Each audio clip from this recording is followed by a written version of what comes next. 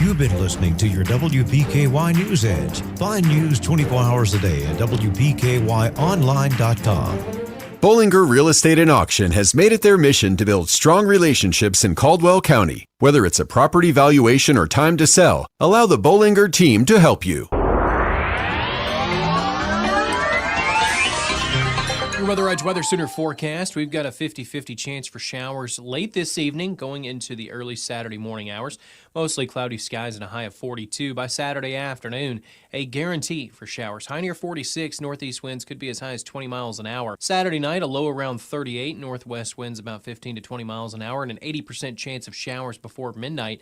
Then on Sunday, a 20% chance of showers after lunchtime in church. Cloudy skies, 44, and a northwest wind about 15 to 20 miles an hour is possible. But back to this evening, 50-50 for some showers and mostly cloudy, low around. For a delicious meal, try Kay's Kitchen in Princeton. They have great home cooking, just like Mom and Grandma used to do. Enjoy cook-to-order breakfast every day, all day. Daily lunch specials include favorites like open-faced roast beef, grilled chicken tenderloins, country fried steak, smoked pork chops, and catfish and shrimp on Fridays. All your favorite veggies, too. And don't forget Kay's homemade desserts. Open Monday through Thursday, 5 to 2, Friday, 5 a.m. to 8 p.m., and Saturday, 5:30 to 11. Kay's Kitchen, 501 North Jefferson Street, Princeton, 1 block from the courthouse. It's not often we're given an opportunity to save another person's life. Western Kentucky Regional Blood Center gives us that opportunity every day. What if we could do that 6 times a year? With each pint of blood donated, Western Kentucky Regional Blood Center is able to use it to save 3 lives. That could be 18 lives each year. Think about it. Western Kentucky Regional Blood Center, 1902 South Virginia Street, Hopkinsville. Visit WKRBC.org for times of operation. Attention, ladies and gentlemen. You're entering the Loyal Listener Big Deals Clearance Rack. Save the most ever on fabulous select items. Shop the Big Deals Clearance Rack today and tomorrow. Visit Big Deals at WPKYOnline.com. It's getting close to broadcast time. Caldwell Sports will soon be on the air here on 1580 103.3 WPKY. The broadcast will also be worldwide at WPKYOnline.com. Caldwell Sports is coming up. Time to head live to the gym for a preview of tonight's action with the WPKY Sports Crew on 1580 103.3 WPKY. The WPKY Caldwell County pregame show is on the air. 1580 103.3 WPKY. Good evening, everybody. Welcome to the Cab. Tonight, it's the Caldwell County Tigers and the Madisonville Maroons in a big district doubleheader. Also, homecoming night here at the Cab, so it doesn't get much bigger than this. We'll start breaking this one down between the Tigers and the Maroons next on the Athletic Center pregame show. The Athletic Center, your one-stop shop for all of your sports needs. Whatever the sport, the Athletic Center has you covered from head to toe. We'll be back right after this. Pennyroyal Hospice Executive Director Kelly Martin. Living to the fullest with Pennyroyal Hospice means relief. R is for when that time comes that you face a restriction in the health of your life. E is for the ease of access to get that help that you so desperately need. L is for the life boost that hospice provides both for the patient and for the family. I stands for the individualized plan of care for your loved one. E is for the emergency plan that is developed specifically for you as a hospice patient. The letter F, we fill in the gaps after someone passes with an amazing and extended bereavement program. Living to the fullest means relief with Pennyroyal Hospice, celebrating 40 years of care for our loved ones. Financial planning should be specific to you and your life circumstances. That is why we created Invest FB Wealth Management, a division of Farmers Bank. Hi, I'm Jeff McDaniels, Invest FB's lead financial advisor. Whether you're saving for retirement, starting a business, or planning your family's future, our individual and comprehensive approach can help you achieve your financial goals. Visit us today at our Princeton or Eddyville offices to start a conversation about your individual financial needs. Hey, sports fans, you wouldn't want your favorite sports team to play only offense or defense. When it comes to insurance, why settle for someone that can handle only your auto policy? At Goodwin Insurance, they take care of all your insurance needs. You deserve someone that provides comprehensive coverage and is working alongside you in your community. Contact them today for a quote. Goodwin Insurance of Princeton, Cadiz, or Marion, or online at insurewithgoodwin.com. Make sure your equipment is ready to hit the fields hard with special deals on genuine Case IH parts and service. Get up to $100 off any combination of OEM engine oils, coolants, filters, and Fleet Guard filters.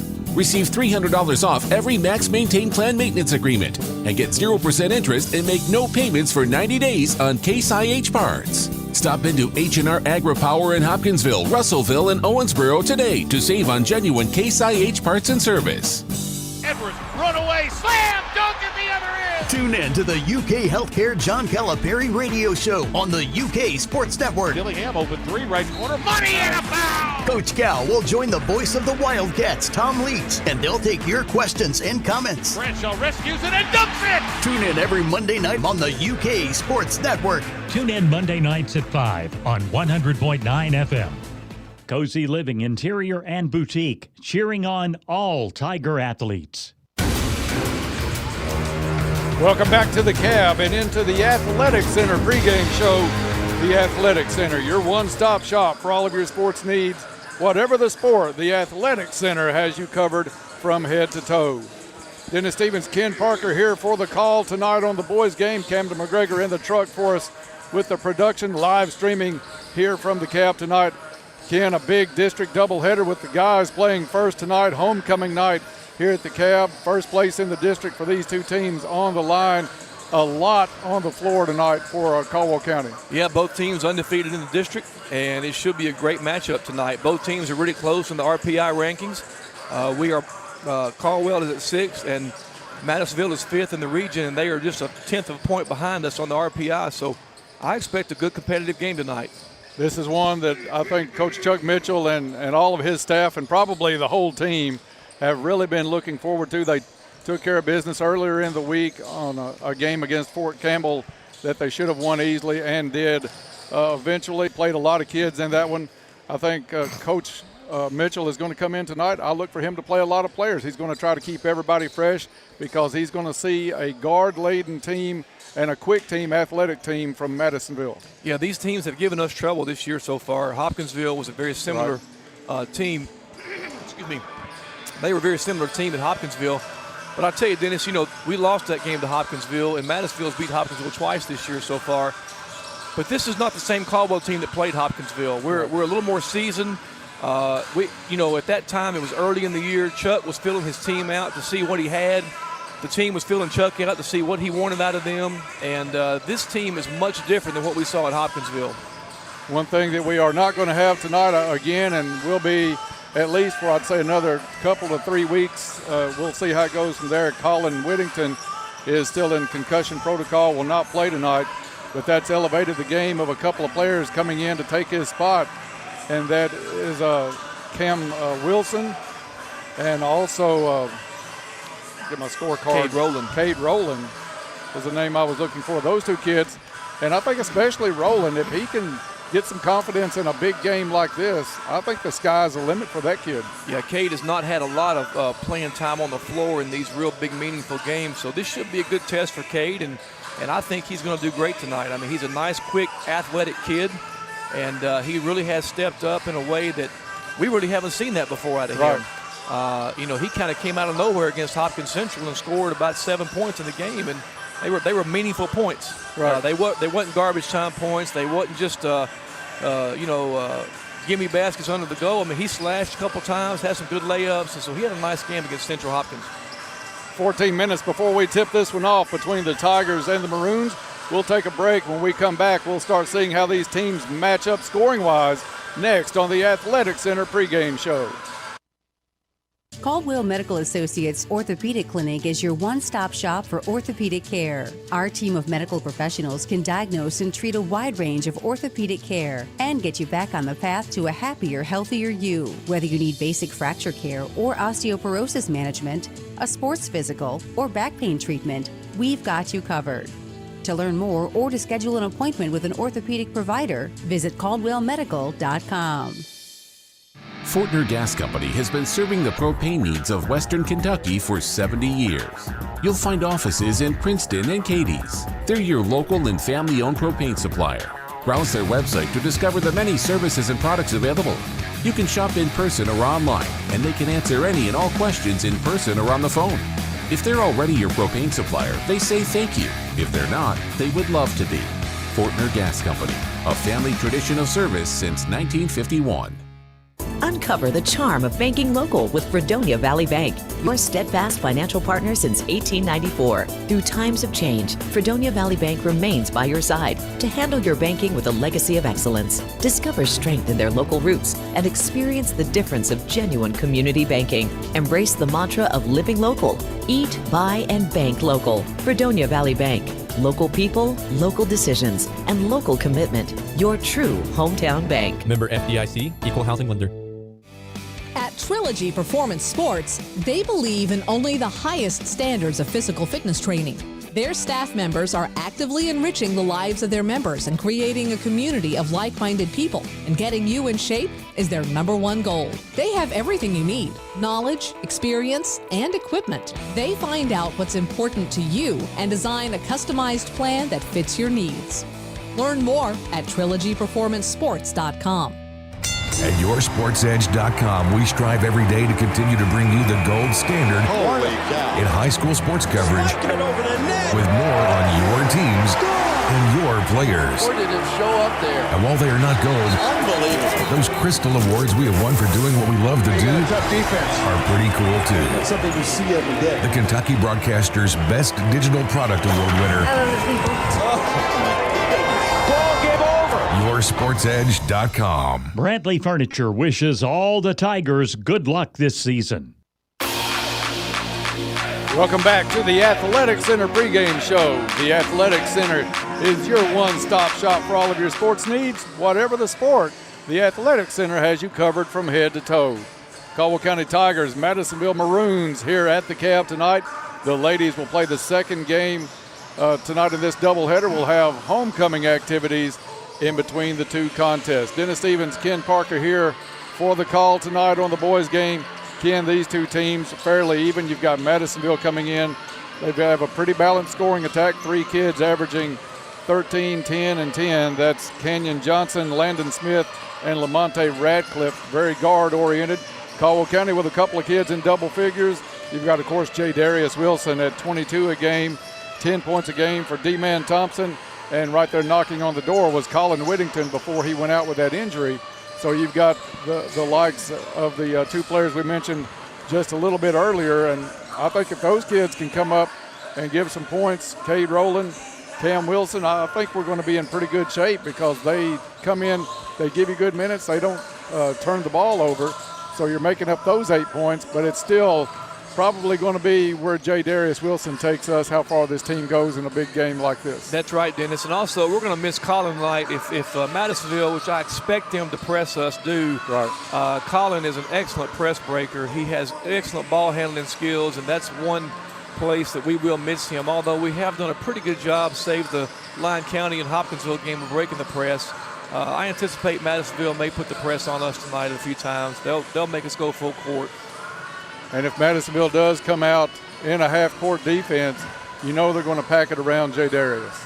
I mean, I think that if any coach didn't, he needs to probably find another profession because, you got Jay. I mean, he's scoring basically half our team's points this year. So if a team can hold Jay to under 20, they have a really good chance of beating us. And I think overall Jay's proven himself that when he's double-team, triple-team, he's been able to beat those triple-double teams and score the basketball very well. The other thing Jay's been doing is passing the ball pretty well, too. Absolutely, he's been hitting that's what I was going to say. Those baseline cutters, D-Man and Luke, he's been able to turn around and hit those guys for a couple of easy baskets, and I think Chuck's going to explore that tonight as well. Had a chance to talk the other night after the Fort Campbell game, J. Darius, the player of the game, that night as well. And he talked a lot about those passes or design plays that Chuck's put in because J. Darius is going to see a double team. That's going to leave somebody open. A couple of nights ago, or maybe 3 nights ago at Hopkins Central, that was a lot of Luke Parker coming up and running that baseline wide open, and J. Darius with some nice passes. Yeah, that was a good game for us that night. That was probably our most complete game of the season. And also, basketball is not like football. Football, you have a week to prepare, and you know pretty much what you're going to do. Your scheme really doesn't change a whole lot in football. Basketball is a very fluid, schematic game. The game of basketball, you're changing things on the fly. You're seeing what works and what doesn't work in real time. And so, basketball is much more of a game-to-game adjustment and a half-to-half adjustment type game. So, and Chuck's been doing that. Once they start packing it in N.J., Chuck's got to come up with something to counteract that, which, will be some cutters, some three-point guys spotting up. Let's again, where we missed Colin in that three-point game, he's able to spot up, and that's a little bit of a deficit. Although Cade Rowland I've watched him in warm-ups, and Luke has told me that Cade shoots the lights out in practice. And in warm-ups, I don't think the kid missed one or two shots the whole warm-up. So Cade's a nice shooter, and so is Cam Wilson as well. Yeah. And one thing these kids have to do, they have to be ready to shoot because they're going to be closed out by some really quick guards for Madisonville. That's a great point, Dennis. Catch the ball in shooting position, quick release, step into it, let it fly. The thing that will kill you in this game, particularly a game like this, is hesitation. When I hate to watch a game when a kid passes up an open three and then he drives in and takes some off-balance shot that has no chance of going in, The NBA really has worked on that, and you watch the NBA game now, and those guys, when they get the open three, they're pulling the trigger pretty quickly, and we need to do that as well. One thing that we can't do, and I'm sure Chuck will have them aware of this, of course we want to go to Jay Darius if he's open, but if he has a double team or has trouble getting the ball into him, we can't turn the ball over and have empty possessions just trying to force it inside to him. That's right. We don't want to force anything. We have to make smart decisions. This game tonight, both teams have won 6 out of their last 8 games. Both teams are pretty hot right now.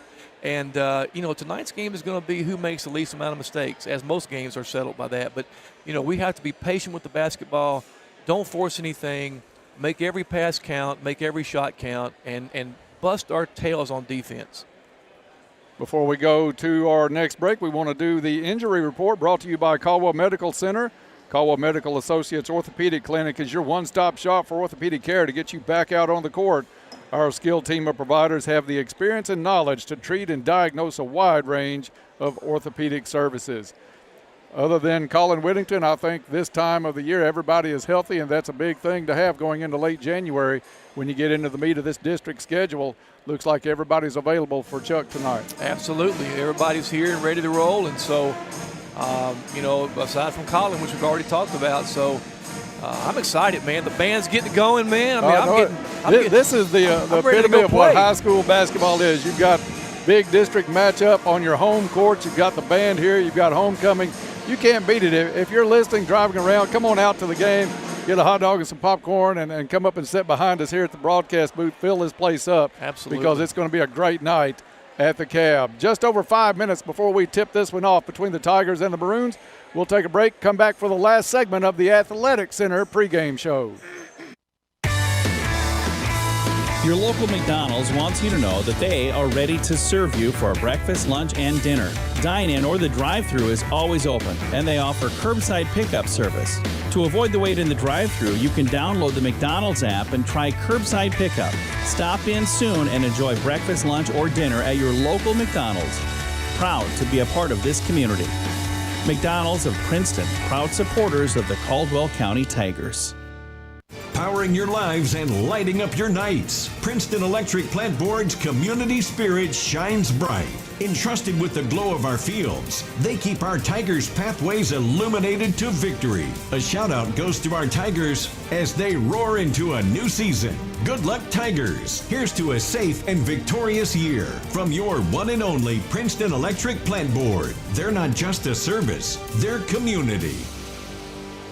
Making great things happen now for over 25 years, Planters Bank continues the Seed Summit for those interested in starting a business or expanding their small business. It's February 12th from 8 to 5 at the Bruce. Get educational information from business experts and collaborate with fellow entrepreneurs. The summit is absolutely free. Just register at expectgreatthingsbank.com/seed.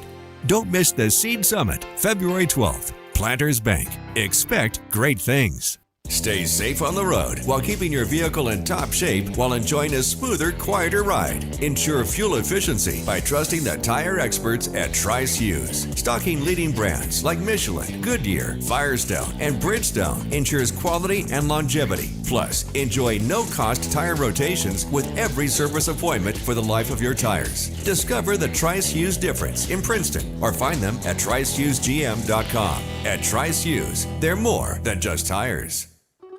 This is Alan Watts with Your Ag Edge, inviting you to join me Monday through Friday at 5:30 a.m. for the WPKY Morning Ag Report. We check in daily with Caldwell County Agriculture Extension Agent Shane Bogle, get the latest from fellow farm broadcaster Max Armstrong, take a look at the latest livestock market reports, hear the latest edition of Traveling the Bluegrass, and check the opening grain market with Hopkins Elevator's Ben Westerfield. That's the Morning Ag Report from Your Ag Edge Network on 103.3 FM and 1580 AM WPKY. Hancock's Neighborhood Market would like to wish the Tigers all the best of luck this year. Welcome back to the final segment of the Athletic Center pregame show. The Athletic Center is your one-stop shop for all of your sports needs. Whatever the sport, the Athletic Center has you covered from head to toe. Dennis Stevens, Ken Parker here for the call with you tonight. Caldwell County, Madisonville District doubleheader at the Cab. It's homecoming night as well. We'll have all of those activities in between the games tonight. And the Band of Pride, the pep band in the house tonight, adding a little bit to the atmosphere. Ken, it doesn't get much better than this. You got to love it, man. Big district matchup, nice crowd here on hand. Come on down and check out a good game of basketball. Ain't nothing better to do on a wet Friday night. Looks like a great atmosphere tonight, Dennis. I'm excited, man. Big crowd starting to file in here at the Cab tonight. Ken, before we get to the national anthem, I think the key tonight is going to come down to turnovers. If Caldwell County cannot turn the ball over against a very quick Madisonville team, keep possession of the basketball and take care of it, I think we have a chance to come out with a win here tonight at the Cab. I think a lot of that is going to rely on one man, and his name is Carter Whittington. Carter is our field general, and he's going to set the tone, and the boys are going to play off of his emotion tonight. And Carter is a very smart basketball player, and I'm looking for him to do some good things tonight with the basketball. That's one steadying thing that Caldwell County has in Carter Whittington. He has been there through all of these battles. He's fought right down to the wire in a lot of games. He knows what to expect tonight. And if he can calm some of the newer players, the Cam Wilsons, the Cade Rowlands down a little bit, and get them into the flow of game. They're going to have some butterflies tonight, those new players are. Absolutely. But I think Carter's going to have them settle down, and if we can take care of the basketball, things are looking good for us. I think we're due. I mean, this team has dominated this district for the last 10 years. And you know, if those boys can't get up for this kind of game, then I'm not sure what can wake a man up. But we're due for a good game tonight. Just about 30 seconds before we get this one with the starting lineups. We'll pause now for tonight's national anthem.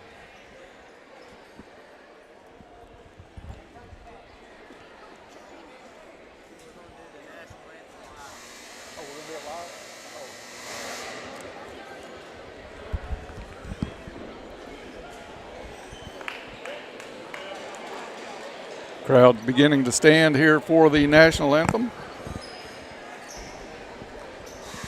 Packed house here tonight at Caldwell County already. You look over and see the reserve seats almost full already here tonight. Now we pause for the national anthem.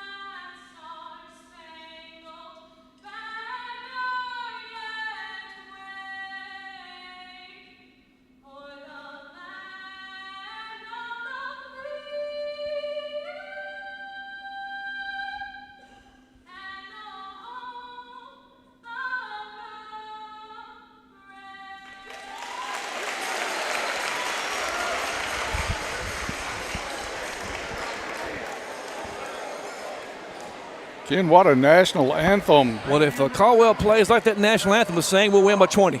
Man, great job. We'll have to get that young lady's name that performed the anthem here tonight. I think that's something that high schools miss a lot.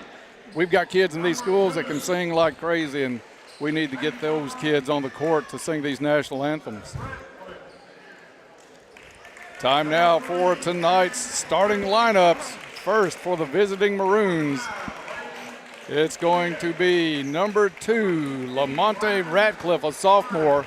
He'll be followed out by number 3, Aaron Richardson, a junior. Number 5, Landon Smith, also a junior. Number 24 is Kenyon Johnson, a junior. And number 15, Ryan Bryant, a junior. So a sophomore and 4 juniors in the starting lineup tonight, Ken, for Madisonville. Yeah, they're a young team. For Caldwell County, Luke Parker, number 1, a junior, into the starting lineup in place of Colin Whittington. Number 2, Cade Rowland, a junior. Number 5, senior Carter Whittington to lead this team. Number 11, D-man Demarius Thompson, a senior. And number 24, big J. Darius Wilson, a junior. Tip-off tonight is going to be brought to you by Travis Construction and Concrete. For all of your construction and concrete needs, contact Travis Construction and Concrete. Caldwell County in the home white, Madisonville the black uniforms. And it's J. Darius Wilson in the circle for Caldwell County. He will go up against number 24, Kenyon Johnson. Ball is in the air. Tip is controlled by Madisonville. Quickly into the hands of Ratcliffe. Back over to Johnson. Out front it goes to Smith. Smith going to pull it out in the point. Caldwell County opens up man-to-man defensively. Johnson with the pass at the top of the key. Handoff, drive in the lane, and a block with authority. J. Darius Wilson knocks that one out of bounds. It was Ryan Bryant on the drive on the left side for Madisonville. They're going to call a foul on that. Oh, my goodness. I mean, here we're starting the game. I thought it was a perfectly clean block, and, you know, I hope this is not the tone they're going to set tonight, because it just makes for a very unfulfilling game of basketball to watch a lot of fouls called. First free throw is no good. I agree with you, Ken. You got to let these kids play and get some of the butterflies out early. That was just a clean block right there by Wilson, the way we saw it from here. Second free throw is good. 1-0 lead for Madisonville. As expected, some backcourt pressure from the Maroons. Carter Whittington breaks it. It's man-to-man pressure. Whittington to J. Darius, and a reach-in foul is going to be called on the other end. Kenyon Johnson tried to knock that one away from Wilson. Yeah, this is not a good start for our referees tonight. I mean, they're just, yeah. Carter to put it in play for the Tigers. Looks it over, trying to get it to J. Darius. Lob up, ball loose on the floor. Whittington able to come in and get it up off the glass and in. Somebody was rocking the basket while the ball was in the air. Nothing called on it. I hope if he would have missed that, they would have called a goaltending. Madisonville back the other way with Johnson. Johnson over to Ratcliffe. Ratcliffe drives. Wild shot, no good. That one off the hands of Madisonville, out of bounds. It'll be Caldwell County basketball. We got a gift on that one, Dennis. I think we got a break there as J. Darius had the inside position. Caldwell inbounds to Whittington.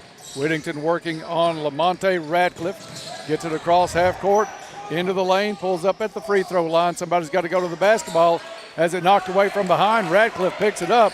Outlet pass is too strong, but saved inbounds by Madisonville.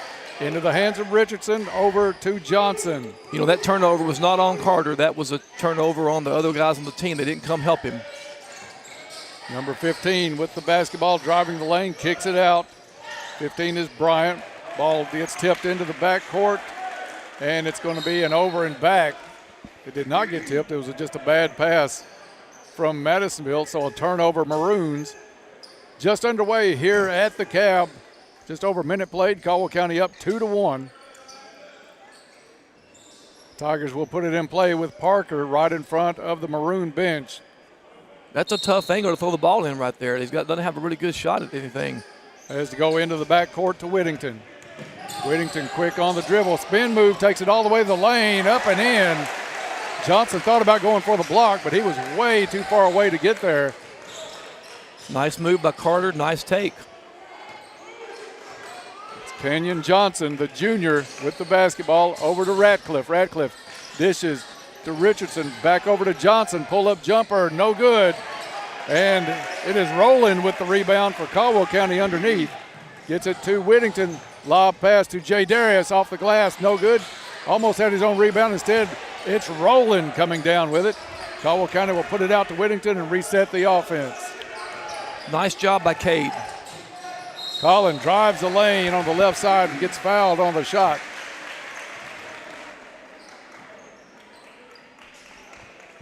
You're listening to Tiger Basketball on WPKY Princeton. 5:55 left in the first quarter. Whittington at the line for the first of two Goodwin Insurance free throws. First one drops. I can tell you one man that came ready to play tonight, and that is young Carter Whittington. He has got 5 points, 2 for 2 from the field, 1 of 1 from the line, and he is dictating the pace of the game right now, just like we talked about he needed to do. Second free throw is good, and that's an area that Caldwell County needs to improve, and tonight would be a great night to start the improvement. Absolutely. Handoff to number 3, drives the lane. No good on the shot, though, as Richardson had a point-blank shot, missed it. Up the court it goes to Rowland. Rowland in between two players gets stuck. Back out to D-Man Thompson. Great decision by Rowland. Over to Whittington. Whittington's pass back to Jay Darius. Tipped away into the hands of Antonio Grant, who just checked in. A 3 on the other side is Maverick Payton. He's dangerous. Madisonville back in the game. It's 6-4. Rowland gets it up the court. Great look, bounce pass, missing the shot though was Whittington. Madisonville wants to run quickly back up the other way. Shot up and in.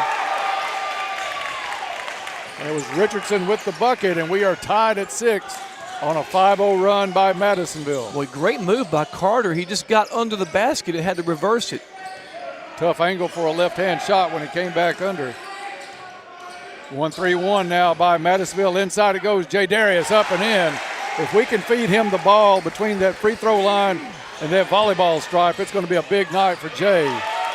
But we've got to stop the basketball on the other end as Aaron Richardson again with another drive. That's back-to-back buckets for Richardson, and we are tied at 8. Yeah, there's nobody on the floor can really guard Jay in that box, so we're going to shoot. We should be getting into him here. Whittington picks it up to Parker. Parker lets it fly off the Martin. Rebound down to Bryant. Bryant up to Richardson. Richardson drives, this time knocked away, and it's going to go off of Caldwell County. I don't think Coach Mitchell really agreed with that call. Madisonville with a couple of substitutions. Devontae Wilkes into the ball game. Also, David Cheers checks in for the Maroons. Tied at 8 with 4:10 to play in the first quarter. Grant, we're confused here on defense a little bit, Dennis. Baseline jumper, no good. Whittington with the rebound, and a reach-in foul quickly on David Cheers. Good job by Whittington to go up for that loose ball. But, yeah, we got to know who we're going to cover after the substitutions. You're right, there was a little indecision by Caldwell County on that. They had an open look, just didn't get converted. Parker puts it in play to Whittington. Man-to-man full court pressure. This time it is number 11, Grant, on Whittington. Whittington drives, gets it to the right side to Thompson, back out front to Rowland. Foul called underneath. 2 quick ones on David Cheers. Cheers giving up a lot of size to J. Darius Wilson, trying to get a hand in to front the pass into him. One thing Madisonville is doing is they're making it really difficult for Jay to get the ball inside. Jay gets that one in. That's a mismatch Caldwell County is going to take advantage of. Wilson over Grant if that stays on the floor. Madisonville drives baseline, cut off, kick back out front. A long 3, no good. Parker with the tip, doesn't get it. Madisonville comes down. Cheers with the basketball on the cut to Grant. Stolen away, Whittington. Whittington trying to get it down the court in between a couple of Maroon defenders, has to slow it down and gets it back to Cade Rowland. Rowland back to Whittington. Free throw line high to Jay Darius, and Jay Darius is going to get called for the charge. I'm not sure about the position, but he did lower the shoulder. Yeah, I mean, when he drops that shoulder like that, they're going to call that usually. Yeah, I don't think the kid had great position by any means, but Jay Darius did lower the shoulder, which made it kind of an obvious call. 3:12 left in the first quarter. That's 2 on Jay Darius. 10-8, Caldwell County. Second foul on Jay Darius Wilson. Yeah, they're going to give Jay a little break here. You know, Madisonville caught a great break there. You know, Jay needs to understand the situation, you know, but be careful dipping that shoulder there. But, you know, he's an aggressive player. That early cheap foul really coming back to haunt Caldwell County right now with Wilson on the bench. That was Parker with a block, but they're going to say they got some body too, and that will send number 2, Lamonte Radcliffe, to the free throw line. Yeah, that's where that cheap foul really frustrates you. You know, you got one of the best players in the region. Now he's not in the game because the very first possession, first shot of the game, he blocked the shot and they called a foul on him. Radcliffe, one of 3 Maroons, averaging double figures at 10 a game, makes the first. 3:01 to play in the first, 10-9 Caldwell County, as Radcliffe will get the second free throw. Caldwell Crazies in big numbers tonight across the way. And they got the folding chairs out, man. I like that. Not enough room. They've got a line of folding chairs all the way to the lobby almost. Second free throw is good. Caldwell County working against man-to-man pressure in the backcourt. Rowland gets it through, hands it off, up, and Parker has it blocked on a nice pass from Whittington. Parker, a little frustration in the backcourt, commits the foul, trying to get the back tap steal away from Devontae Wilkes. 2 quick ones now on Parker. Yeah, Luke got hacked pretty good down there, and they didn't call it. You know, it's just so frustrating there. You know, called it both ways. That was a lot worse than what Jay did in the first possession of the game there. Coach Mitchell really letting one of the officials have it as Madisonville puts the ball in play. Caldwell County now with 2 starters on the bench. Cam Wilson checks in along with Jack Roach for Caldwell County. Ball loose. Picked up by number 5, Landon Smith. Caldwell County really looking good defensively. It's Rowland guarding the basketball, kick into the corner to Wilkes is no good. Rebound Radcliffe. Radcliffe goes up, misses a shot. Ball tip, saved inbounds by Madisonville. Top of the key, down underneath to Maverick Payton. Payton all alone, giving Madisonville their lead, biggest lead of the night, only at 2. Got away with the walk twice on that possession there. Madisonville led out of the gate 1-0 off of that cheap foul on Jay Darius. It is Caldwell County with the basketball, under 2 to play in the first. Rowland out top, still man-to-man defensively by Madisonville. Inside it goes to Roach. Roach stopped at the volleyball stripe, kicks it back out to Whittington. Comes, sets a nice screen. Whittington at the top of the key now. Whittington looks it over. Double high post out of Caldwell County. Whittington takes it, curls, takes it baseline, misses the shot, has it blocked, gets his own rebound, back up, no good. But Carter Whittington, you said it in the pregame, Ken, this kid is going to fight and claw the whole game. And he got the rebound. Now he's going to step to the line for a couple of Goodwin Insurance free throws. Yeah, he's on a mission tonight, Dennis, and I tell you, he looks great out there tonight. Free throw is good. I think he's tired of listening to how good Madisonville's dominated this district for the last 10 years as well. I don't think Carter's ever beaten Madisonville in his high school career. I don't think here Colin have either had a victory. Luke Maddox checks in for Caldwell County as Rowland will grab a quick drink of water. Second free throw is good.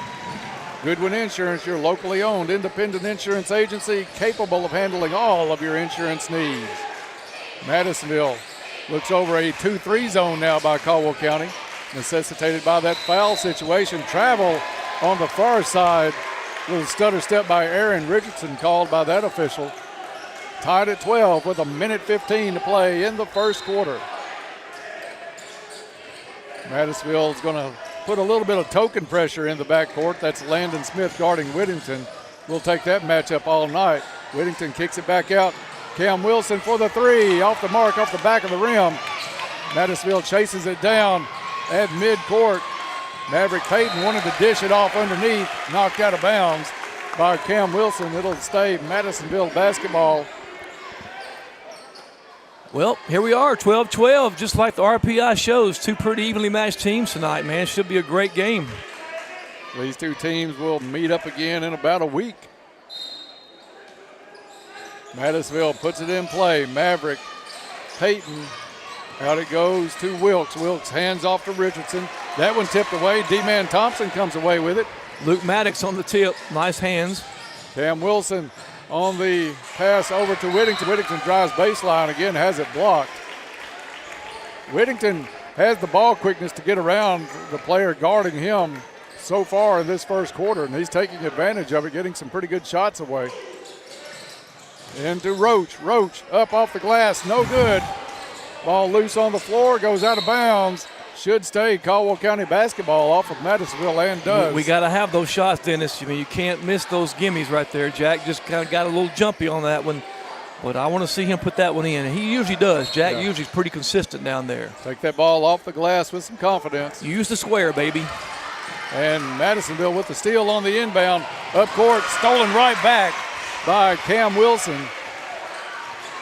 Yeah, Carter just told him to slow it down a little bit, and that's a good idea there. Unless we get a layup, it wouldn't be a bad thing to go for the last shot of the quarter. Whittington dribbling out front, guarded by Peyton.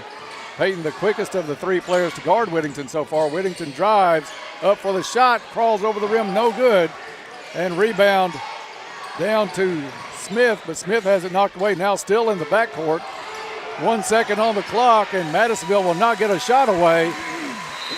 Two teams fighting hard. Caldwell with a little foul trouble, but tied at 12 after one. Back after this. Happy New Year, Pennyrile Electric members. With each new year, it becomes even more important that Pennyrile Electric has your most up-to-date contact information on file. By updating your account information, you ensure that Pennyrile Electric can best communicate usage and outage information with you. Plus, if you update your information by February 29th, you'll automatically be eligible to win one of several great prizes. Do it today at PRECC.com. Best wishes for an amazing year from Pennyrile Electric. Hi, this is Lauren Brandon, and I'm proud to have served in this community for 45 years. As a bank that's been part of the Princeton community for over 139 years, we've seen many changes. As we celebrate First Southern's first 40 years as an organization, we know any achievements we have had are because of the customers we have worked alongside. We look forward to spending the next 40 years and beyond serving you. For more information, visit fsmb.net, member FDIC, Equal Housing Lender. Black Patch Grill says, "Go Tigers. Good luck this season." Back to the cab as we get set for second quarter action. Second quarter brought to you by Cozy Living Interiors. Everything a home should be at Cozy Living. Caldwell County to put it in play to start the second quarter. Ryan Hammond into the ball game for Caldwell County, has the basketball, gets it into the half court, pulls up his dribble over to Cam Wilson. Wilson wanted to drive, cut off out to D-Man Thompson, top of the key. D-Man wanted to go underneath. Wilson finds its way down there, but knocked away. Picked up by the Maroons. 2-on-1 back the other way. Peyton Maverick up and in. And it is Madisonville up by 2. You have Parker and you have Wilson on the bench with 2 fouls. Drive into the lane, no good. Cam Wilson, though, comes in, ties up Smith, and possession arrow will go back to the Maroons. Again, this is the dangerous time for Caldwell County. You've got 2 players on the bench. They give you some rebounding. Jay Darris with a lot of scoring sitting over there, so Caldwell County has to steady the ship at least for a few minutes here in the second quarter. Yeah, Jay's been out since 3 minutes to go in the first quarter, and I think Chuck just wants to avoid getting that third foul on him. You know, Jay's gonna have, when he gets in the game, he's got to play smart from this rest of this first half. Smith kicks it over, comes back to Landon Smith. Landon Smith, a jumper from 12 feet, no good. Cam Wilson strong on the glass for Caldwell County. Tigers quickly back up the court. D-Man Thompson takes it to the lane. Left-hand runner is good. That's the aggressiveness that we're going to have in this quarter with those 2 players on the bench. That's the man that's got to fuel us right now is D-Man. It's Peyton missing the shot with Smith. Rebound to Jack Roach. Caldwell County gets it back into the lane. Whittington drives. A blocking foul is going to be called on Maverick Peyton. So I'd like to see Carter kick that ball to one of those men on the baseline there. You know, he's in the air. He's got two guys spotted up ready to shoot a shot under the basket. Good take overall by Carter, but I think moving forward he can see those guys on that baseline. Free throw up and no good. These are his 5th and 6th attempts from the line, so Whittington really penetrating that defense from Madisonville and getting to the free throw line early in this one. Another Goodwin Insurance free throw coming his way with 6:24. Second one is good. Tigers back up by 1. Kenyon Johnson brings it up for Madisonville. Johnson, top of the key, slashes in, kicks it back out. Payton for 3 is good.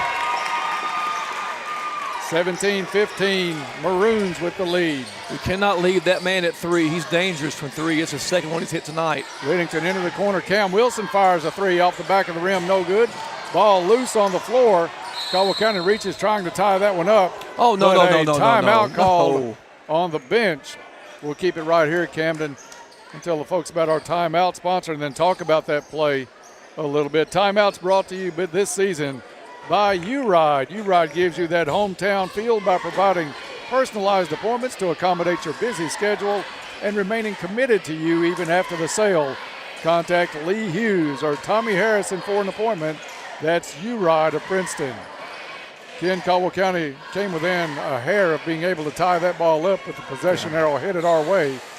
But a quick timeout from the bench keeps it into the hands of the Maroons. Yeah, it looked to me like they tied it up before he called it, but, you know, it's one of those calls, 50-50. It's, you know, goes either way, really. One side likes it, one side doesn't. About 2 minutes played into this second quarter. Caldwell County still within 2 with J. Darius Wilson and Luke Parker still on the bench. Well, right now it's hard to go man-to-man because we got a lot of our subs in the game, so he's going to stick in that 2-3, but I tell you, this kid, Maverick Payton, is a dangerous three-point shooter. He's hit 2 3-pointers so far, 2 for 2 from the three-point line. Kenyon Johnson works it around. They'll dump it down low in the lane. Left-hand shot up, no good by Ryan Bryant. But Bryant gets fouled on the play and will go to the free throw line. Foul is on Jack Roach for Caldwell County. First foul on Roach. Free throw up and no good. Madisonville on the year from the free throw line, just shooting 61% on the season. Sounds like a team we all know too well. Second free throw is good. Maroons' biggest lead of the night at 3, 18-15. Cam Wilson at the point for Caldwell County, hands off to Rowland. Rowland in the lane, kicks it out, D-man Thompson. Thompson over to Wilson, back out to Whittington. Whittington looks it over. Caldwell County really spreading that offense out against that man-to-man pressure. Inside, great catch by Wilson up off the glass, no good. Roach with the board, misses his shot. Couple of good looks by Caldwell County, can't get it to drop, and it's the Maroons back the other way. Kenyon Johnson's pass out of bounds. Johnson thought it was foul, but actually ran into his own player. Man, I sure wish we had those 2 shots back down there, Dennis. 2 great looks, just could not convert. Yeah, those are tough shots when, you know, you got defensive guys surrounding you. You're expecting to get contact, and you shoot it just a little hard, you know. And just enough to kind of rush you on the shot instead of taking a good take-your-time shot. Whittington guarded closely coming up the court by Richardson. He'll hand it off to Wilson. Ooh. Wilson was open. Rowland didn't get a chance to get it to him, but gets fouled on the play. Yeah, nice look. Cam went back door on that kid, and it would have to have been a perfect pass by Cade, but he had him for a second.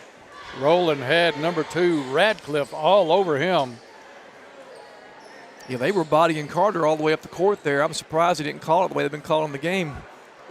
4:59 to play in the first half. Maroons 18-15 lead over Caldwell County. Whittington with the basketball, working on Kenyon Johnson. Ken, I think that's the 4th player they've had guard Whittington. Whittington with a great move, scoop shot, and a farmer's bank shot off the glass, really firing up Whittington back the other way. How did Maverick Payton not step out of bounds when he drove that baseline? Missed the shot, but the rebound up and in by Ryan Bryant. How did we not get that offensive rebound, defensive rebound? Had 4 guys around the ball, and that kid just crashed right in there.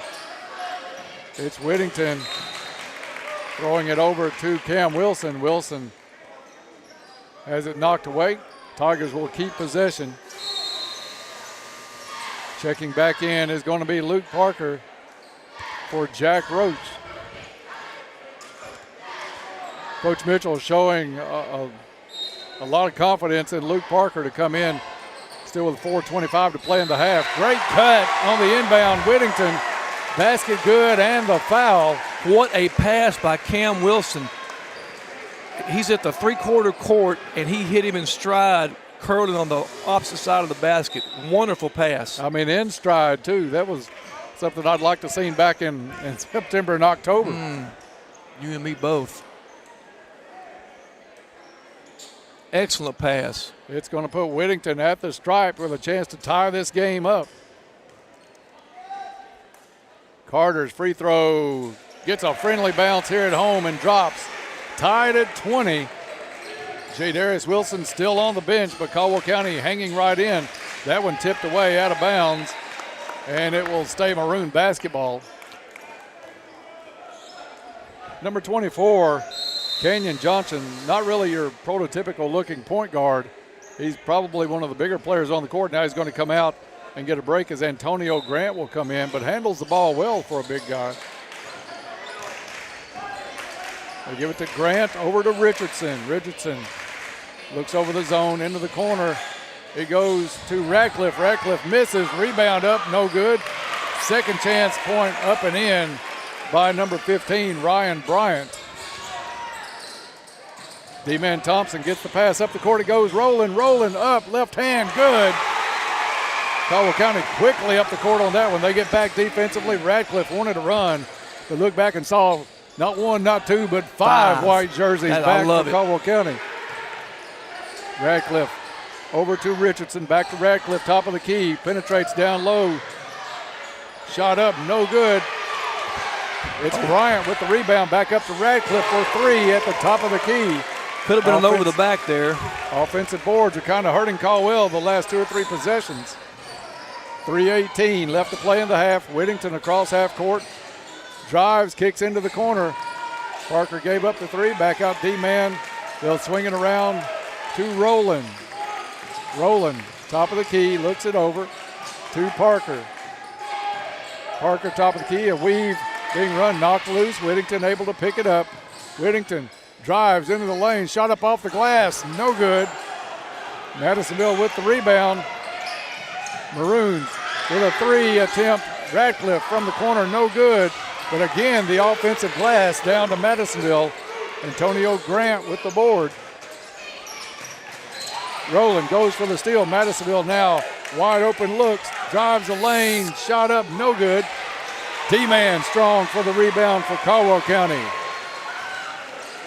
Tigers dodged a bullet on that possession. Yeah, Luke was playing with fire there. He almost got his third foul. 25-22, Madisonville with the lead. Caldwell County with the basketball, just over 2 minutes to play in the half. And a U-Ride timeout called on the court. 25-22, Maroons with the three-point lead, back in 30 seconds. For 25 years, La Potosina Mexican Restaurant has been your choice for authentic Mexican food. They appreciate your business through the years. Open 7 days a week for lunch and dinner. Pair your favorite meals with your favorite margarita. Enjoy dining in or call in for carryouts. Call 270-365-3848 to place your order. La Potosina Mexican Restaurant with locations in Princeton and Marion. Be sure to follow them on Facebook. And thanks again for 25 great years. First Southern National Bank wishes the Tigers all the best of luck this year. Welcome back to the Cab as we are in a good one. Madisonville 25, Caldwell County 22 as the Tigers come out of the U-Ride timeout. After that timeout, they're going to bring J. Darius back on the court. Ken, this may be one of those offense-defense substitutions. Dennis, I tell you, I mean, I'm impressed with this Tiger team. You know, Jay's been off the court for the better part of the whole, for the entire quarter almost. You've got to come to the basketball. You know, your second call on Caldwell County trying to get that ball in. Our guards have got to come to the basketball. They're just standing there. I'm not sure if they're tired or what, but they've got to come to the ball. Maroons with the basketball. Caldwell County is going to stay 2-3 zone. They'll kick it out to Landon Smith. Back over this way to Kenyon Johnson. Johnson underneath Maverick Payton. Back to Smith. Smith is going to launch a three, and that one finds the bottom. Madisonville opens up a little breathing room now, 28-22, under 2 to play in the first half. D-Man Thompson all the way to the rim. Great job by the seasoned veteran D-Man Thompson. Puts it in off the glass. Caldwell County back within 4. Smith, another three. That one off the back of the rim. Jay with the rebound. Got hacked across the arm twice. Yes, he did. No call. That's right. Up court is going to be Caldwell County. Whittington with the basketball to D-Man Thompson. Madisonville has been strictly in a man-to-man defense, which is kind of surprising, just with Kenyon Johnson on D-Man Thompson, or excuse me, on J. Darius Wilson. Lob into Wilson and a foul on the play. Wilson caught that ball inside that volleyball stripe, Ken, and just turned, put up the little one-hand jumper. Yeah, they're having. If we can just keep Jay out of foul trouble, I bet Chuck's probably going to get him out of this free throw and save him for maybe a last offensive possession if we can get him back in. 1:08 to play in the first half. Goodwin Insurance free throw, no good. And that's the man we want at the line. Yeah, he's an excellent foul shooter. Of course, we'll jinx him saying this.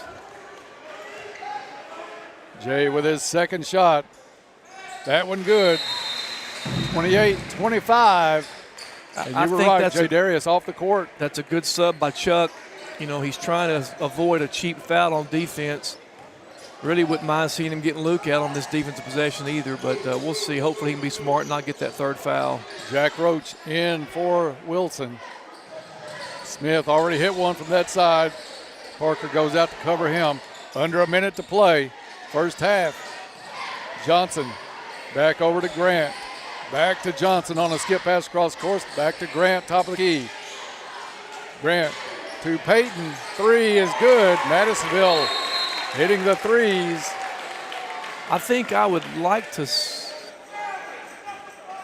Was the basket good? And the basket is good. Delay a game warning on Madisonville's number 5. That's Landon Smith. 31-25, 6-point lead for the Maroons. Cade Rowland with the basketball in the backcourt, guarded by Smith. We might need to consider getting out of that zone in the second half there. They've hit about 2 or 3 threes on that zone on us there. Caldwell County yet to hit a Little Caesars Pizza three-pointer so far tonight. It's Whittington, guarded by Grant. 20 seconds. Whittington. Now it's Wilkes with the switch over on Carter. Carter, see if he can drive, get some penetration. 8 seconds. Dump down low to Roach. Roach misses. Parker with the rebound. Has a strip, goes back up, and good. And the whistle will blow to end the first half. They missed a full court shot, I can't believe. At the end of the half, it's Caldwell County down by 4. Madisonville 31, Tigers 27. We'll take a break and be back with the Travis Construction and Concrete halftime report next on WPKY. Making great things happen now for over 25 years, Planters Bank continues the Seed Summit for those interested in starting a business or expanding their small business. It's February 12th from 8 to 5 at the Bruce. Get educational information from business experts and collaborate with fellow entrepreneurs. The summit is absolutely free. Just register at expectgreatthingsbank.com/seed. Don't miss the Seed Summit, February 12th. Planters Bank. Expect great things. Make sure your equipment is ready to hit the fields hard with special deals on genuine Case IH parts and service. Get up to $100 off any combination of OEM engine oils, coolants, filters, and Fleet Guard filters. Receive $300 off every Max Maintain Plan maintenance agreement and get 0% interest and make no payments for 90 days on Case IH parts. Stop into H&R Agri-Power in Hopkinsville, Russellville, and Owensboro today to save on genuine Case IH parts and service. Give it your all this season, Tigers. Good luck from the Western Kentucky Regional Blood Center. Welcome back to the cab and into the Travis Construction and Concrete halftime report for all of your construction and concrete needs, as well as driveways, porches, foundations, basement walls, decorative concrete remodels, and much more. Your people to call are Travis Construction and Concrete.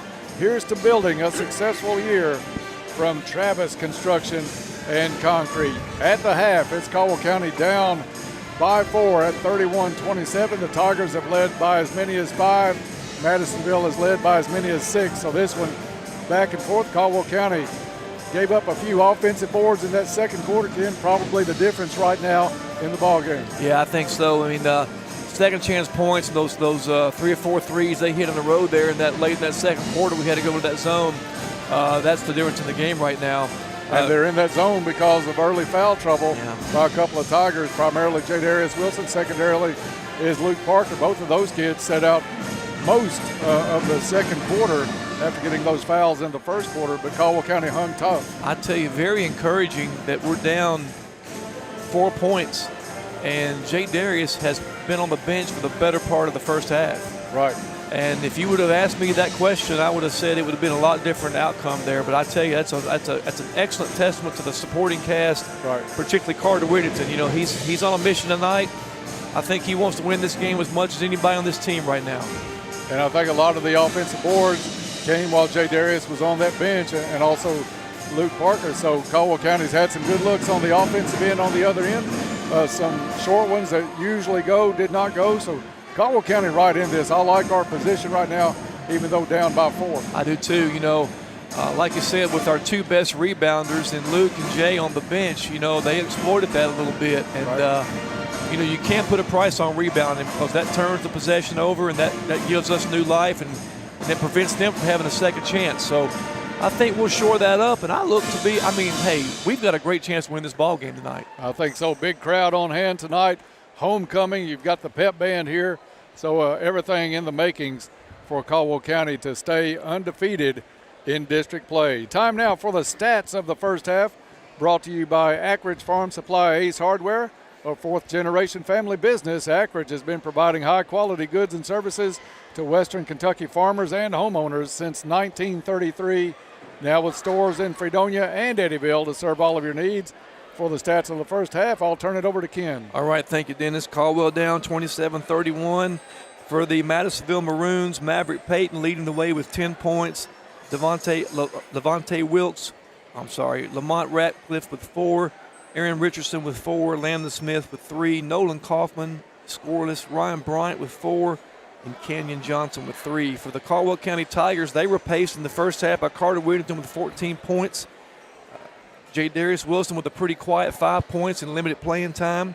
D-Man Thompson 4 points. Cade Rowland 2. Luke Parker with 2 there at the end of the half on a little baby hook shot. So we finally got a ball to fall at the end of the half for us. 27 points for the Tigers. Outscored by 4 in the second quarter. So pretty close, even game right now. Yeah, and that play, we didn't know how big it would be. We anticipated this game to be a close game. But we started out the night with Madisonville coming in, making a drive on their first possession.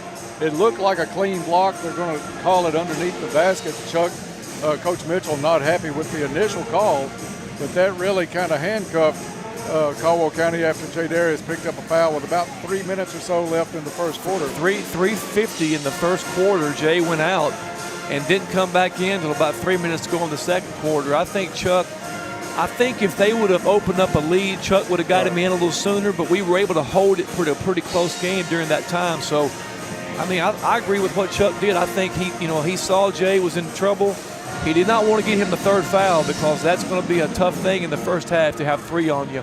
So, I think the clutch play so far in that first half is the fact that both Parker and Wilson were able to come back into the ball game late in that second quarter and put a little stifle on Madisonville's offensive rebounding and not pick up a third foul. That's right. Luke and Jay both came in and did pretty well there and did not pick up a foul, so that's very encouraging as well. So I tell you, Dennis, I mean, if we can keep Jay on the floor, I don't see any reason why we can't win this basketball game tonight. I mean, this is a ripe game for us to win. And again, it's relative.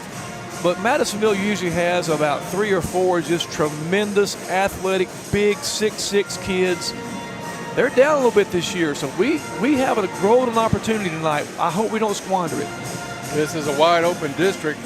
4 minutes before we get underway in the second half. Ken, let's talk about the play so far, the leading scorer tonight that's really put the team on his shoulders, and that's Carter Whittington with his performance in that first half. He's the little engine that could, man, and I tell you, he sure is doing it tonight. He is really driving the ball well, and he's commanding a lot of effort on Madisonville's defensive side of the ball. They're having to rotate guys on him. You know, Carter is an excellent cardiovascular shape, and he can run all day, and he's really putting it on him right now. He's doing a great job.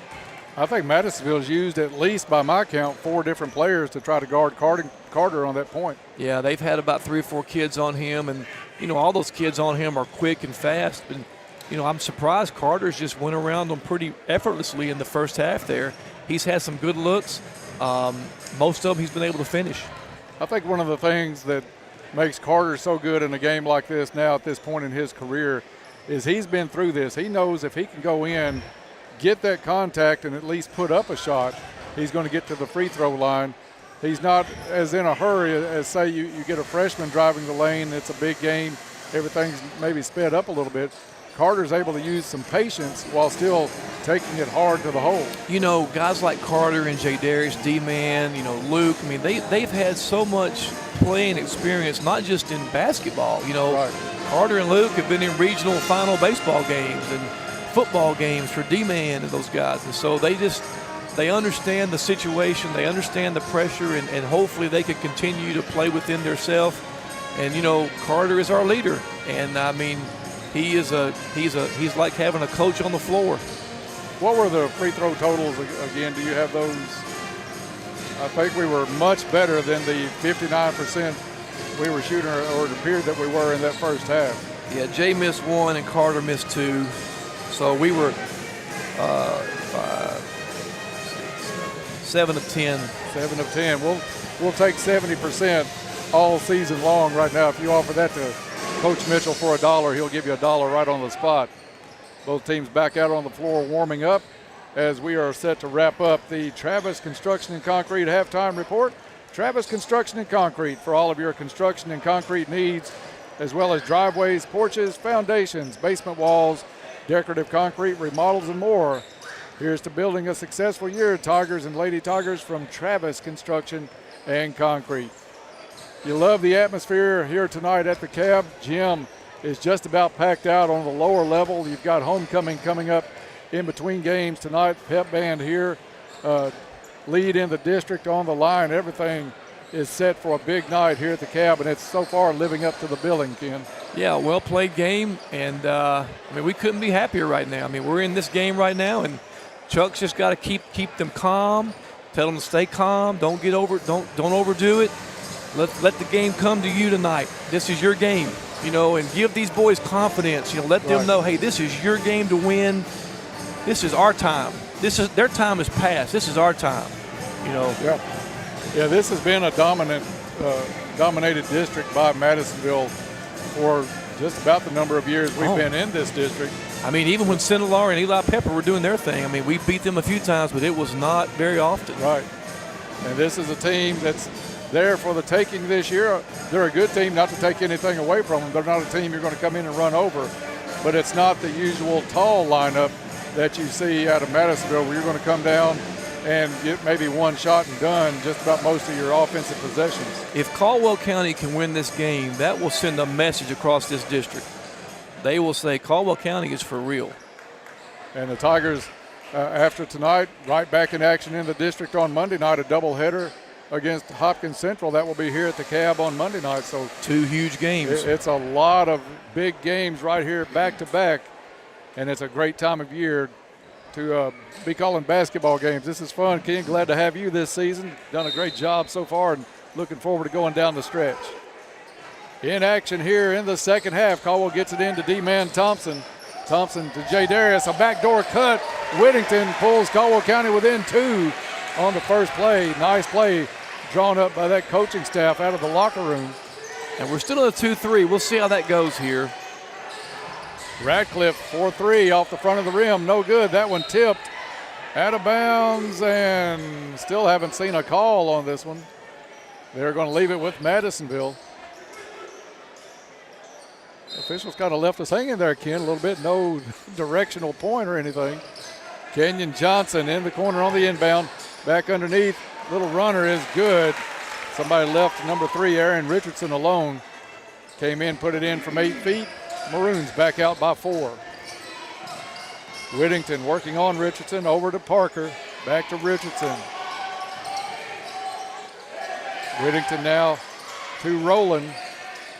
Rowland faked the handoff, takes it down the lane all the way up and in. Great recognition, Cade Rowland. Madisonville bid on the handoff that he was going to give it up to Whittington. Parted it like the Red Sea, and Cade took it. Rowland just rolled to his left, took it right down the lane. 33-31. Out it goes to Radcliffe. Radcliffe slips, falls over to Smith. Smith to Johnson, back to Smith. Underneath, up and in. Yeah, Jay's playing pretty cautious right now. Does not want to pick up that 3rd foul, so normally that ball has been sent back over here on our side of the court. Yeah, with only a minute and a half or so gone, that's not the time to pick up that 3rd. Lob down low. Wilson off the glass and in. Farmers Bank shot. J. Darius Wilson, Farmers Bank and Trust Company, your home of the Tiger debit card, the card that gives back to future athletes of Caldwell County. Let's get a stop on defense here, Dennis. We need a stop. To Landon Smith, junior over right side now. Richardson. Richardson to Johnson on the baseline, back out top. Radcliffe's going to drive from the left side, dumps it down. Daniel Johnson wanted to shoot it. Ball tipped away on the floor, still on the floor. Caldwell County has it, and a tie-up is called. Possession arrow will give it up to Madisonville. I like to see Cade Rowland on the floor showing that kind of hustle. He's getting dirty. I like it. About 2 minutes gone here in the 3rd quarter. Tigers down by 2. Kenyon Johnson drives, kicks out to Radcliffe. Radcliffe misses the 3. J. Darius high over everybody for the rebound up court. Parker, layup is good. Great outlet pass from Carter Whittington to tie it up at 35. Way to run the floor by Luke, and an excellent pass by Carter. We got this thing tied, baby. 35 all. 5.5 to play in the 3rd. Lazy pass almost picked off by Caldwell County. Underneath it goes Smith, and he had to adjust that shot because of Parker. Misses that one. Ball picked up in the backcourt by Whittington. Whittington into the corner. Cade Rowland open for 3. Good! Little Caesars Pizza, 3-pointer. Cade Rowland. My God, just pull the trigger, baby. What do you think? Get a T.O. Madisonville. He was ready to shoot. Everybody pointing at him. And it is a U-Ride timeout on the Let's court. go, Tigers. 5:10 to play in the 3rd. 38-35. Tigers back in 30 seconds. Powering your lives and lighting up your nights. Princeton Electric Plant Board's community spirit shines bright. Entrusted with the glow of our fields, they keep our Tigers' pathways illuminated to victory. A shout out goes to our Tigers as they roar into a new season. Good luck, Tigers. Here's to a safe and victorious year from your one and only Princeton Electric Plant Board. They're not just a service, they're community. Bradley Furniture wishes all the Tigers good luck this season. A 3 by Cade Rowland with 5:10 left to play in the 3rd quarter. Gives Caldwell County a 3-point lead, 38-35. And it was Madisonville trying to get the U-Ride timeout to try to stem some of that tide of Caldwell County out of the locker room. Tigers come back out on the court with the starting 5 of Whittington, Rowland, Thompson, Parker, and Wilson. Caldwell County with that foul situation staying in this 2-3, partly because of fouls, Kim, but I think the 2-3 is actually working good enough. Why mess it up right now? Well, we're doing a lot better than we were close down those 3-point shooters in the 2nd quarter there. Out it goes. Good closeout by Parker on Maverick Payton. Pass way out front. Madisonville will try to reset the offense. Good rotation by that 2-3 so far. A 3 on the way. Right side is good, though. Picked off. Antonio Grant used the screen and buried the 3. I mean, he did not hesitate. He pulled the trigger. Pretty good timeout by Madisonville there. What does Madisonville shoot on the season from the 3-point line? We have that on 3-point line. 3-point shots this year, only 28%. Faring much better than that tonight here at the Cab, though. Rowland gets it across half court, gives it back up to Whittington. Coach Mitchell calling the play from the sideline. Whittington backs it out. A double high screen for Whittington. Whittington drives the lane, shot up, no good, but a foul called, as it's going to be Maverick Payton picking up the foul for Madisonville. Good job by Whittington to use that screen on both sides. Decided to go to the right side off the Parker shoulder. That's Maverick Payton's third foul. That's a kid we would love to see back on the sideline for Madisonville. Yeah, he's their leading scorer, has 10 points in the game so far. Goodwin Insurance free throw number 1 drops for Carter Whittington. Tigers back up by 1. Whittington back at the stripe for the Tigers. Second shot up and good. Caldwell County quickly back up the court, settles into that 2-3 zone. Antonio Grant, the sharpshooter, gives it up to Payton. Grant gets it back. 3 is on the way, no good. Parker with the glass for Caldwell County.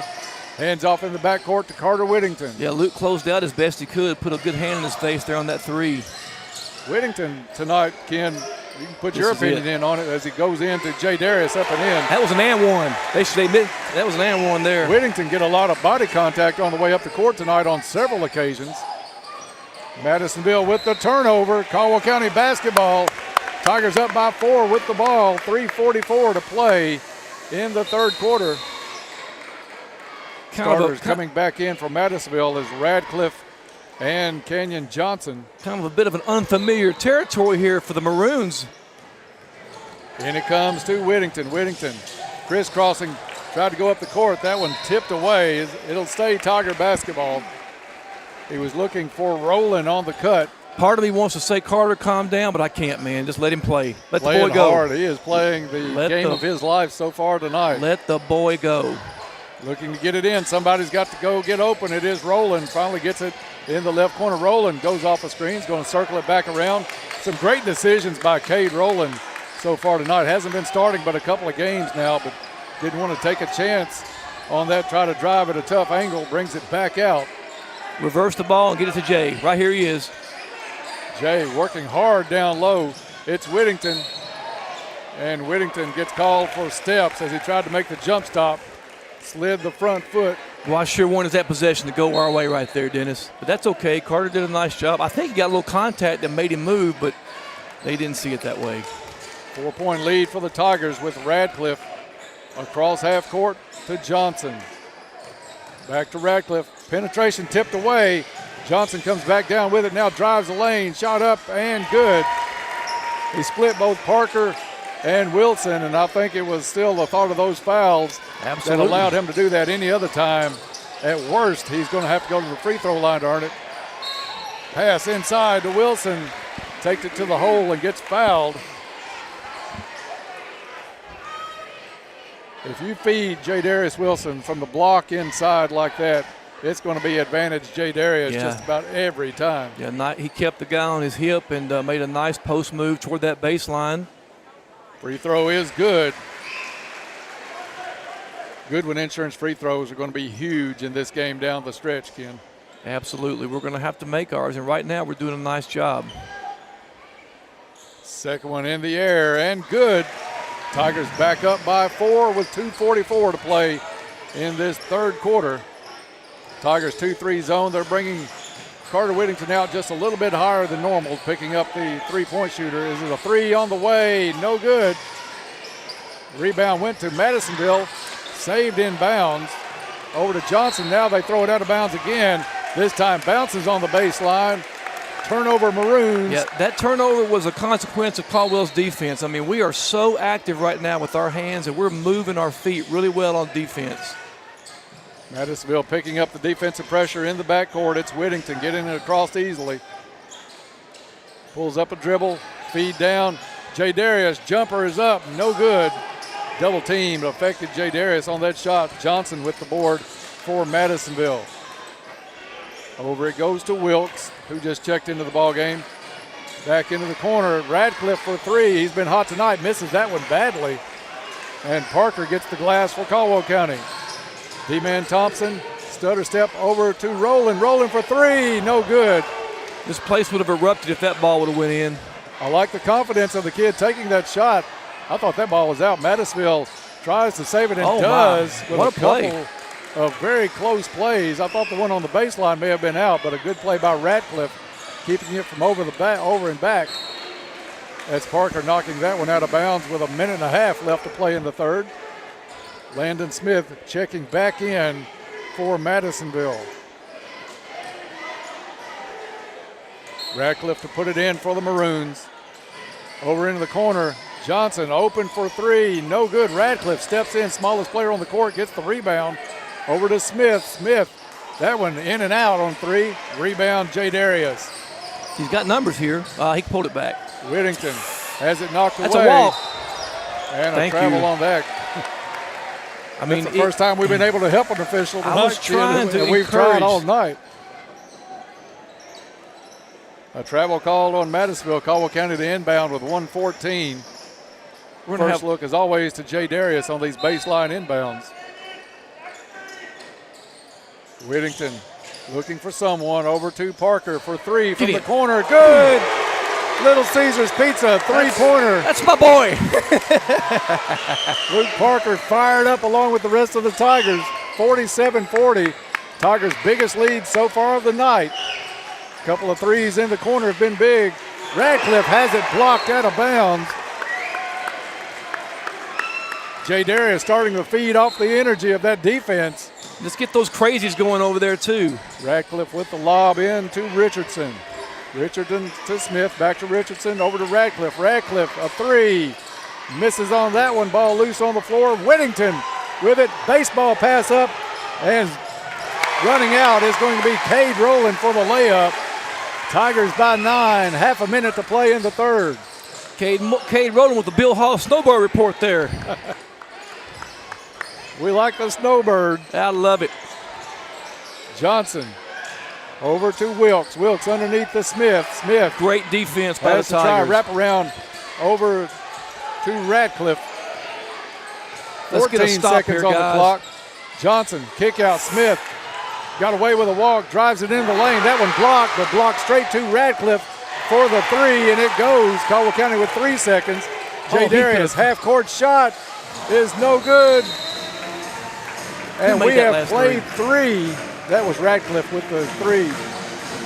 At the end of three, it's Caldwell County 49, Madisonville 43. Back after this.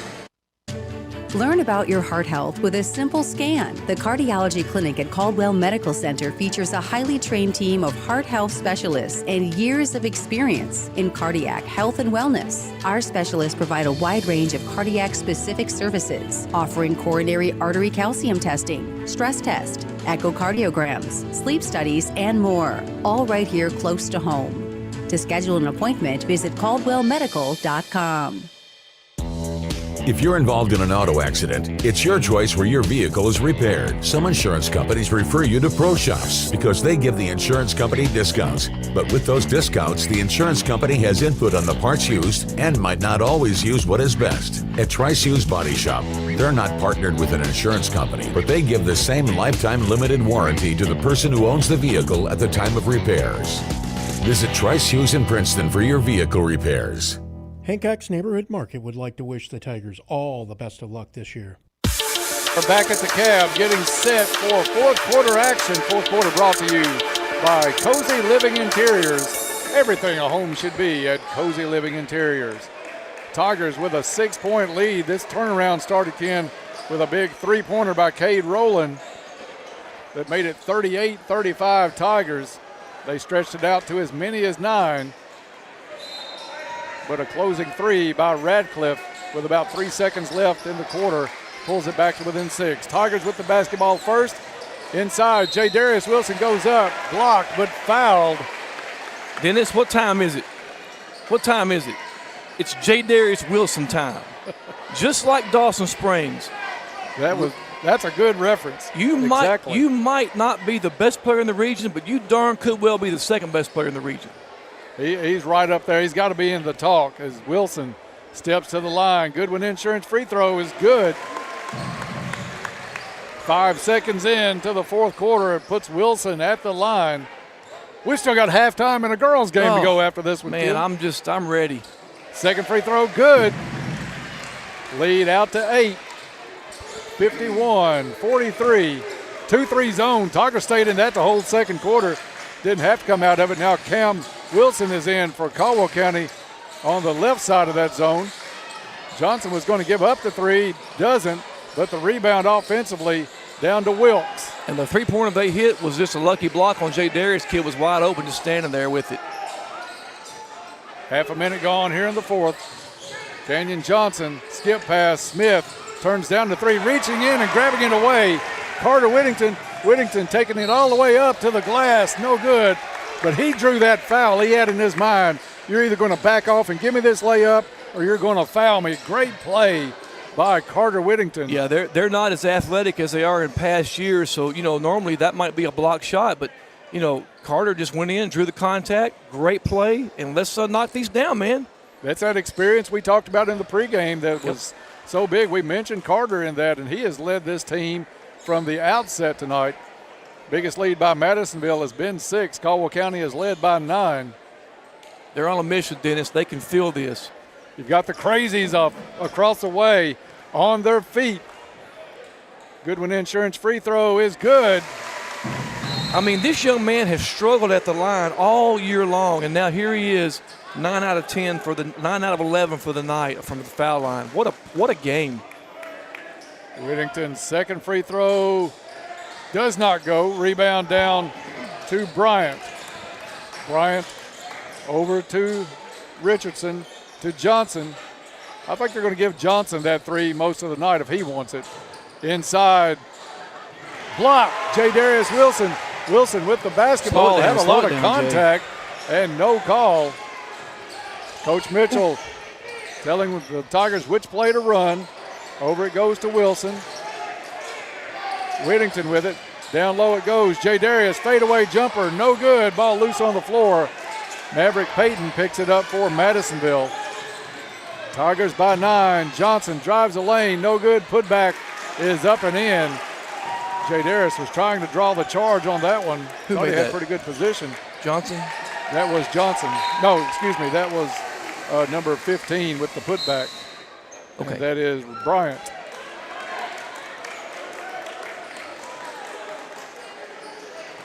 D-Man Thompson to put it in play for Caldwell County. Full court pressure defense by Madisonville. This time it's Wilkes guarding Whittington. Whittington, one crossover dribble, gets it back.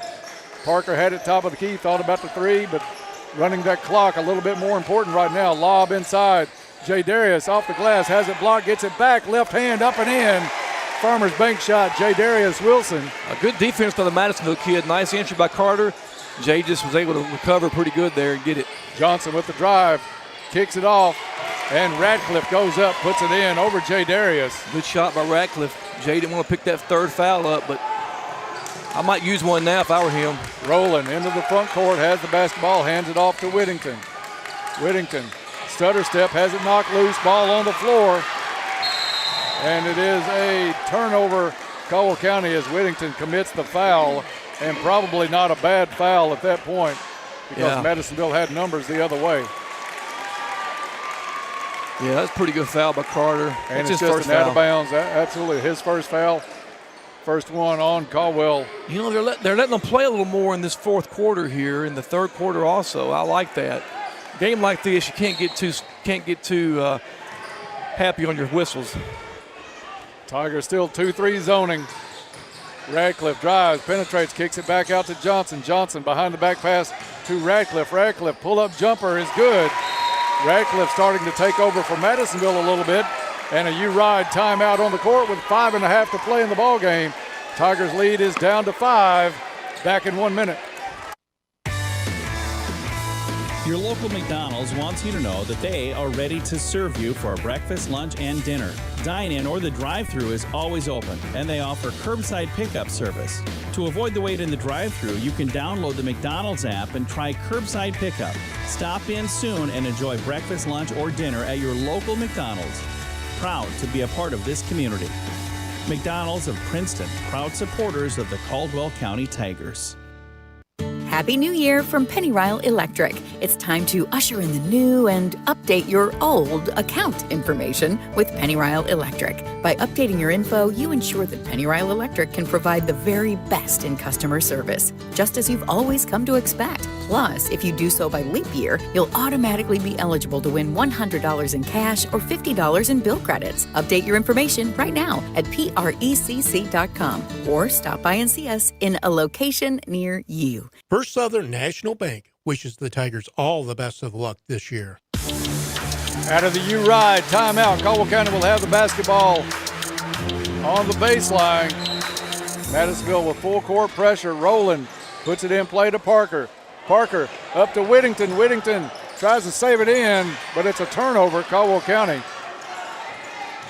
Radcliffe drives, handoff to Johnson. Johnson up and in. That's not what we wanted out of the timeout. Madisonville back within 3. They've peeled 6 off of that Caldwell County lead. Rowland into the front court, dribbling around, takes it to the hole, off the glass, no good. Wilson had the rebound, put up, no good. Canyon Johnson clears it for Madisonville. Johnson with a cut, up to the glass and in. And it's back to a 1-point game as we go under 5 to play. D-Man Thompson, behind the back dribble, takes it to the hole, and good, and the foul, blocking foul called on Madisonville. D-Man Thompson was not going to be denied on that drive. Count the basket, 56-53, and a Goodwin Insurance free throw coming up for the second best free throw shooter on the Tigers this season, averaging 78% on the season. Big play by D-Man there. Nice take. Had to get something to stop that momentum. Man, yes. Free throw is good. And a U-Ride timeout on the court with the Tigers up by 4. We'll be back in 30 seconds. KFC Princeton, offering their amazing fried chicken and all the fix-its. You can dine in or call your order for pickup inside or use their convenient drive-thru. Your local KFC is located on the Marion Road in Princeton. Whether you enjoy a quick lunch or take dinner home or maybe take something to a friend in need, they're always ready to help. They're also looking for team members at KFC. Ask about becoming a member of their team. KFC on the Marion Road, where they appreciate your support and they are Princeton strong. Give it your all this season, Tigers. Good luck from the Western Kentucky Regional Blood Center. Back from the U-Ride timeout with 4:45 to play in the ballgame. 57-53, Tigers with the lead. Caldwell County is going to go with a little 1-2-2 three-quarter court pressure. Just a little bit of a decoy. They'll back off now into a straight-up 2-3 zone. Peyton Maverick over to Radcliffe. Radcliffe drives, ball loose on the floor. Picked up by Madisonville. Shot blocked. But Madisonville gets it back, takes it to the hole. And the foul is going to be called on Big J down in the middle. That went up to try to get the block and got some body contact. Yeah, Caldwell didn't like that call, but that was a good call. One of those possessions where it's right there at our fingertips, though, with the ball loose on the floor in the lane. We had 2 guys around it and just scored it right out of our hands there. Richardson's free throw is good. Crowd on both sides starting to get into this one. You hear Madisonville below, and the crazies are going crazy on the far side. Second free throw is good. 2-point ball game. Parker to put it in play for Caldwell County. Got to get it inbounds. And another 5 seconds. That was a pretty quick 5 seconds. I don't think that was 5 seconds, but I mean, we got to have some cutters coming to the ball there, though. It's Maverick with the 2-point baseline jumper on the inbound. Tied at 57. Caldwell County's lead has evaporated. A little reach in on Radcliffe, no call. Parker has it knocked loose. Ball loose on the floor. Madisonville picks it back up. A lot of contact out there right now, not getting called. 4 minutes to play in regulation. Radcliffe wants to drive, goes up, has it blocked. Madisonville keeps possession though. Stutter step getting away with a walk was Richardson. Boy, they have kept possession on every block Jay Darius has made on them, looks like. And a drive to the basket by Johnson, no good.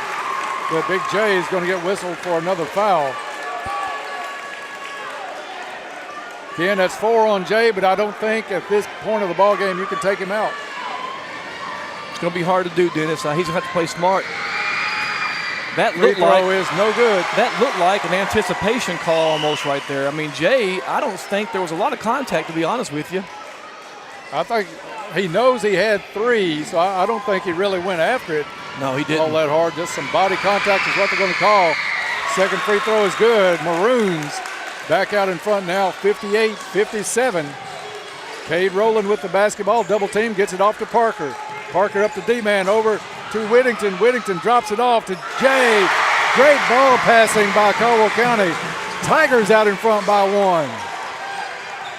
3.5 to play. Got a barn burner, baby. Aaron Richardson with the ball over to Radcliffe. He'll launch a 3. No good. Jay Darius with the board for Caldwell County. Finds D-man. D-man across half court to Rowland. Rowland down low. Jay Darius has it stolen away, and Rowland commits the foul on the other side. Jay just didn't see him. If he would have secured that ball, he would have had to dunk, and that place would have gone crazy. 4th team foul, so Madisonville will shoot free throws after this one. 59-58 Tigers. Maroons to put it in play. And a U-Ride timeout on the court with 3:10 to go in this one. Tigers by 1. Back in 1 minute. At Trilogy Performance Sports, they believe in only the highest standards of physical fitness training.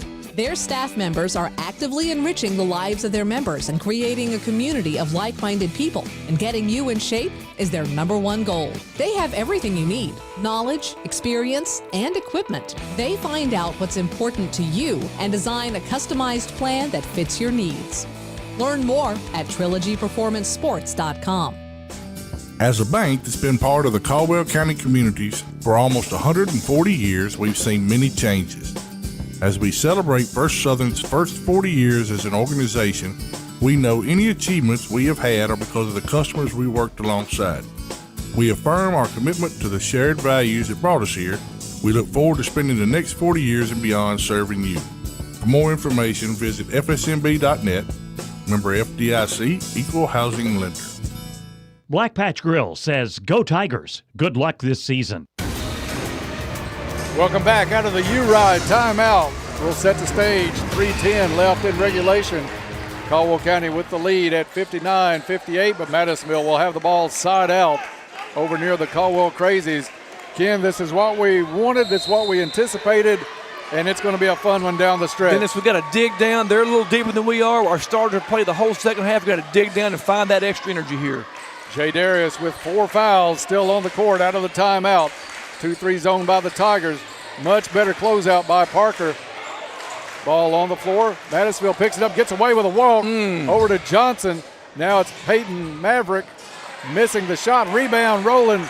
Nice defensive stand by the Tigers. Hands it off to Whittington.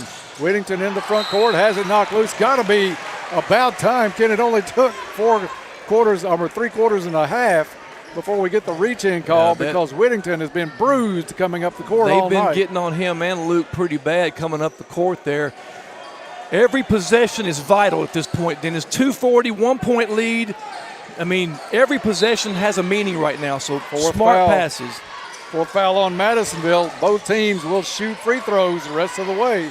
D-man thought about stepping into that 3, instead pulls it back. Gets it back, wants to drive the lane, pulls up free throw line, jumper, good. D-man Thompson with a big smile and a big bucket. 61-58 Tigers. Kenyon Johnson with the basketball left side from Madisonville.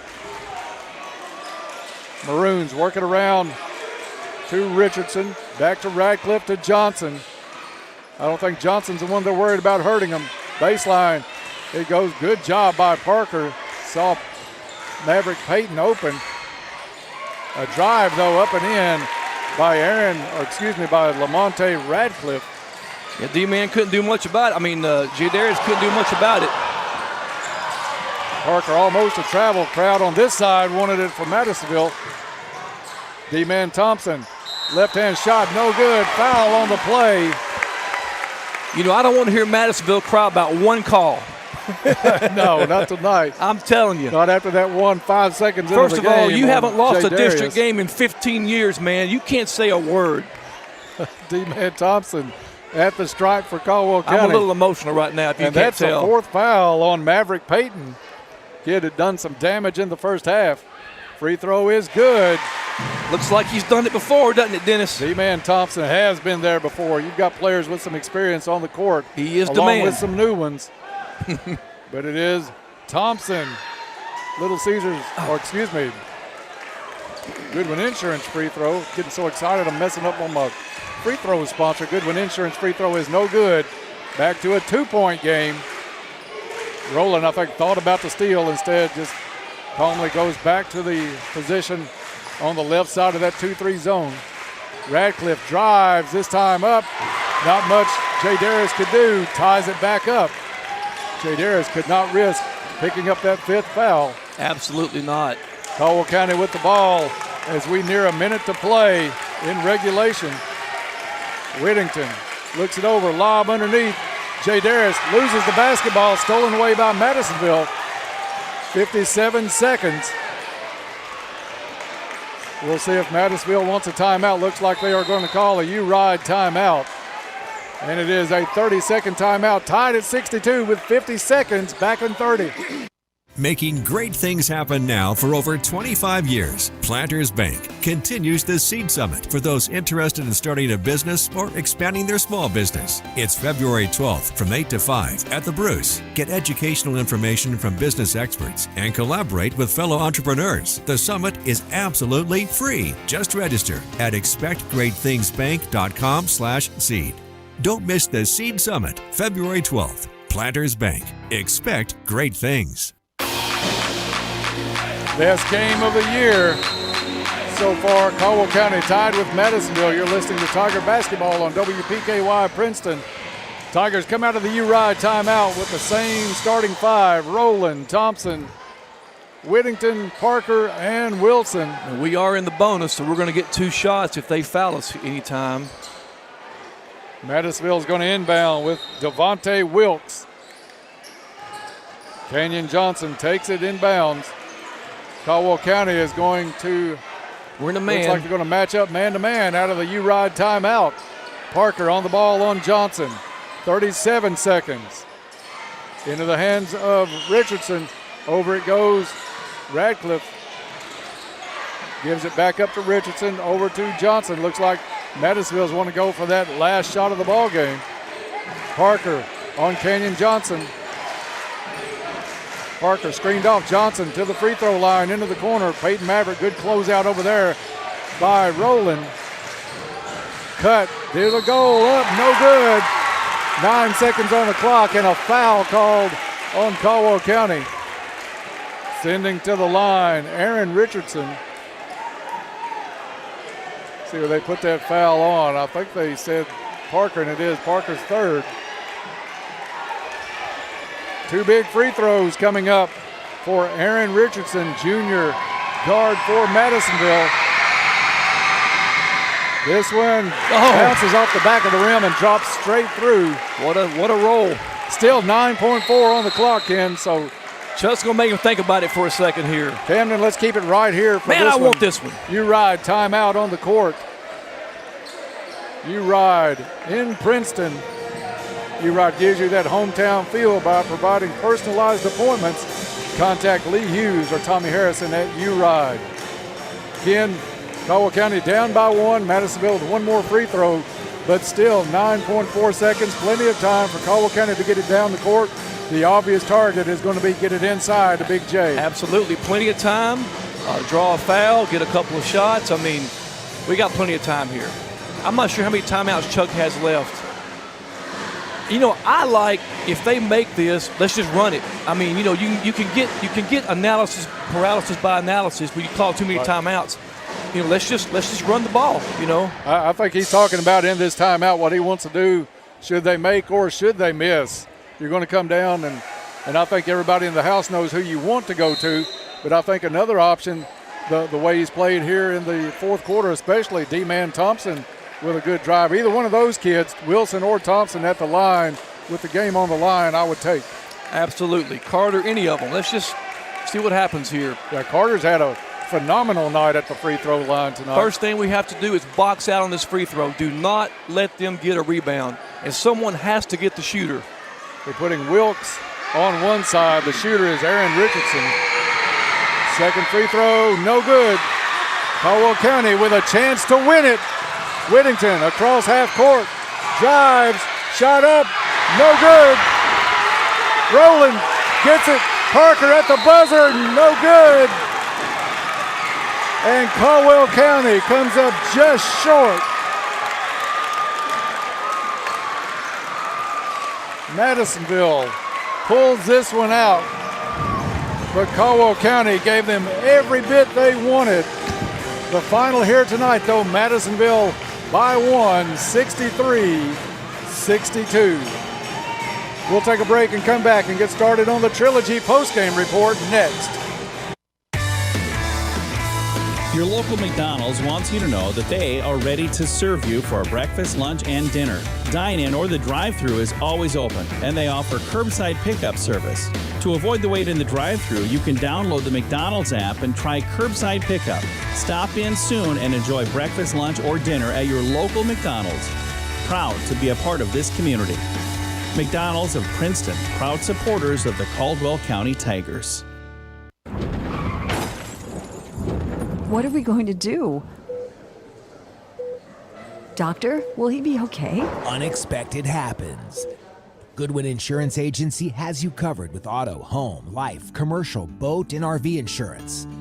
That way, when the unexpected happens... Congratulations! It's a girl! You're covered. Goodwin Insurance of Princeton, Cadiz, or Marion, or online at insurewithgoodwin.com.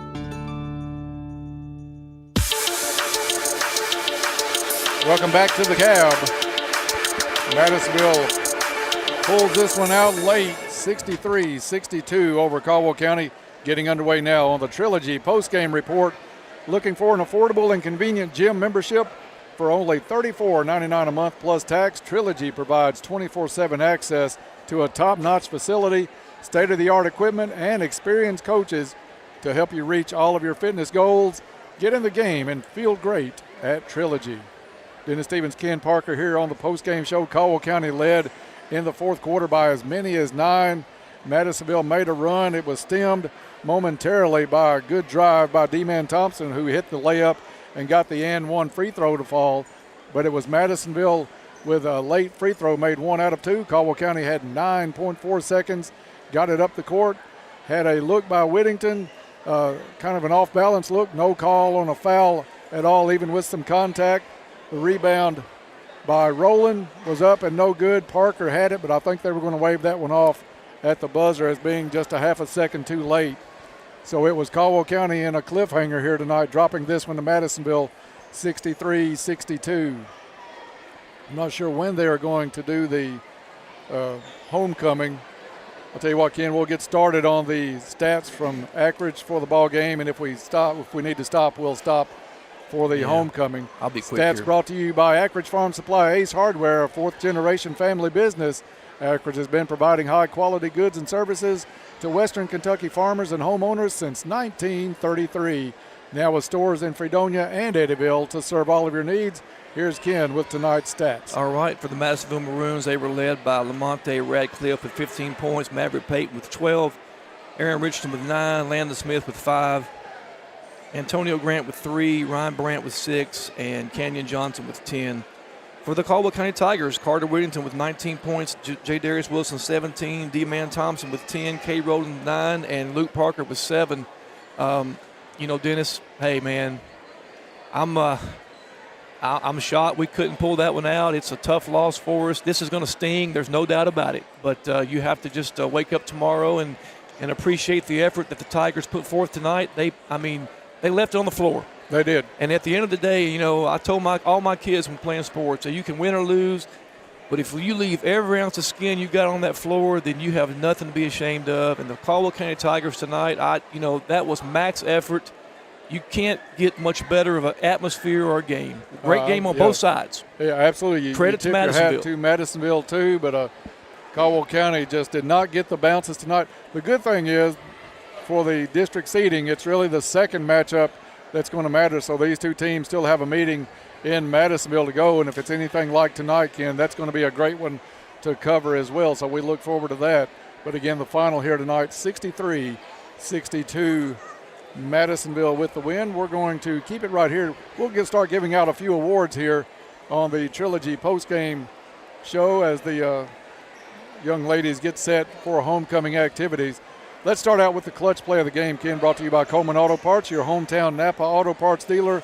They have tools, equipment, and many other items for heavy-duty trucks, marine, golf cart, and farm. Stop by and see Charles Quinn Coleman and staff at Coleman Auto Parts in Princeton. Dennis, I got two of those plays. The first is Kay Rowland's three-pointer with 5:10 in the third that put us up by 3 points. Game was tied at that point, and we went up by 3. Held the lead most of the rest of the game until the very end there when they took the lead on us. The other one's D-Man Thompson's and one, the shot and the free throw that put us up 57-53 with 4:45 to go in the game. So those two plays, I penciled in those two plays for us. And we're waiting on the public address announcer to start the activities here for homecoming tonight. Let's give the Eye on the Tiger Award, brought to you by Parker Eye Care. Parker Eye Care strives to be their best to help you see your best. Parker Eye Care, located on Lakota Drive in Cadiz. Your vision, our focus. We usually give this to a player that shows grit, that shows hustle. Kind of torn between giving them this or the most valuable player or player of the game. But I think Carter Whittington just showed a lot of grit tonight from the opening tip to keep Caldwell County in this game. Well, he was the player that kept us in the game tonight. I mean, Carter absolutely had his best game of the year, 19 big points, and he broke the press. He was a one-man press breaker, and when Jay Darius went out, Carter really stepped up and had a huge second quarter. He's our leader, and we only go as far as he and Jay take us, and so I think Carter had his best game of the evening. Best game of the year so far. What he's been through this year with his brother going down in a pretty scary accident there at Livingston Central. Did great job. We're going to be joined here shortly by Coach Chuck Mitchell.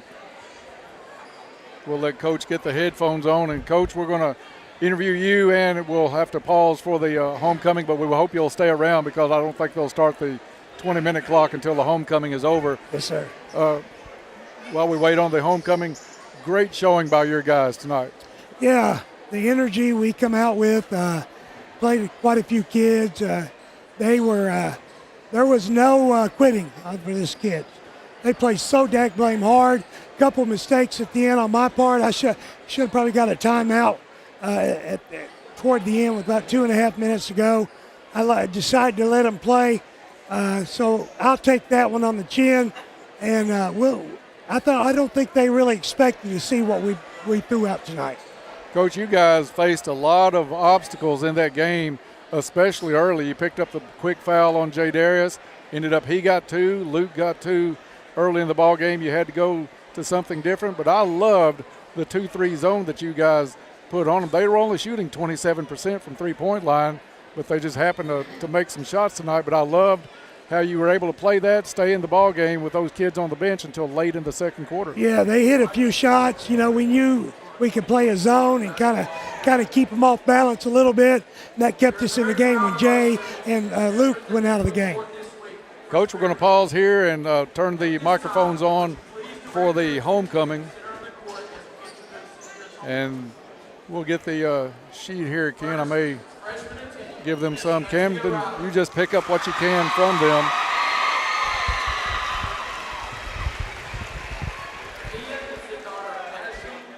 First out is freshman attendant Miss Anaya Riley. She is a manager for the football team and also a member of the Community Disciples Youth Group. Escorted by Cam Wilson. Cam is the son of Alicia Shearer and Anthony Wilson, member of the Tiger football and baseball teams, and also a member of the Community Disciples Youth Group. Next out is sophomore attendant Miss Kadaria Thompson. Kadaria is the daughter of Lakina Miner and Darren Thompson, a member of the Lady Tiger basketball team and a member of FBLA, FCA, and Lego Club, lovingly known to us as Lulu. Escort tonight is Mr. Ethan Ramage. Ethan is the son of Josh and Amy Ramage and a member of the Tiger basketball team, baseball team, FBLA, FFA, FCA, and a member of First Baptist Church and their youth group.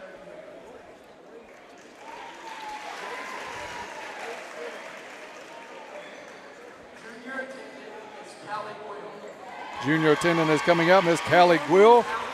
Callie is the daughter of Jenny and William Gwill and a member of NHS and FFA, where she serves as committee chair. Callie is a member of Fredonia First Baptist Youth Group. Callie is being escorted tonight by Mr. Cade Rowland. Cade is the son of Jaylyn and John Paul Rowland, a member of the Tiger basketball team and National Honor Society, and Cade is a member of First Baptist Fredonia Youth Group.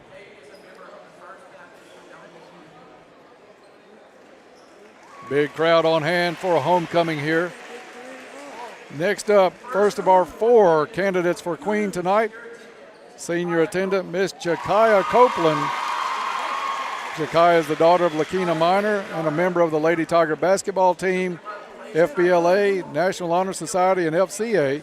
She's a manager of the Tiger Marketing Department, Tiger Pals, and plans to attend Western Kentucky University in the fall.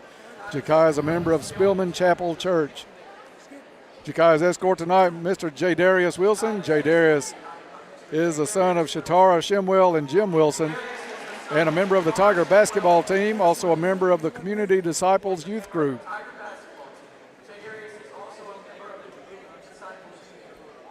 Second Queen candidate tonight is Miss Cordy Murphy. Cordy is the daughter of Jeremy and Heather Murphy and a member of the FBLA, where she serves as treasurer. She is also a member of the Tiger Marketing and the National Art Honor Society. That is senior candidate Miss Cordy Murphy. Cordy's escort tonight is Mr. Demarius D-Man Thompson. Demarius is the son of Jerisha Murray and Darren Thompson. He's a member of the Tiger basketball team, FBLA, and National Art Honor Society. Demarius is a member of Spillman Chapel Church. 4 candidates tonight. That's 2 of them so far. Third candidate for Queen is senior attendant Miss Ellie Ramey. Ellie is the daughter of Chris and Lane Ramey and a member of the Lady Tiger volleyball team, FBLA, FCA, NHS, Tiger Marketing, and plans to attend UK in the fall. She is a member of Central Presbyterian Church. Ellie is escorted tonight by Mr. Carter Whittington. Carter is the son of Shane and Jenny Whittington, a member of the Tiger basketball, baseball, and golf teams, also a member of FBLA, NHS, FCA, Tiger Marketing, and Tiger Pals, and Carter attends Southside Baptist Church. Final Queen candidate tonight is about to be presented, and that is Miss Macy Tyler. Macy is the daughter of Hillary and Andrew Smith. She serves as president of the FBLA, student council treasurer, and Caldwell Crazy's leader. She is a member of Tiger Marketing, FCA, and Tiger Pals, and plans to attend UK in the fall. Ellie is escorted tonight by Ryan Hammett.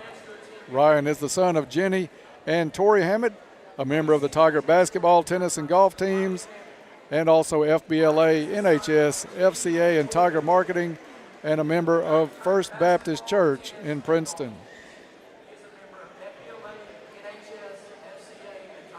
We've got some young folks to introduce to you now. The flower girl for tonight's ceremony.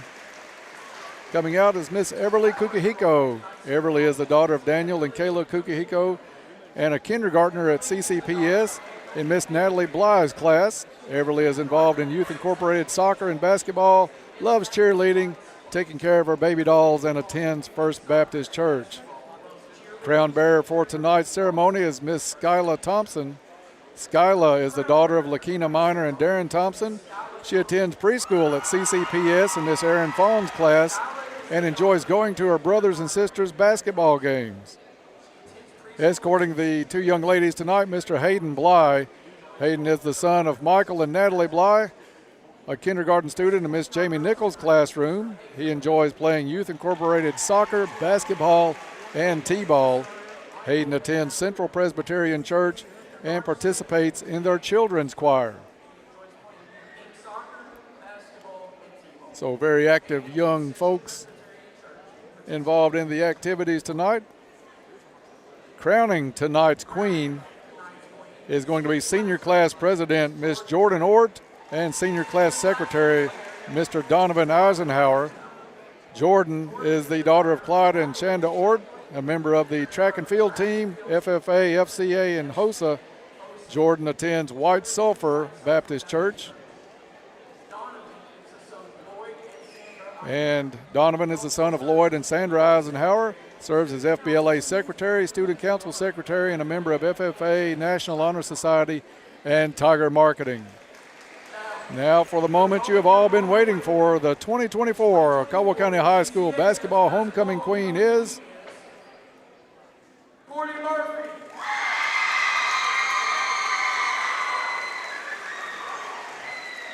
And we will get the name.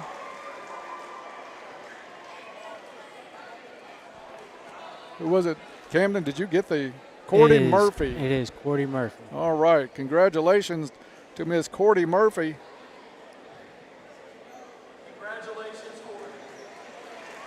Congratulations to Cordy tonight, and they will all gather for some pictures. Congratulations to the entire court. I know it's a big night for all of those young ladies as well. We'll join back here on the Trilogy post-game report. Chuck, thank you for pausing for that with us. And, yes, sir. Of course, that's a big night for those kids, too. We don't want to absolutely take time away from the effort and the excitement that they feel tonight as well. Just a great night here at the Cab. Caldwell County drops a close one, almost pulled it out against Madisonville, 63-62. Some of your other thoughts on the first half of the game, Chuck? You know, we got in a little bit of foul trouble, but I thought that other group that came in, Jack Roach, some of those guys came in and really kept us in the game because we couldn't go in with Parker and we couldn't come in with Jay Darius. So they come in, kept us in the game. We come out fresh and strong in the third quarter.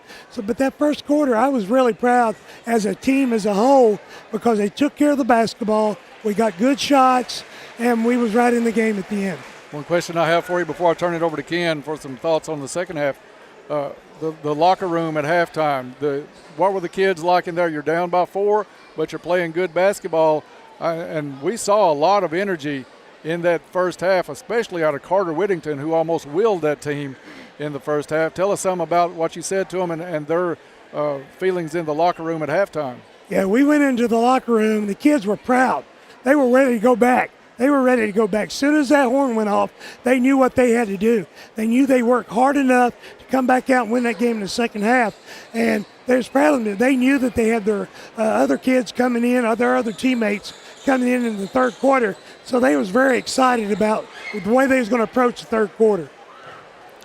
Chuck, you and I talked a little bit off the air about this is going to sting. This stings, man. I tell you, it hurts. It hurts your soul. I mean, you and I were talking when you're playing basketball. I still remember the close losses, and I'm 51 years old. I do too, man. So, Chuck, what was your message to the team? I mean, it's hard to get it's hard to get your energy up and your adrenaline for every game, and we got to stretch here. We got to get it going. So, what was your message to the boys at the end of the game? Listen, I can tell you, before the game, I was jumping up, hitting the ceiling as far as I go. Anyway, I was fired up. I told the guys, "Let's go out and show people what we're about. Let's let our fans, let's let our administration, let's let the public know what Tiger basketball is all about." Mission accomplished. Yes, thank you, sir. So I'm really excited about that. We come in at halftime, we went out, there was no down heads. Everybody was ready to go. They were asking questions. Really, they were locked in. I was really proud of them. They was ready to play the rest of that game. They're becoming a team. You know, we're not just Jay Darius and the Jordanaires out there, or the Jaden Ayers out there. It seems like we're becoming a team. You know, guys like Cade and Cam Wilson. Those kids are stepping up, Chuck. And, you know, we wondered how it was going to fit with Colin out. Talk a little bit about how everybody else is stepping up a little bit. Well, first of all, I know that everybody in the region and district know that Colin is out. He's not playing, and they're probably looking in front of him, but they shouldn't. We got some kids that really been stepping up and then playing. I'm so excited. Cade, Maddox, Cam, they've been coming out. They've not played with any nervousness at all. They've been just playing solid basketball, and that's all we ask of them. I know Cade and I know Luke Parker hit a big three, 2 big threes there in the second half, and we just kind of fed off of that. You know, a little bit. Oh, excuse me, Ken. I just got a text from Todd. We haven't beaten them. They've won 17 straight against us. 2017, Darian Boyd and John Davis in that group got them. Of course, Darian put up 38 for David Lipscomb last night. So, you know, it took a high-level D1 player to beat those guys for Caldwell County. And I know Eli Pepper got them one time here at the Cab on an alley-oop at the buzzer. You know, but Chuck, I mean, again, you know, great effort. I know you have to be proud of them, but we talked off air too. We're not settling to be close with them. Heck no.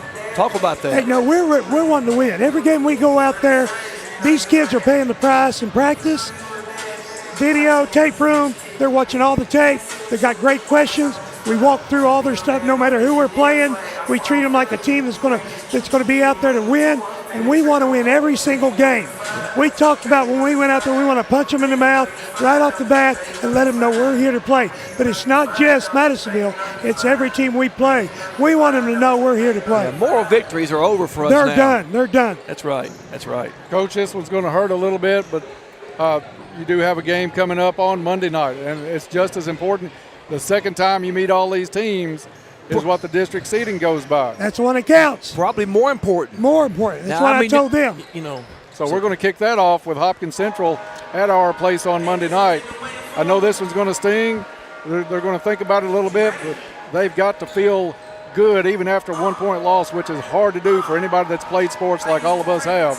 But they're going to feel like they belong now, and they're going to come out, I think, with some intense fire on Monday night against Hopkins Central. I think they understand now, Dennis, that they're one of the teams that can compete for a district title. And that's our goal. Play each game one at a time and try to compete for a district title. And those are few and far between at Caldwell County basketball. Yes, sir.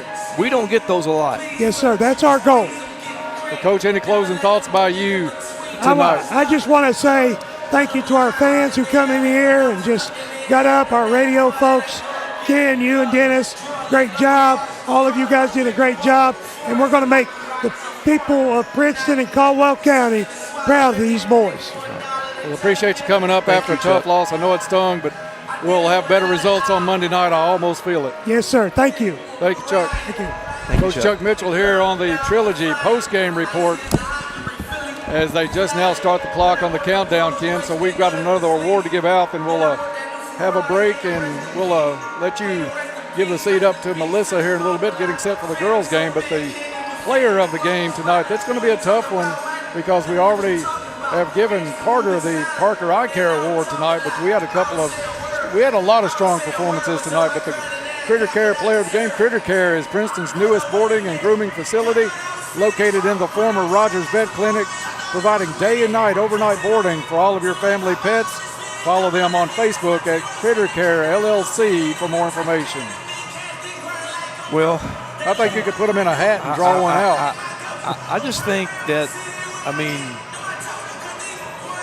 I think it's either Carter or Jay Darius. I almost want to give it to Carter. I mean, I know he got the eye care, but yeah, boy, I say we give it to both those kids. Both of them. We'll have a co-player of the game there. Carter and Jay Darius both.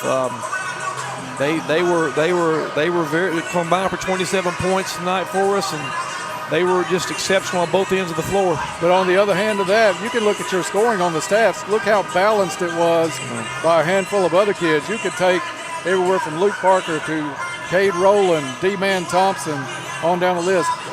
Cam Wilson. You had Maddox getting in for some good minutes. Each one of those kids contributed to almost pulling off the upset tonight of Madisonville. It would have been great if we would have got it, and I'm looking forward to the next game. I'm ready. Yeah, we just play 2 here tonight. Let's do this. Let's just do it again. Ernie Banks, let's play 2. Let's run it back. Just about 18 minutes before we tip it off with the Lady Tigers, Lady Maroons. Ken, thank you for joining me here tonight on the call. We'll be back together again on Monday night here at the Cab. Enjoyed that one, but we will see you on Monday night. Don't forget your phone. And we'll take a break, Cam, and we'll get Melissa all set up in here to get ready for this girls' game as the Lady Tigers take on the Lady Maroons here at the Cab on homecoming night. At Trice Hughes, they're ordering it your way. How would you like to have a vehicle built just for you? Little things are important, like rich colors, big screens and displays, almost like watching TV. Exteriors with beautiful style and powerful engines that respond to the lightest touch on the accelerator. It's time to get what you want. Order your new ride and feel the thrill when you drive off the lot. Trice Hughes in Princeton is the one-stop shop for everything your vehicle needs. For more information, visit tricehughes.com. That's tricehughes.com. Fortner Gas Company has been serving the propane needs of Western Kentucky for 70 years. You'll find offices in Princeton and Cadiz. They're your local and family-owned propane supplier. Browse their website to discover the many services and products available. You can shop in person or online, and they can answer any and all questions in person or on the phone. If they're already your propane supplier, they say thank you. If they're not, they would love to be. Fortner Gas Company, a family tradition of service since 1951. Financial planning should be specific to you and your life circumstances. That is why we created Invest FB Wealth Management, a division of Farmers Bank. Hi, I'm Jeff McDaniels, Invest FB's lead financial advisor. Whether you're saving for retirement, starting a business, or planning your family's future, our individual and comprehensive approach can help you achieve your financial goals. Visit us today at our Princeton or Eddyville offices to start a conversation about your individual financial needs. Chick-fil-A of Hopkinsville wants to salute the outstanding achievements of our area student-athletes. Each week, a student-athlete will be chosen based on academics, athletics, and achievements. Watch for the Chick-fil-A AAA Young Person of the Week at yoursportsedge.com. Academics, athletics, and achievements. The Chick-fil-A AAA Young Person of the Week at yoursportsedge.com.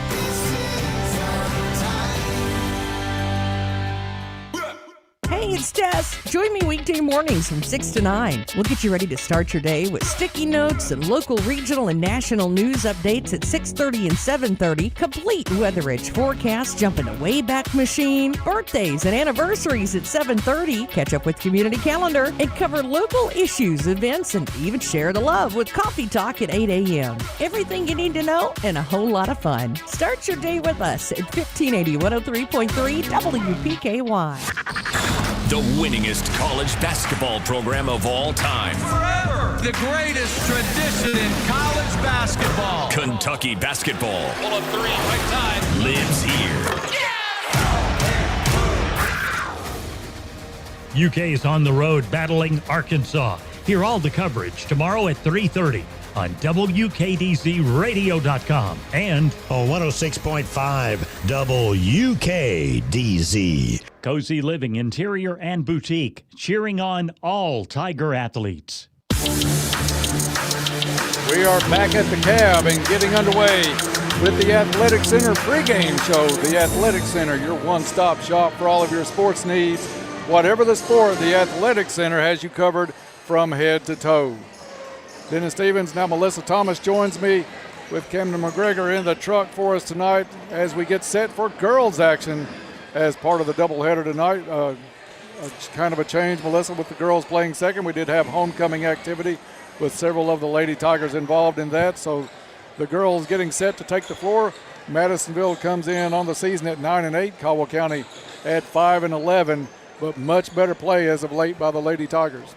Yeah, I'm excited about this game tonight. I feel like it's going to be competitive. When you look across the district at our teams, there's not a whole lot of difference. Dawson's really struggling this year. You saw a 10-point game against Hopkins Central already here recently. And then, so I'm curious to see how the Lady Tigers are going to show up.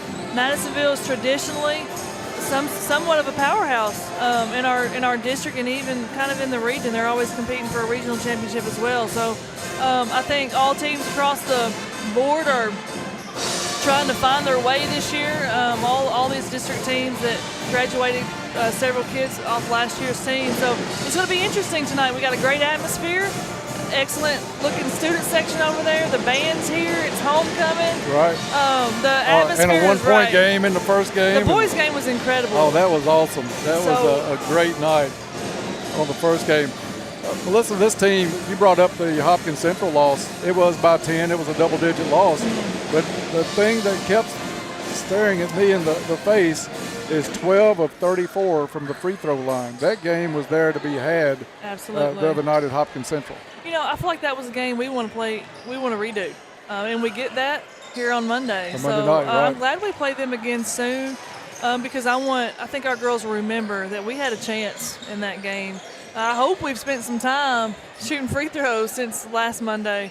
Well, surely the girls, if not in practice, surely they had the time to take that upon themselves and work on that. But talk a little bit about the Lady Tigers tonight and the process that it's been with a brand new coach that did not know any of the players starting out the season. They didn't know Coach Brown. He didn't know them. But they have come along, and they're starting to gel. They had a tough start to December, a tough schedule, tough schedule. But they're starting to gel a little bit, and you see the players starting to figure out what their roles are a little bit. They are, and I think they're getting comfortable. They're playing together. They've always played unselfishly. That's been from the start. But they're learning the system. They're learning expectations from Coach Brown, and you can see it from the beginning to now. We've continuously gotten better, and that's what you want your teams to do. And if we can continue to do that, even from now through postseason, I think you're going to have a highly competitive Lady Tiger team on your hands. You've got Briley Butts leading the scoring, but it could be any one of a number of players to actually lead the Lady Tigers in scoring on any given night. So you look at Briley's having a great season on her first year back after taking a season off, but Briley at 12 points a game, also doing a great job on the boards. Is Briley getting almost 3 rebounds to go along with those 12 points plus per game.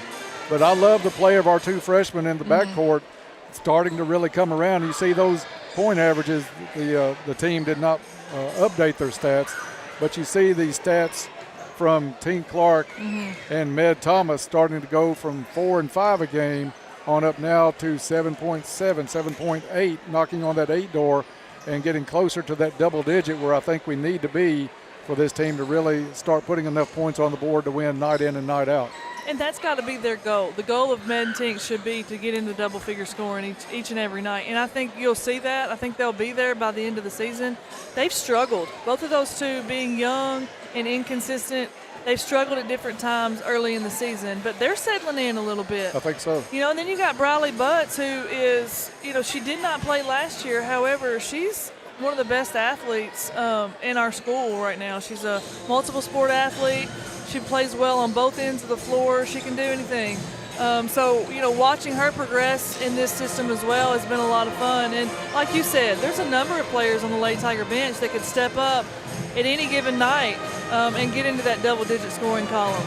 I'd like to see Lulu Thompson look to score more. She's leading us in field goal percentage, and so she and Davany both have got to get more shots underneath the basket. Those are high percentage shots. They're both shooting a really good field goal percentage. So, I think you'll see us try to work that ball inside a little bit better. And then Jakiah Copeland, she's an extremely talented player that multifaceted. She does so many different things for us. If she can get going early too, I think that'll help us tonight. Last time out, Caldwell County looked like they purposely tried to go inside, especially at the start of the game against Hopkins Central. Do you look for that tonight more? Is that something that you think is a philosophy of Coach Brown that he likes to do, work the ball inside then out if needed? I think so, and I think it's an excellent strategy.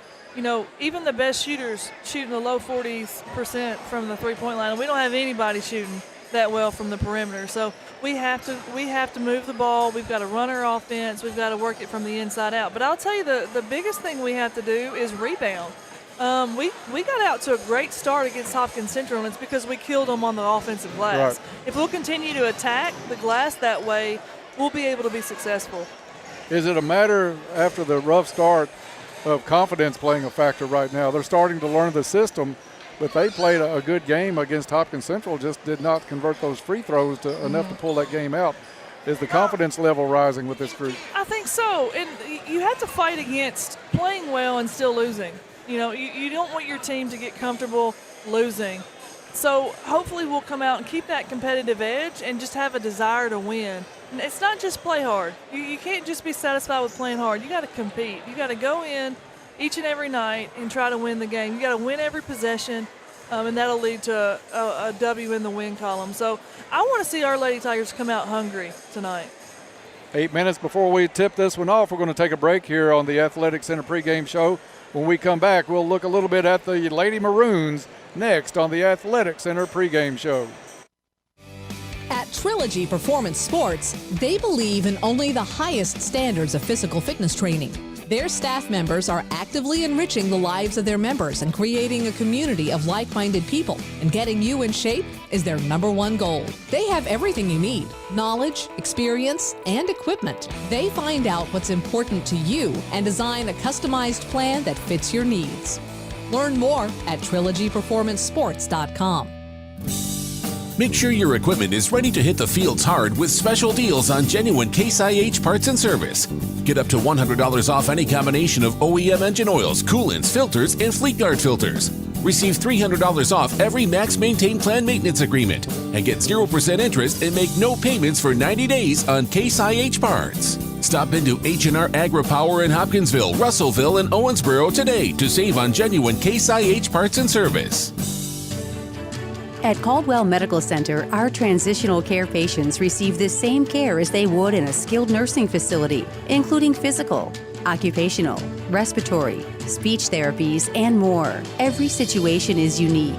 We help our patients reach their personal goals for independent living, all delivered with the care and compassion our patients deserve, right here close to home. For more information, visit caldwellmedical.com. Happy New Year, Pennyrile Electric members. With each new year, it becomes even more important that Pennyrile Electric has your most up-to-date contact information on file. By updating your account information, you ensure that Pennyrile Electric can best communicate usage and outage information with you. Plus, if you update your information by February 29th, you'll automatically be eligible to win one of several great prizes. Do it today at PRECC.com. Best wishes for an amazing year from Pennyrile Electric. Welcome back to the Athletic Center pregame show as we get set for the Lady Tigers and the Lady Maroons here at the Cab. The Athletic Center, your one-stop shop for all of your sports needs. Whatever the sport, the Athletic Center has you covered from head to toe. Dennis Stevens, Melissa Thomas settling in here to bring you the call tonight, 5.5 minutes before we tip this one off. Taking a look at Madisonville, just a familiar name seems to jump out. She may hurt us tonight, she may not, but has in the past at times, and that's senior Destiny Witzel. Yeah, she's a tremendous player, extremely athletic. We're going to have to know where she's at all times. She's their second leading scorer. Riley Sword is another kid that we got to be aware of. They're both in double-digit scoring. I think Madisonville's a little bit more balanced than we are. They've got Haley Barber, who's also averaging 8 a game. They've been inconsistent this year. If you look down their scores, it's kind of hard to tell where they fall in our region. But they have a winning record. They're the third best team in the region according to the RPI. So, very highly respected. They're a solid basketball program. And, of course, coached by Jeff Duvall, who's been at the helm at Madisonville for several years. So, fundamentally, they're going to be sound as well. He has. And, I'm not sure how many years he has in, but I know he was there. He took over in the middle of my coaching tenure at Caldwell. So his teams are always fundamentally sound, very well coached. They're going to play hard. They're going to run their offense. They're going to do things right on both ends of the floor. So I have a lot of respect for Coach Duvall in this program, and we have a challenge before us tonight. Let's take a look at tonight's injury report brought to you by Caldwell Medical Center. Caldwell Medical Associates Orthopedic Clinic is your one-stop shop for orthopedic care to get you back out on the court. Our skilled team of providers have the experience and knowledge to treat and diagnose a wide range of orthopedic services. And as far as we know, we talked to Coach Brown a little bit before the boys' game tonight. He was here in the crowd to watch that spectacular boys contest too, and nobody injured where they can't play tonight. So I look for Coach Brown to maybe use several players. He's gone really deep into that bench. It's a limited bench. He's got some young players, but he uses girls up and down the bench all night long. He does, and I think that's very important. We got to continue to develop these players because as the season progresses, you don't want it to happen, but you could always have injuries. So you have to have people prepared to be able to come in the game and take the place of some of our starters. We've had many different starting lineups this year, and it's we're still trying to find our way in some places. But we're very fortunate to have all of our kids. We haven't. This is only the second or third game where we finally have had all of our players in a row, if that makes sense. So we've dealt with sickness, we've dealt with nagging injuries.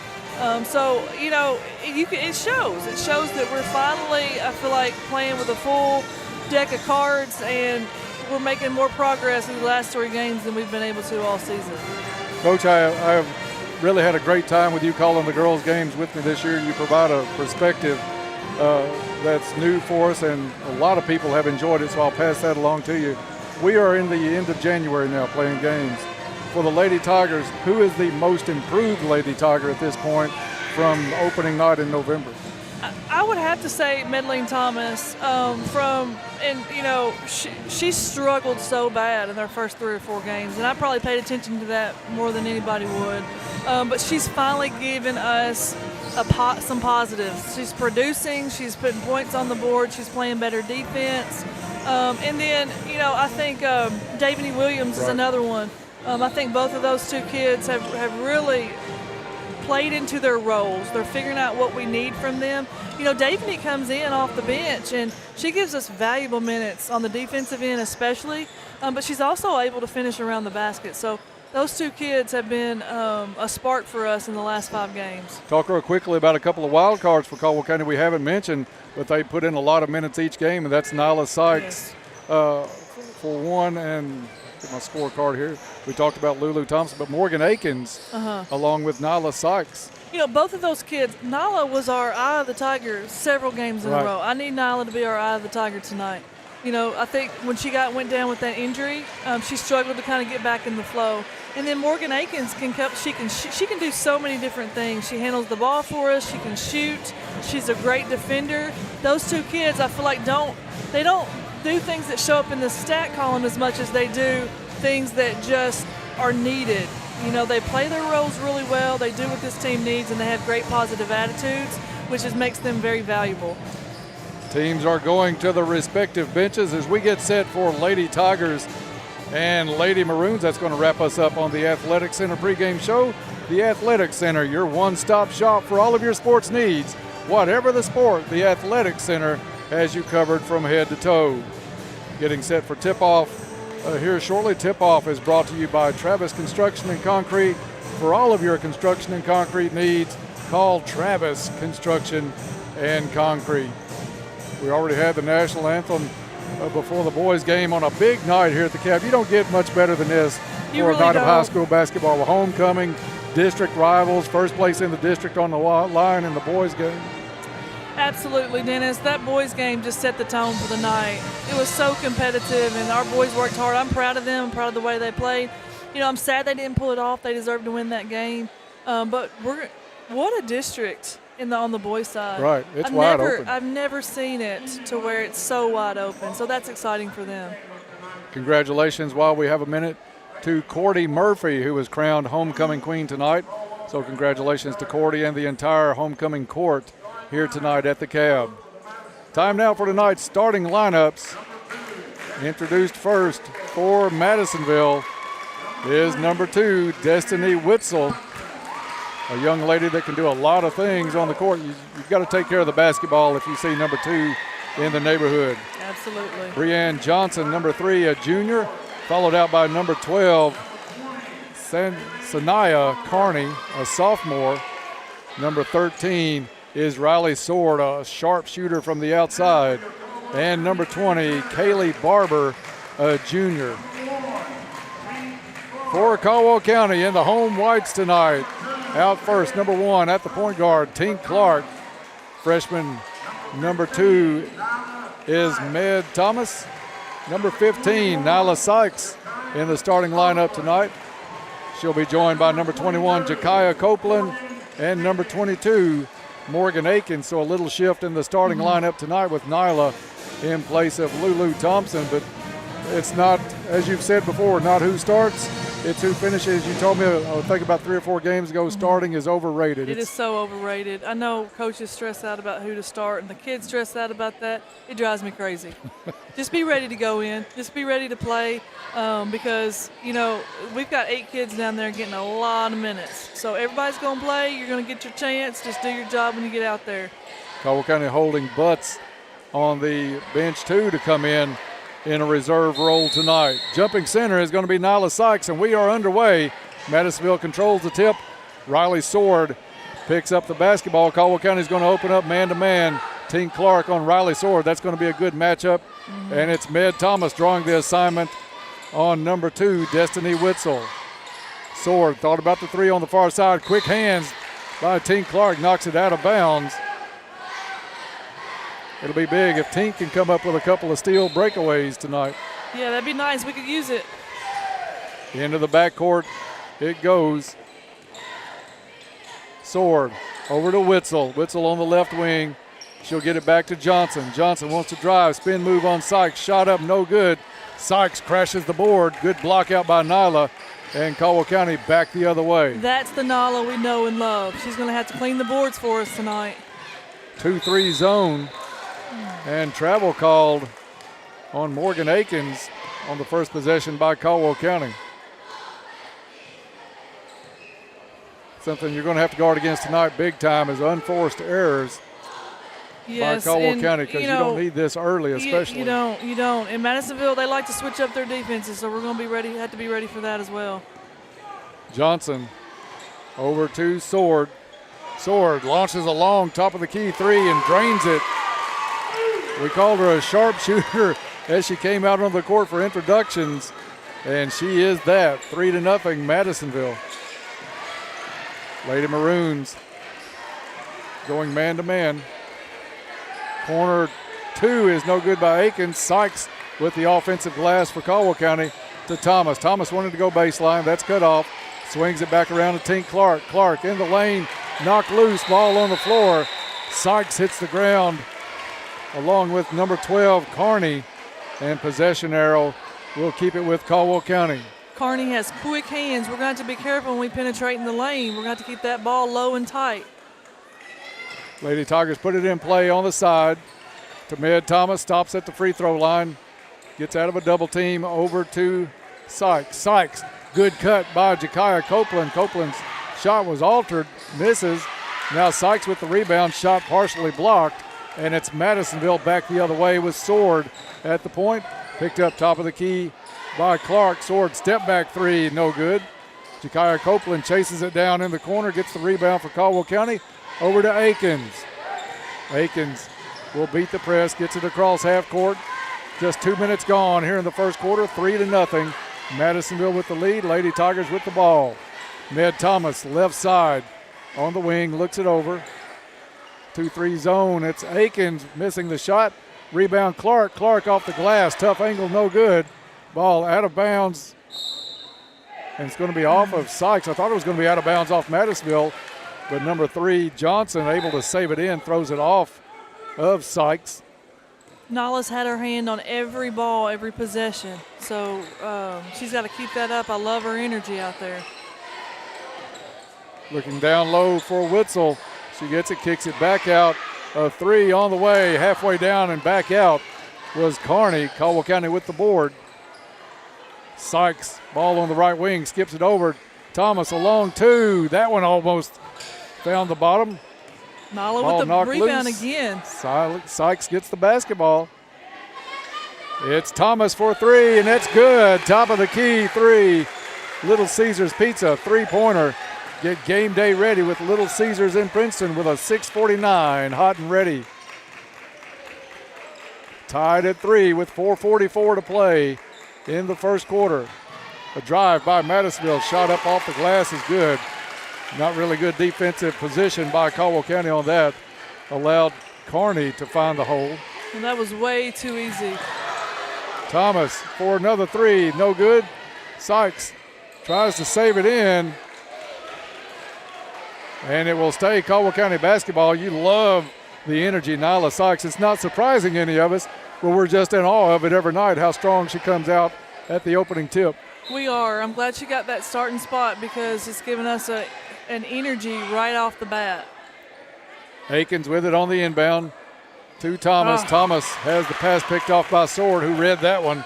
Jumped in front. Now it's Sword back the other way. A three launched by Johnson. No good. Ball's loose on the floor, and it will go to Caldwell County. Jakai is going to come out of the ball game. Lulu Thompson will check in for the Lady Tigers. Ed Thomas is going to put it in play with a 1-2-1-1 look by Madisonville. Trying to trap in the backcourt. Clark with the basketball over to Thomas. Thomas works it up, dribbles between a double team, gets it to Clark. Caldwell County now with numbers. Clark loses control. Ball on the floor, and they get it over to Sword. Or excuse me, that is number 20, Barber. Barber gets it back to Sword. 3:50 to play in the first. 5-3 Madisonville. Neither team really crisp with the basketball so far. Down low, hook shot off the glass and in, and the foul is Kearney. You know, I really like the way Kearney's playing. She has been aggressive on the defensive end, and, you know, that was a nice, strong move to the basket. We're going to have to keep her from catching the basketball, I feel like. Coach Brown feels the same way as he sticks Briley Butts into the ball game. Akins out for the Lady Tigers. The and one is good, and it's 8-3. Madisonville with the lead. Butts gets the inbound, gets it to Thomas, and Thomas had to hustle to get the ball back. Up the court it goes to Clark. Caldwell County with numbers over to Sykes. Good pass. Sykes dump pass up to Thompson across the lane. That was a great look by Nyla Sykes to feed that one back. She was too far under to shoot. Fed it back to Thompson. Ball tipped out of bounds by Caldwell County. Stays Lady Maroon basketball. 8-5 your score, 3:17 to play in the first quarter. Sword to put it in play for the Lady Maroons. I don't want to jinx it, but Med's doing an exceptional job defensively on Witzel right now. Kearney again drives and puts it in. Oh, excuse me, that was Johnson, Breanne Johnson with the bucket. Caldwell County back the other way. That one knocked out of bounds.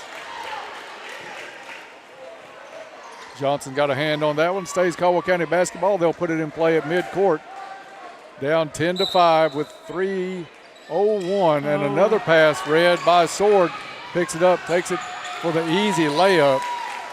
That's two steals by Sword on just passes that Riley Sword just saw coming from the moment they left the hand. But still in the backcourt, has to get it across, pulls up her dribble, gets it to Sykes, over to Clark. Caldwell County down by 7. Clark, a runner from the free throw line, no good. Sykes with another rebound. Nyla kicks it back out. Clark open at the free throw line, no good. Rebound to Witzel. Witzel over to Sword. Sword across half court. Over to Barber, and Barber drains a three.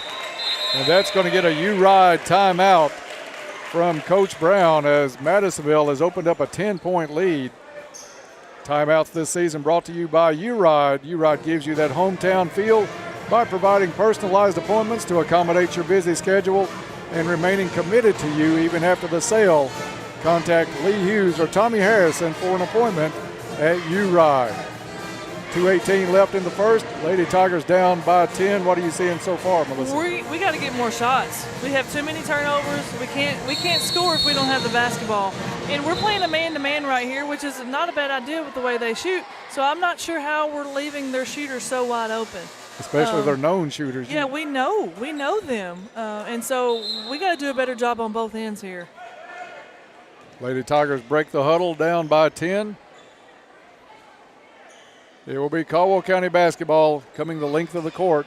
2-2-1 pressure being set up.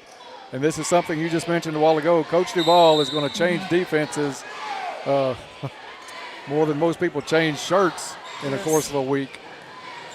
So now they're in a 2-2-1, which is something we haven't seen so far. Butts Takes it into the lane. A reach-in foul is called on Madisonville. That went on the floor, so nobody at the line. First foul on Madisonville goes on Breanne Johnson. Briley to put it in play. Got to get somebody. Ball poked away. Thompson saves it over to Butts, but Butts dribbles it on the baseline. A turnover, Caldwell County. Another turnover. We have to take care of the basketball. I mean, we have a chance to score right there with the ball inbounded out underneath our basket. We've got to get at least a shot off. Sword looking over a 1-3-1 by Caldwell County. Out front it goes to Johnson. Johnson back to Sword underneath. Crisp pass, but not able to reel it in was Witzel. Ball loose on the floor. Thompson picks it up for the Lady Tigers, and it's knocked out of bounds by Witzel. Madisonville's being overly aggressive. We're going to have to be strong with the basketball and not let them reach in and knock those balls away. 2-2-1, backcourt pressure. Caldwell County breaks it, gets it up to Thompson. Thompson to Sykes. Sykes too strong off the glass, rushes the shot. Rebound Madisonville. Lady Maroons circle it back out. They'll get it back into the hands of number 13, Sword. Far side, Barber open for three. That one airballed. Tink Clark with the rebound. Dribbles out of a double team. Now Caldwell County with numbers on the other end. Clark pulls up. Jump stop, jumper, no good. Barber cleans the glass for Madisonville. Just over a minute to play. Still a 10-point margin for Madisonville at 15-5. Three on the way by Johnson was no good. Rebound on the offensive end by Barber. Barber gets it back, open for a three. She'll let it fly. Another air ball. Clark will watch that one go out of bounds. Well, she was wide open, Dennis, so. For a couple of shots, yes. Hopefully, hopefully we'll get that rotation down a little bit better here in the next few minutes. Coach Brown getting Sykes out for a little bit of extra break with only 49 seconds left in the quarter. Thomas wanted to go to Butts. That was well covered. Turnover, Caldwell County. Sword picks it up, layup on the other end. The Sword puts it in. 17-5 as this one threatening to get out of hand early here at the Cab. Madisonville taking chances on just about every pass. They're in those passing lanes. They're extremely athletic and aggressive. It's really wearing us down right now. Not only are we turning the ball over, it's also causing us to rush our shots. We're rushing our shots, and we're not making them, which means the game just gets even faster. We need to slow this down a little bit. Second foul on Breanne Johnson. Thompson has her pass deflected, picked up by Taylor Nelson. Nelson loses it out of bounds, though. We're getting bullied right now, Dennis. They're the aggressor. We're going to have to turn the tide a little bit. Butts puts it in bounds to Thomas. Thomas to Thompson. And that one bobbled as she tried to get it back to Thomas. Left-hand layup is in. I think that was number 12, Carney, with the basket. 19-5. Caldwell with a heave at the buzzer. Just off the mark by Thomas. And after one, it's been all Madisonville. Lady Maroons 19, Lady Tigers 5. Back after this. For 25 years, La Potosina Mexican Restaurant has been your choice for authentic Mexican food. They appreciate your business through the years. Open 7 days a week for lunch and dinner. Pair your favorite meals with your favorite margarita. Enjoy dining in or call in for carryouts. Call 270-365-3848 to place your order. La Potosina Mexican Restaurant with locations in Princeton and Marion. Be sure to follow them on Facebook. And thanks again for 25 great years. At Johnson's Furniture and Appliances in Marion, Kentucky, you're treated like family. Because to them, family is everything. Johnson's has the reputation of helping customers with brands you can count on, like GE Appliances. Shop their selection of GE appliances with premium finishes and features that make household chores easier, giving you time to do what matters. Bring home the long-lasting quality of GE appliances today. Trust Johnson's for furniture, bedding, and appliances. Because you're like family, and family is everything. Welcome back to the Cab as we get set for the second quarter. Lady Tigers down 19-5. Second quarter brought to you by Cozy Living Interiors. Everything a home should be at Cozy Living Interiors. Coach Brown keeping his players in the huddle just a little bit longer here as we get set to start the second quarter. We haven't seen the Lady Tigers seem rushed in a few games, Melissa, but they're showing a little bit of agitation, I would say, on the court early in this one. They really are. We're struggling against this Madison defense, so I hope Coach Brown had some things in his toolbox that he was drawing up over there. 1-3-1 by Caldwell County defensively. Into the corner it goes. Lady Maroons, far side. Butts went for the steal, didn't get it. Back out to Sword. Sword kicks it over. Number 5 for 3 is no good. That's Parrish. Lady Maroons with the rebound, though. Second chance opportunity. Sword from the corner, no good. That ball loose on the floor. Morgan Akins with the dive, finally picked up by Sykes. Sykes has it knocked loose. Comes back and gets it, hands it off to Akins. Akins to Clark, back to Morgan.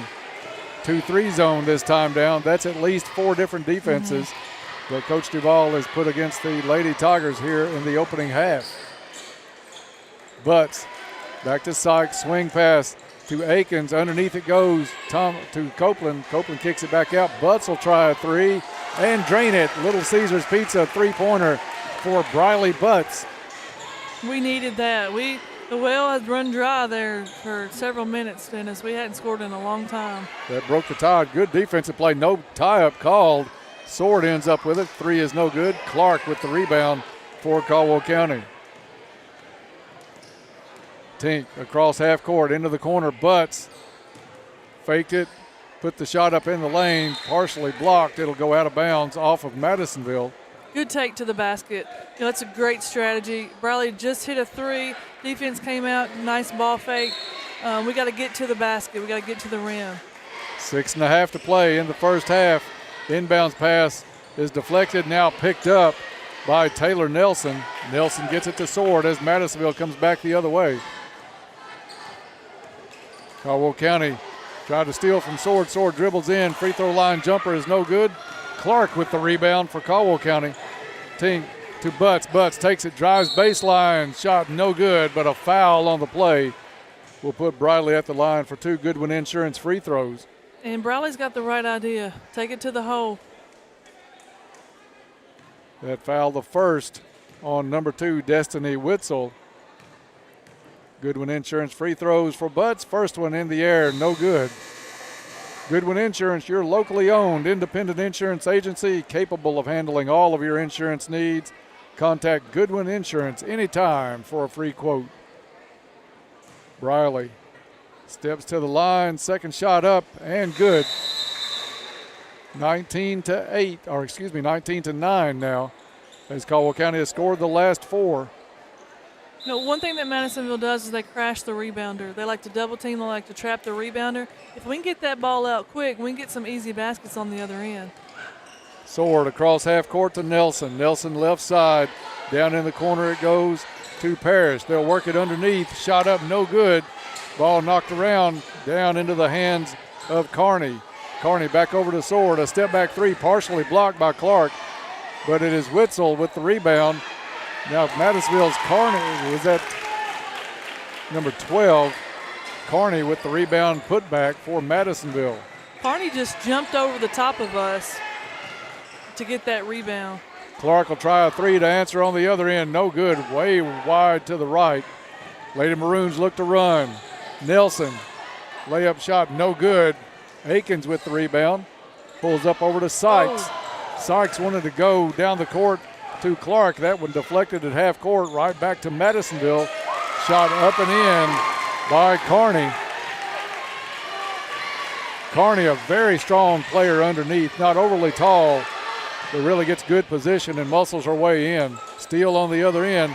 Witzel has it up for the shot, no good. Triple team goes up, and a foul on the floor by Caldwell County. We're doing a good job of frustrating Destiny Witzel. So if we can keep doing that, but Carney is the one that's killing us now. She has 9 of their 23. 23-9 right now, just under 5 to play in the first half. Nelson and Carney come out of the ball game for Madisonville. Sword to put it in play for the Lady Maroons. Look for Witzel on the far side. It was too wide for her. Goes into the Caldwell Crazy section. Turnover Madisonville.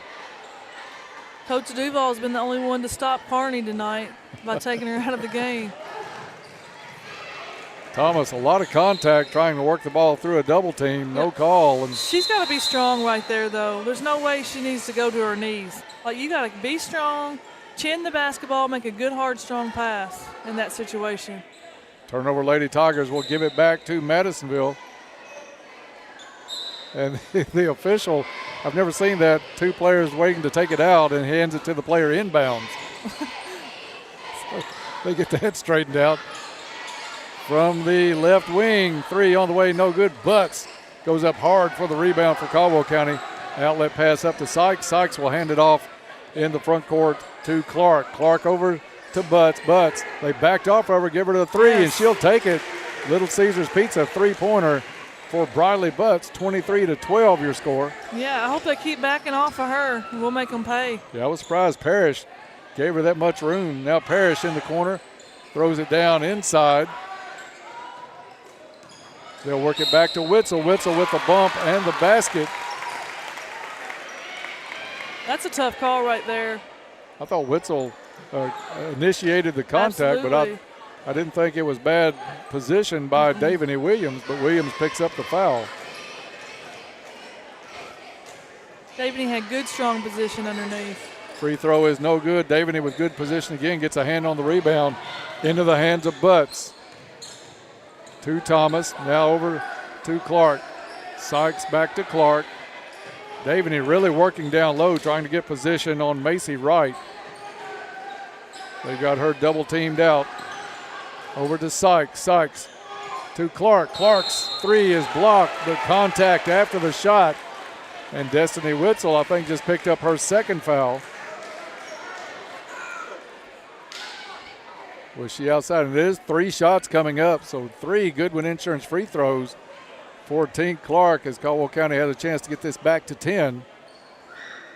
First free throw by Clark is off the mark. That is the second foul on Witzel, so that one could be big down the stretch. We'll see if Coach Duval will take her out, and I think he will. He has Kearney set to check in. Yeah, I don't know if I'd trade Witzel for Kearney so far in the game. Kearney's really, really hurt us. And 3-shot foul, so Kearney can't come in yet. They'll have to give Tink the second before they can make the substitution with 3:44 left to play in the first half. Clark's free throw, no good. Now they'll make the substitution as Witzel comes out of the ball game. Kearney checks back in. Clark gets the basketball for her third. Shot in the air, and Clark misses all 3, but I think a lane violation as Sword wanted to circle around towards the baseline, left the block a little bit early, and Tink will get a 4th try to make one. You know, I see Tink getting frustrated. She can't get frustrated. Got to keep playing. This one in the air and finds the bottom. 25-13, 3:44 to play in the first half. Caldwell County going 1-2-2. Good deflection by Sykes. Momentarily knocked it away. Now ball in the backcourt, no over and back. Thought could have been called on that. Instead, a 3 on the way, no good. But it's Kearney underneath on the offensive board and the putback. Lady Tigers down by 14. And they turn it over on the inbound. Pressure from Sword calls that turnover. 27-13. You know, we didn't have anyone near Kearney trying to put a body on her. We got to know where she's at. We got to be able to block out of the zone. Barber throws it into the backcourt to Sword. Sword will look it over. Caldwell County in a 1-2-2. I don't think it's a boxing one. I don't think Briley is going with anybody in particular. It's Clark on the steal, shot up, a lot of contact, no call. Clark got pushed to the side. Madisonville back the other way. Kearney up off the glass and in. What's Kearney's average coming in? I didn't see her as that big a threat. She has exceeded her average for sure because It comes in averaging 7 a game, Melissa. she's doubled it already in the first half. Copeland and Akins back in as Thomas and Sykes go out for Caldwell County. Madisonville looking for the doubleheader sweep. The first game, a nail-biter right down to the buzzer as Madisonville holds on for a 63-62 win in the boys' game. Steal by Morgan Akins, gets it back up the court, over to Copeland. Copeland down low to Butts. Butts wanted that one, hits it off the glass, no good. Rebound, Akins up, airballs it, rebound down to Barber. Barber to Sword, Sword to Carney. That ball never touched the offensive court on the floor as Madisonville puts it in for a 31-13 lead. And a U-Ride timeout on the court with Caldwell County down 31-13, 2:08 to play in the first half, back in 1 minute. Making great things happen now for over 25 years, Planters Bank continues the Seed Summit for those interested in starting a business or expanding their small business. It's February 12th from 8 to 5 at the Bruce. Get educational information from business experts and collaborate with fellow entrepreneurs. The summit is absolutely free. Just register at expectgreatthingsbank.com/seed. Don't miss the Seed Summit, February 12th. Planters Bank. Expect great things. I'm really enjoying the get-together today. Family, friends, good food. And what is in these deviled eggs? They're delicious. It's a secret ingredient. I put Bad Bandit seasoning in them. Same thing for the Brussels sprouts. It actually makes them so good. I thought Bad Bandit was just for the grill. No way. That cream cheese dip everyone's enjoying, Bad Bandit in there. Candied bacon, Bad Bandit. Pasta, veggies. Bad Bandit? You got it. It's not just the rub. It's a seasoning. You wouldn't believe everything you can use it on. Bad Bandit Rub and Seasoning. Available at local stores and at bad-bandit.com. Welcome back to the Cab out of the U-Ride timeout. Lady Tigers break the huddle down 31-13 with 2:08 to play in the first half. Caldwell County's Butts will put it in play in the backcourt from the side. Dennis, we have to swing the momentum in these last 2 minutes of the half. We've got to go into this locker room feeling good about ourselves. 2-3 zone by Madisonville. Akins tried to go down low. Kickball is going to be called on Barber. Caldwell County just having a tough time in the turnover, and it's Madisonville getting a lot of offensive rebounds and second and third chances at times. Caldwell County gets it in, shot up, no good by Copeland. Rebound down to Carney. Carney finds Sword. Sword quickly up the court for Madisonville. One-hand pass up to Nelson, back to Sword. Back to Nelson. 4-3 is good. Madisonville pulling away here in the first half, 34-13. Just about a minute and a half to go in the half. Pass underneath to Thompson. Thompson puts the shot up but fouled. I thought if they don't call that one, Melissa, they're not going to call anything. They're letting them play underneath the basket for sure on both ends. But I'm glad to see Kadaria look to score on that play. Goodwin Insurance free throws for Thompson. First one in the air and good. Not a lot of arch on the ball, but it counts just the same if it goes in. 34-14 now. That was a long dry spell for Caldwell County. Second shot off the front of the rim. Rebound, Lady Maroons. Sword back the other way. Met by Butts. Into the corner to Barber. Barber cross-court pass to Sword. Sword thought about launching a long three. Instead gives it up, and a turnover is number 11, Macy Wright, the freshman. Checking in for Caldwell County, Med Thomas with 1:14 to play. Briley Butts will come out of the ball game for the Lady Tigers. Stay tuned at the half. We'll have the Travis Construction and Concrete halftime report. Clark gets it to Thomas. Thomas across half court, down low, looking for Thompson. That one deflected. Stays Caldwell County basketball with 1:05. That was the right look, but a horrible angle. It's hard to get that ball in there from that angle. That ball has to come in from the wing. Thomas trying to get it into somebody. Gets it into Thompson. Back to Thomas. Over to Clark. Thomas for a three. Good. Little Caesars Pizza three-pointer. Threes are keeping Caldwell County relatively in the game, if you will, right now. Down 34-17. Under a minute to play in the first half. A three from Madisonville is no good. Ball deflected on the rebound into the hands of Tink Clark. Clark has 39 seconds as she comes across half court. 2-3 zone facing her into the corner to Thomas. Thomas looking down low to Thompson. Instead it goes to Copeland. Copeland with a nice lob pass to Thompson. Thompson shot blocked though. And it's Madisonville on the run back the other way with Nelson. Nelson had to pull up, good pressure, getting back by Tink Clark, and Nelson commits the turnover. Good defense right there by the Lady Tigers. We've got 19 seconds remaining. We've got to shut them down these last 19 seconds here.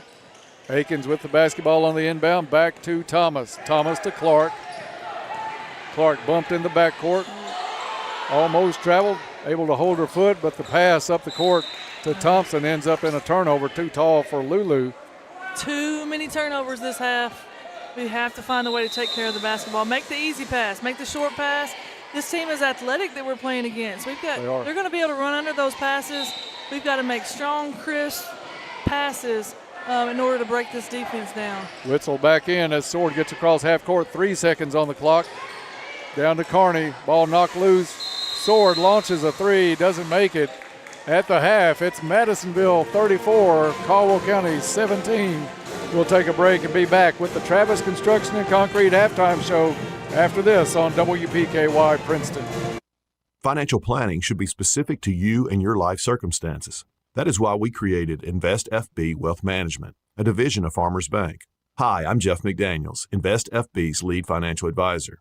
Whether you're saving for retirement, starting a business, or planning your family's future, our individual and comprehensive approach can help you achieve your financial goals. Visit us today at our Princeton or Eddyville offices to start a conversation about your individual financial needs. Your local McDonald's wants you to know that they are ready to serve you for breakfast, lunch, and dinner. Dine-in or the drive-thru is always open, and they offer curbside pickup service. To avoid the wait in the drive-thru, you can download the McDonald's app and try curbside pickup. Stop in soon and enjoy breakfast, lunch, or dinner at your local McDonald's.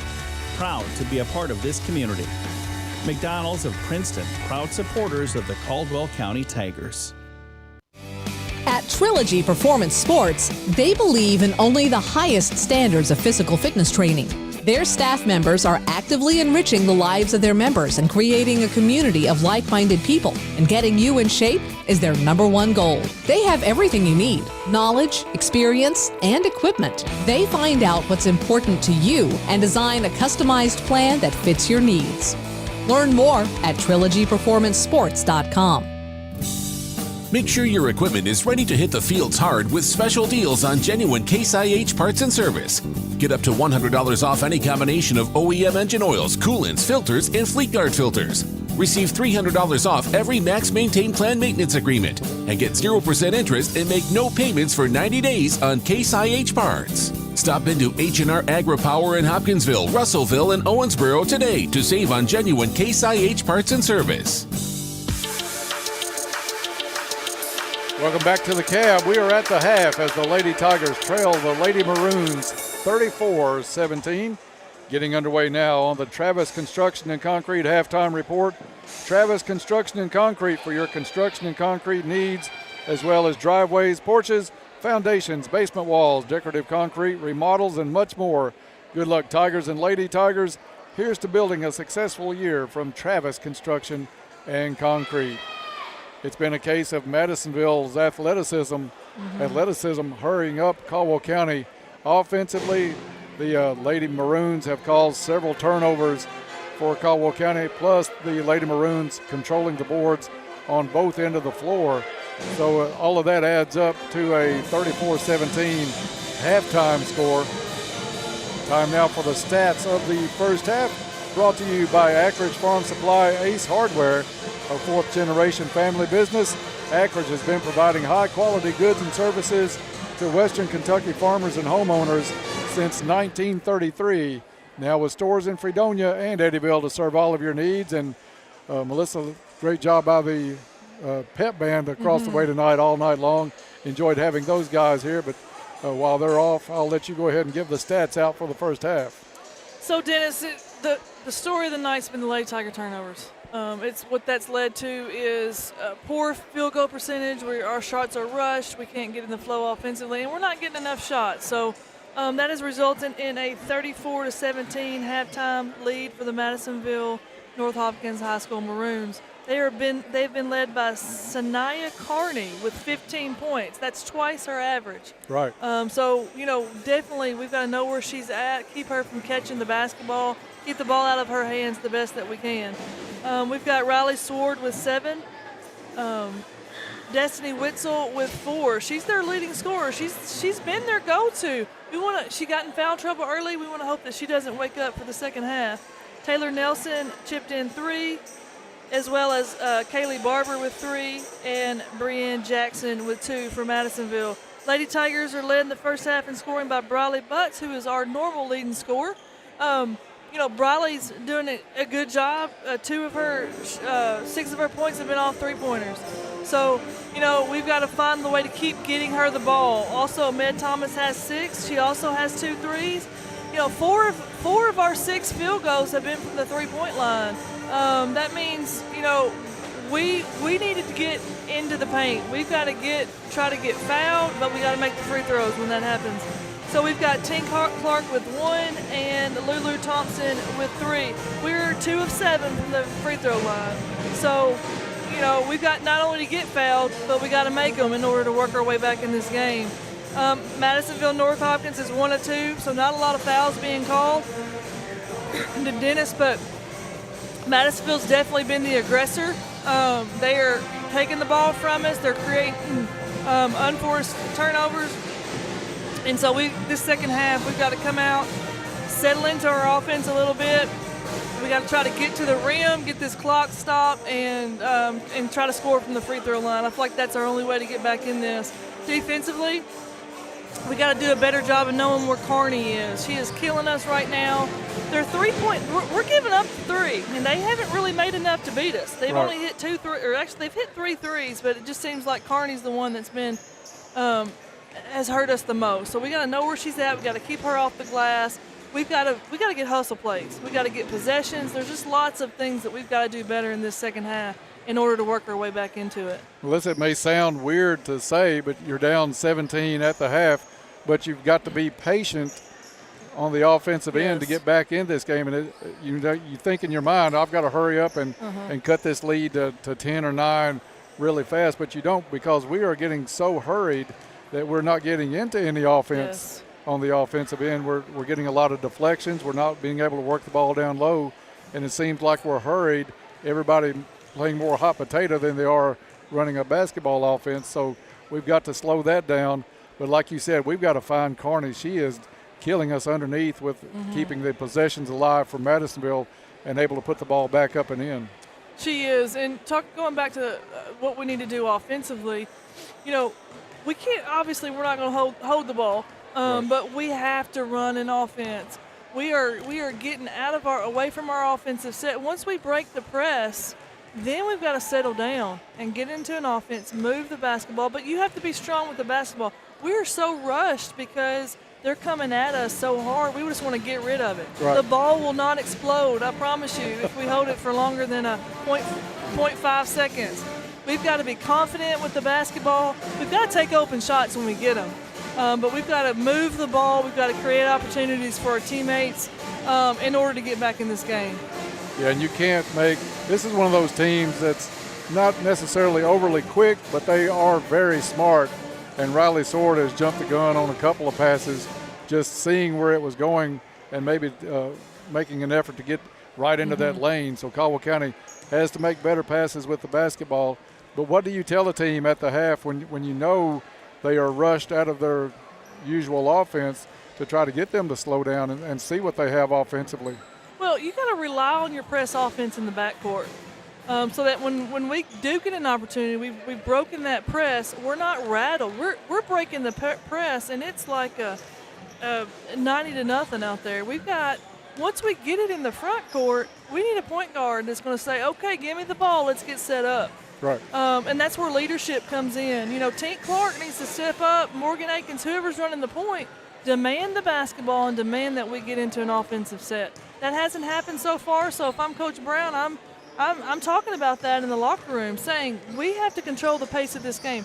Madisonville has obviously controlled the pace, and that's dangerous because, we have a speed that we need to play at to be successful. Right. They're getting us out of our comfort zone. So, yes, I understand. We are getting forced up the court. They're pressing us. You know, we have to recognize what defense they're in, getting the correct offense to break it. But once we break that press, we got to settle down, run our offense, and play team basketball. Defensively, is Carney just getting loose because we're in a zone and it's harder to block out? Or is she just finding an open spot in that zone and doing the damage that she's doing? She scored all kinds of ways. She has a couple offensive rebounds. She has a couple breakaway easy layups, and she's just moves well without the ball. Right. And players like that you don't notice as much because they're not doing anything fancy. She's not doing anything fancy out there. She's just moving without the ball. She's using her body to get in good position. She's able to score around the basket. She's athletic. She's doing a lot of good things for the Lady Maroons right now, and she is really sticking it to us. I think if we had told Coach Brown you're going to have Destiny Witzel with 4 points and 2 fouls at the half, he would have liked his chances, but instead, Lady Tigers down 34-17 as we wrap up the Travis Construction and Concrete halftime report. You hear the Band of Pride in the background. It's been a great night here at the Cab. We've still got a half of basketball left as we see it tick down for third quarter action. Third quarter is going to be brought to you by Cozy Living Interiors. Everything a home should be at Cozy Living. Melissa, your thoughts going into the third quarter? Well, we've got to punch first. You know, we don't have time. We're down 17. If we can cut this lead, let's just cut it to 10. Going into the third quarter, we have a chance to win this game. Right. So the game is not out of hand. You know, we've got to come out. This is a district game. It's homecoming night. We've got to keep fighting, keep pushing, keep trying to get better as this game progresses. That's what I want to see out of the Lady Tigers. We'll see who the Lady Tigers bring out to start the second half. It looks like Davini Williams, Med Thomas, Tink Clark, Nyla Sykes, and Briley Butts. Butts puts it in play. We are underway in the second half. Man-to-man defensively by Madisonville over to Butts. Butts looking down low to Williams. Instead goes to Sykes. Sykes drives, shot up, no good. Some contact, no call, but that's been consistent all night long. It has. Back on the other end, Butts gets away with a foul. Witzel misses a shot, gets her own rebound, kicks it out. It's Barber for 3, no good. But there's Carney again on the glass. It's going to end up being a tie-up with the possession arrow, keeping it with the Lady Maroons. You know, there's been a lot of contact in this game, but the one thing I can say about this crew is it's been consistent. Right. And that's all you can ask for out of your referees is to just call both ends the same way, and I feel like they've done that tonight. Witzel gets the inbound, hands off to Sword. Sword launches a 3 on the step back, no good. But again, another rebound. Barber this time for Madisonville. Misses her putback, and it's going to be out of bounds on Butts. So we've got to make contact on these rebounds. They are killing us on the boards to start this second half. We've got to change the momentum of that. Sword puts it in play to Witzel. Witzel guarded by Butts. Swings it out to number 3, Johnson. Johnson will give it up to Sword underneath. It goes Carney. Carney with an up and under. Misses a shot. Davini Williams clears the glass with some authority for Caldwell County. Yeah, and I like that she's starting the second half because we need somebody that's going to be strong underneath that basket. Med Thomas drives the lane or drives the baseline, no good. One shot and done for Caldwell County as Barber gets it for the Lady Tigers. Stolen on the other side by Tink Clark. Caldwell County with numbers back this way. Clark goes up and gets fouled by Sword on the play. You know, that was a situation. We had a 2-on-1 situation. Med's got to sprint ahead so that we have somebody that Tink has somebody to throw the ball to. Med kind of tried to trail that play. I think that's what Coach Brown, I hope that's what Coach Brown's talking to her about right now. Clark's first Goodwin Insurance free throw is good. 34-18, 6:42 still left in the third quarter. Caldwell County trying to claw back into this one. Clark set for her second. Up and doesn't hit anything. It will be Lady Maroon basketball out of bounds on the baseline. They'll bring it the length of the court with Sword. Caldwell County settles back defensively, man-to-man. Clark will pick up Sword coming across half court. Sword underneath to Witzel. Witzel has it knocked away by Butts into the hands of Sykes. and Sykes is fouled trying to get up court. You know, I feel like Nala's played with a lot of energy so far tonight. I feel like we haven't seen that in the past couple of games, so it's great to see her back out here and her hands all over the ball on both ends of the court. Third foul on Brianna Johnson for Madisonville. Davani Williams diving, trying to keep that one in. Love the hustle play there on the sideline. You know, Davani, of all players, she's not afraid. She's not scared to sacrifice her body and to get on the floor. I love the way that kid plays. Sword walks it across half court, 6:12 to play in the third quarter. And into the hands and out of the hands of Barber it goes on the pass from Johnson. Turnover Madisonville. So we get a turnover right here. Now let's take advantage of it. We've got a score. Caldwell with a chance to pull it back to 14, maybe 13. Thomas, left wing, lobs it in. That was a tough pass. Forced it in there. We don't need to force that in there. Davey was fronted by number 20, Barber. So Thomas is going to go out. Morgan Akins checks in for the Lady Tigers. But a missed opportunity trying to cut into this lead as Madisonville comes back with Sword. Sword to Witzel. Witzel on a little curl down the left side of the lane, up and in. And you don't want to get her on track. No. Lob pass. Fortunately for Caldwell County, they control it. Sykes with the head fake. Takes it down low to Butts. Butts trying to push her way back. Gets fouled from behind. I think they called that one on the floor, though. It's going to be out of bounds, Caldwell County. As Copeland comes in for the Lady Tigers, Briley will come out. And congratulations, while we're talking to Briley, on being selected for the Top Gun 24-25 softball team. A pretty big honor on a nationally well-known softball team. Yeah, you know, Briley, we talk about her all the time, being so athletic and able to do anything. And she's an exceptional softball player, exceptional volleyball player. So I know Caldwell County needs to be proud of that. Turnover Madisonville gives it back to the Lady Tigers. Akins into Clark. Clark back to Akins, open at the top of the key, doesn't take it, back to Clark, left wing. Inside to Williams, to Akins, back over to Clark. Caldwell County moving the ball well, swing pass over to a wide open Sykes. Sykes airballed it, but fortunately off the fingertips of Witzel, out of bounds. Stays Lady Tiger basketball down 36-18 with 5:12 to play in the third. Sykes looking for somebody to get it into, goes into Akins. Akins' pass is deflected, picked up by Madisonville. Good hustle back by Tink Clark to knock that one out of bounds. Excellent job by Tink, but for getting her hands on that ball and getting it deflected out of bounds. That was 2 points she just saved right there. Thomas out, Thomas in, Sykes out. Lob inside to Witzel. Witzel kicks it back out to Barber, into the corner to Sword. Sword drives, ball loose on the floor, picked up by Akins. Caldwell County with numbers back. Akins takes it into the chest of Barber, dishes it off, back out. Thomas along two, no good. Ball loose on the floor. Diving in to tie it up is going to be Copeland and Clark against Barber. Good hustle right there. We had two Lady Tigers on the floor scrapping for that ball. Good to see it. Witzel out, Macy Wright in for Madisonville. Lady Tiger basketball underneath. Thomas to put it in play. Gets it into Akins. Akins looking for Williams. Instead takes it to the lane, kicks it out to Thomas. Thomas down low to Copeland. Back out to Thomas to Clark.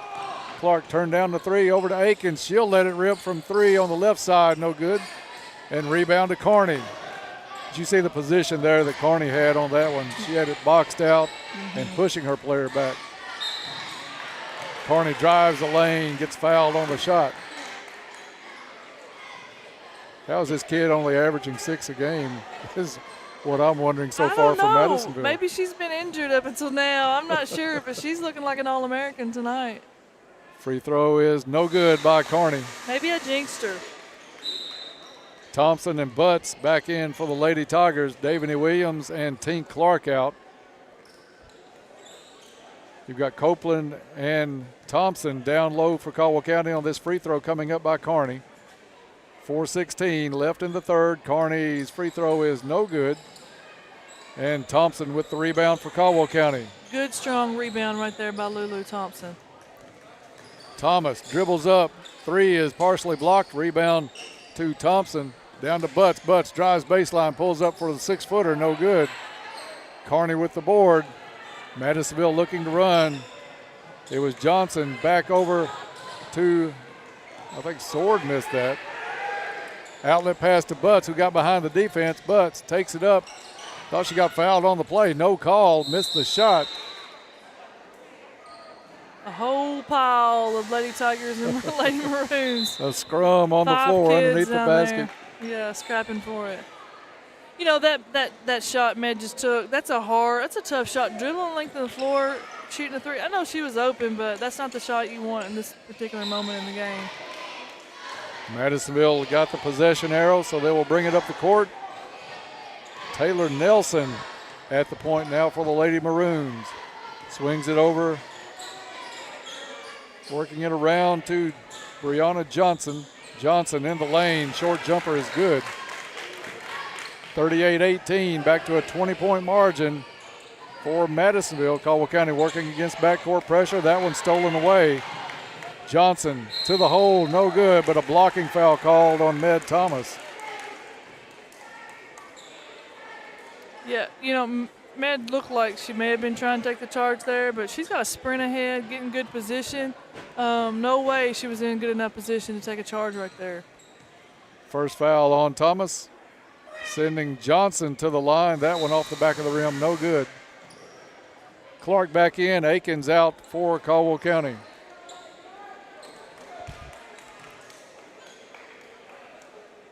Johnson back at the stripe.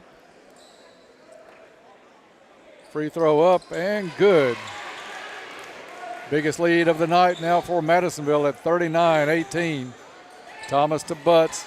Butts throws it into a crowd, stolen away by Barber. Barber to Johnson. Johnson lets a three fly right side, no good. And Barber's going to be called over the back. As Caldwell County had the rebound set. Frustration foul right there for that young lady. 2-2-1, three-quarter court pressure by Madisonville. That one almost stolen away by Witzel. Thomas able to get it, ball loose on the floor. And this is a situation now you talked about, Melissa, somebody's got to say, hey, slow it down. Yes. I think Coach Brown's going to take a U-Ride timeout and say just exactly that. Lady Tigers down by 21, back in 30 seconds. Financial planning should be specific to you and your life circumstances. That is why we created Invest FB Wealth Management, a division of Farmers Bank. Hi, I'm Jeff McDaniels, Invest FB's lead financial advisor. Whether you're saving for retirement, starting a business, or planning your family's future, our individual and comprehensive approach can help you achieve your financial goals. Visit us today at our Princeton or Eddyville offices to start a conversation about your individual financial needs. Out of the U-Ride timeout, back to the cab. 2:53 left to play in the third quarter. 39-18. Lady Tigers down in this one. We had no field goals, Dennis, in the third quarter. So we've got to put the ball in the hole. See what Caldwell County runs out of the timeout. Butts will try a three. This one a little bit short. Rebound. Thomas back up and in off the glass. Med Thomas with a good rebound and a Farmers Bank shot. Farmers Bank and Trust Company, your home of the Tiger Debit Card, the card that gives back to future athletes of Caldwell County. Quickly underneath, ball stolen away by Clark, knocked out of bounds. It'll stay Caldwell County basketball. 39-20 with 2.5 to play in the third quarter. You know, we have to take care of the basketball. We've really struggled here. Up the court it goes to Clark. Clark bounce pass over to Thompson. Thompson gets it off the glass and good. Caldwell County did a great job breaking that pressure defense that time. Lead down to 17. We got in our offense right then. We used our press offense. And a steal by Copeland. Outlet pass up to Thomas. Thomas off the glass, too strong. Rebound comes down to number 11, Macy Wright, and Wright is fouled from behind. You know, we got to score that. Med's got to be strong. We got an opportunity to put 2 easy points in the, and you know, there's no reason for that. We got to put that in the hole.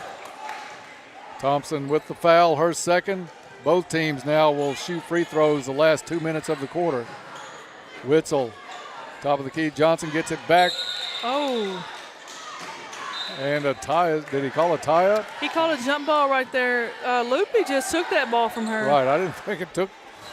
You both they held it that long. That was a fast whistle. Yeah, she just jerked it out of her hand and he called a jump ball. Should have been a steal and still with the possession arrow in our favor, but instead it is Caldwell County basketball up the court. Bad pass by Team Clark trying to hit Copeland on the sideline. Make the easy pass. We got to make the easy pass. Madisonville will come back the other way with 1:43 to play in the third quarter. Uriah timeout called by Coach Duval in Madisonville this time with 1:39 left in the quarter. Lady Tigers down 17, back in 30 seconds.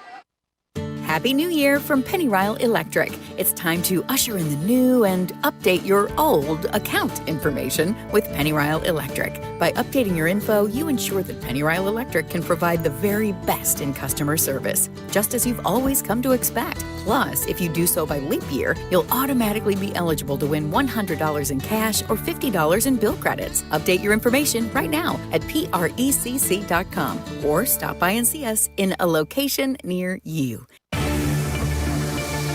Welcome back out of the U-Ride timeout. 39-22 is your score. Madisonville with the lead. And the basketball with 1:39 left to play in the third quarter. Riley Sword brings it across half court. Caldwell County man-to-man defensively. Into the hands it goes to Johnson. Johnson over to Barber. Barber back to Wright. Wright dumps it down low. Good block by Thompson, and Madisonville got the ball back for a shot, but it goes up over the backboard and out of bounds. It'll be Caldwell County basketball. That was a great play down low by Lulu Thompson. It was. Great defense for the Lady Tigers coming out of that timeout. Ned Thomas gets it back, wants to go over to Akins. That one read by Witzel all the way. She takes it up for the easy layup. 41-22. And Med Thomas, with a mental error, steps on the baseline trying to get that ball in. Turnover Caldwell County. Sword looks to get it in. Does find Wright. Wright goes back to Sword. Sword left side. Curls back around near the top of the key to Johnson. Johnson turnaround off the glass and in. 43-22, matching Madisonville's biggest lead of the night at 21. That's not a good pass, as Clark was looking for Thomas, but two players all around her. That's 3 quick turnovers there by the Lady Tigers. We've got to find a way to take care of the basketball better. Checking on Thomas as she took a hit to the back of the head, trying to get to that basketball, maybe to the front. She's holding her forehead on the right side. I think it's a contact issue. Hit hard enough to dislodge a contact, but no call on it. Caldwell County puts it into play. A consistently physical game tonight by the officiating crew. Sykes back in for Caldwell County. Out to Clark. Clark fires a three. Off the back of the rim, no good. Thompson had good rebound position. Ball loose. Butts comes away with the shot. No good. Outlet pass to Johnson. Clark hustles back. Sykes keeps it in play. And it goes out of bounds. And Caldwell County will have the basketball. Great hustle play by Clark first and Sykes second to get that possession back for the Lady Tigers. Love to see the hustle. Love to see the hustle from our Lady Tigers. Butts to Akins. 19 seconds for Caldwell County to work with here in the third. Butts draws the double team, gets it over to Akins. Akins drives left-hand lane and gets fouled on the shot attempt. A rare foul called there on the play. You really have to foul tonight to get called for one, or do it right in front of the official. Yeah, Riley's checking herself at half court back here. She got hit pretty hard on the pass. Goodwin Insurance free throws for Morgan Akins. First one is good. That's the first foul on Katie Parrish. Hopkins will get a second try. This one up and good. 43-24, 10 seconds left in the third quarter. Sword quickly down the court, goes right side, hand off to Johnson. Johnson on the curl down the lane, dives right into Davani Williams. Williams can't believe it, just lays back on her back. I thought Davani had some decent position on that one, Melissa. She really did. I don't know how she could have got better position than that. You know, Davani's put in some really good minutes for us, especially on the defensive end tonight. I'm proud of the way she's worked underneath the basket. Free throw is no good. Davani has 3 fouls now, and 2 of those extremely questionable. Could have gone either way, and I thought Davani was in the right on both of them, but got called for blocking fouls on 2 of those 3. Second free throw up high, in and out, and rebound Hopkins, and she's not going to get a shot off. We end the third quarter with Caldwell County down 43-24. We'll be back in 1 minute. Fortner Gas Company has been serving the propane needs of Western Kentucky for 70 years. You'll find offices in Princeton and Cadiz. They're your local and family-owned propane supplier. Browse their website to discover the many services and products available. You can shop in person or online, and they can answer any and all questions in person or on the phone. If they're already your propane supplier, they say thank you. If they're not, they would love to be. Fortner Gas Company, a family tradition of service since 1951. KFC Princeton, offering their amazing fried chicken and all the fix-its. You can dine in or call your order for pickup inside or use their convenient drive-thru. Your local KFC is located on the Marion Road in Princeton. Whether you enjoy a quick lunch or take dinner home or maybe take something to a friend in need, they're always ready to help. They're also looking for team members at KFC. Ask about becoming a member of their team. KFC on the Marion Road, where they appreciate your support and they are Princeton strong. 1580 103.3 WPKY Princeton. Back to the cab, getting set for fourth quarter action. Fourth quarter brought to you by Cozy Living Interiors. Everything a home should be. 43-24, Madisonville with the lead. Before tonight's boys game, Melissa, we had a young lady from Caldwell County. Mm-hmm. You know her well. Yes, her name is Allison White. She's a freshman here at Caldwell County. She's extremely talented. She's a performer. Not only does she have a great voice, she's an actress.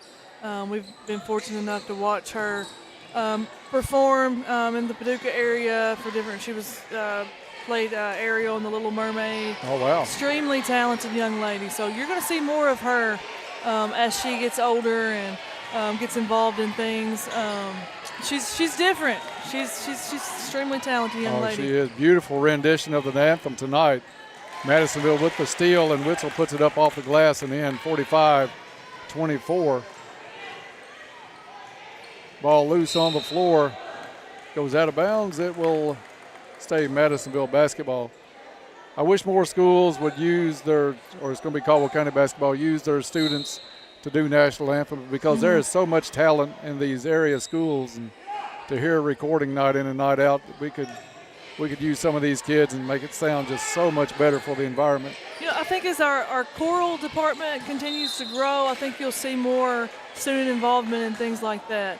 Our superintendent, Dr. Roach, has really emphasized the importance of the arts and trying to bring that back. We're going to have Miranda Meeks is doing a student production this spring of Annie, and so as those things continue to grow, I think we'll see more of our students participating in things like the national anthem.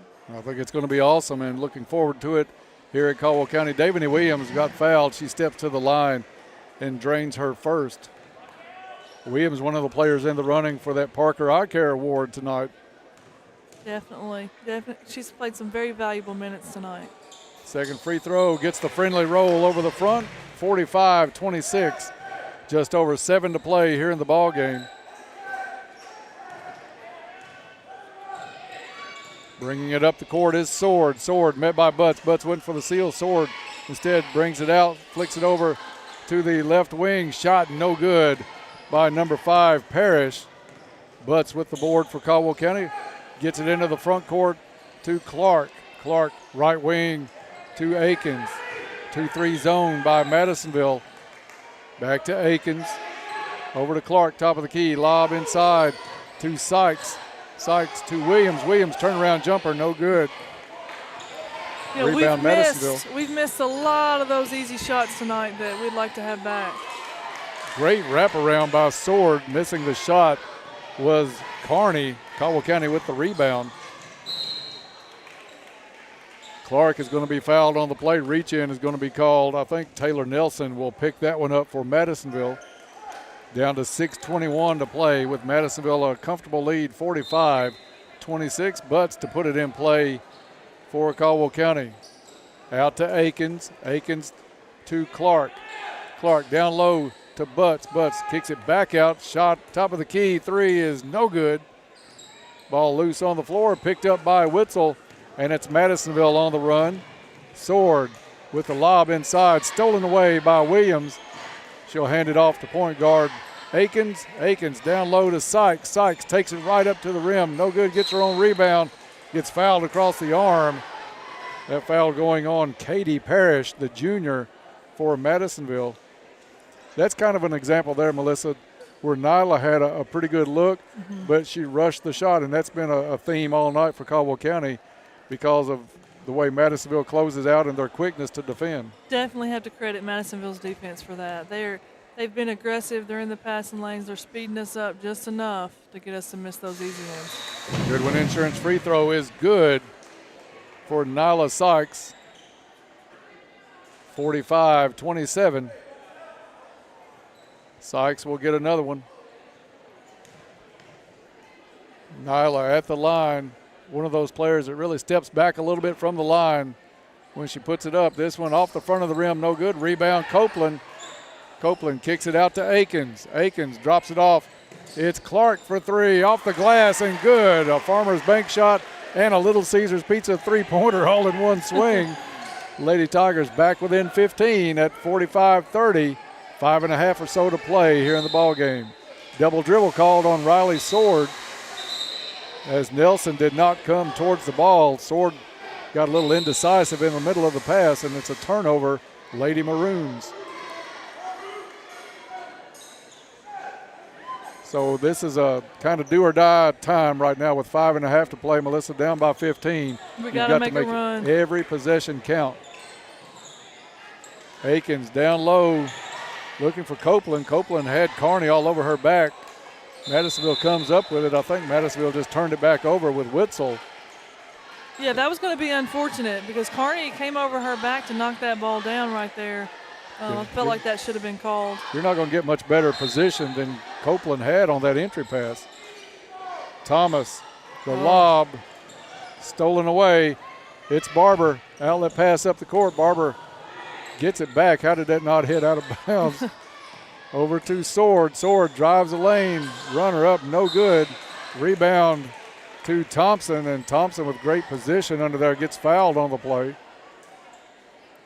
That will be the fourth foul on Madisonville. None on Caldwell County, but 4 on Madisonville. So Caldwell County, for the last 5-12, will shoot free throws the rest of the way.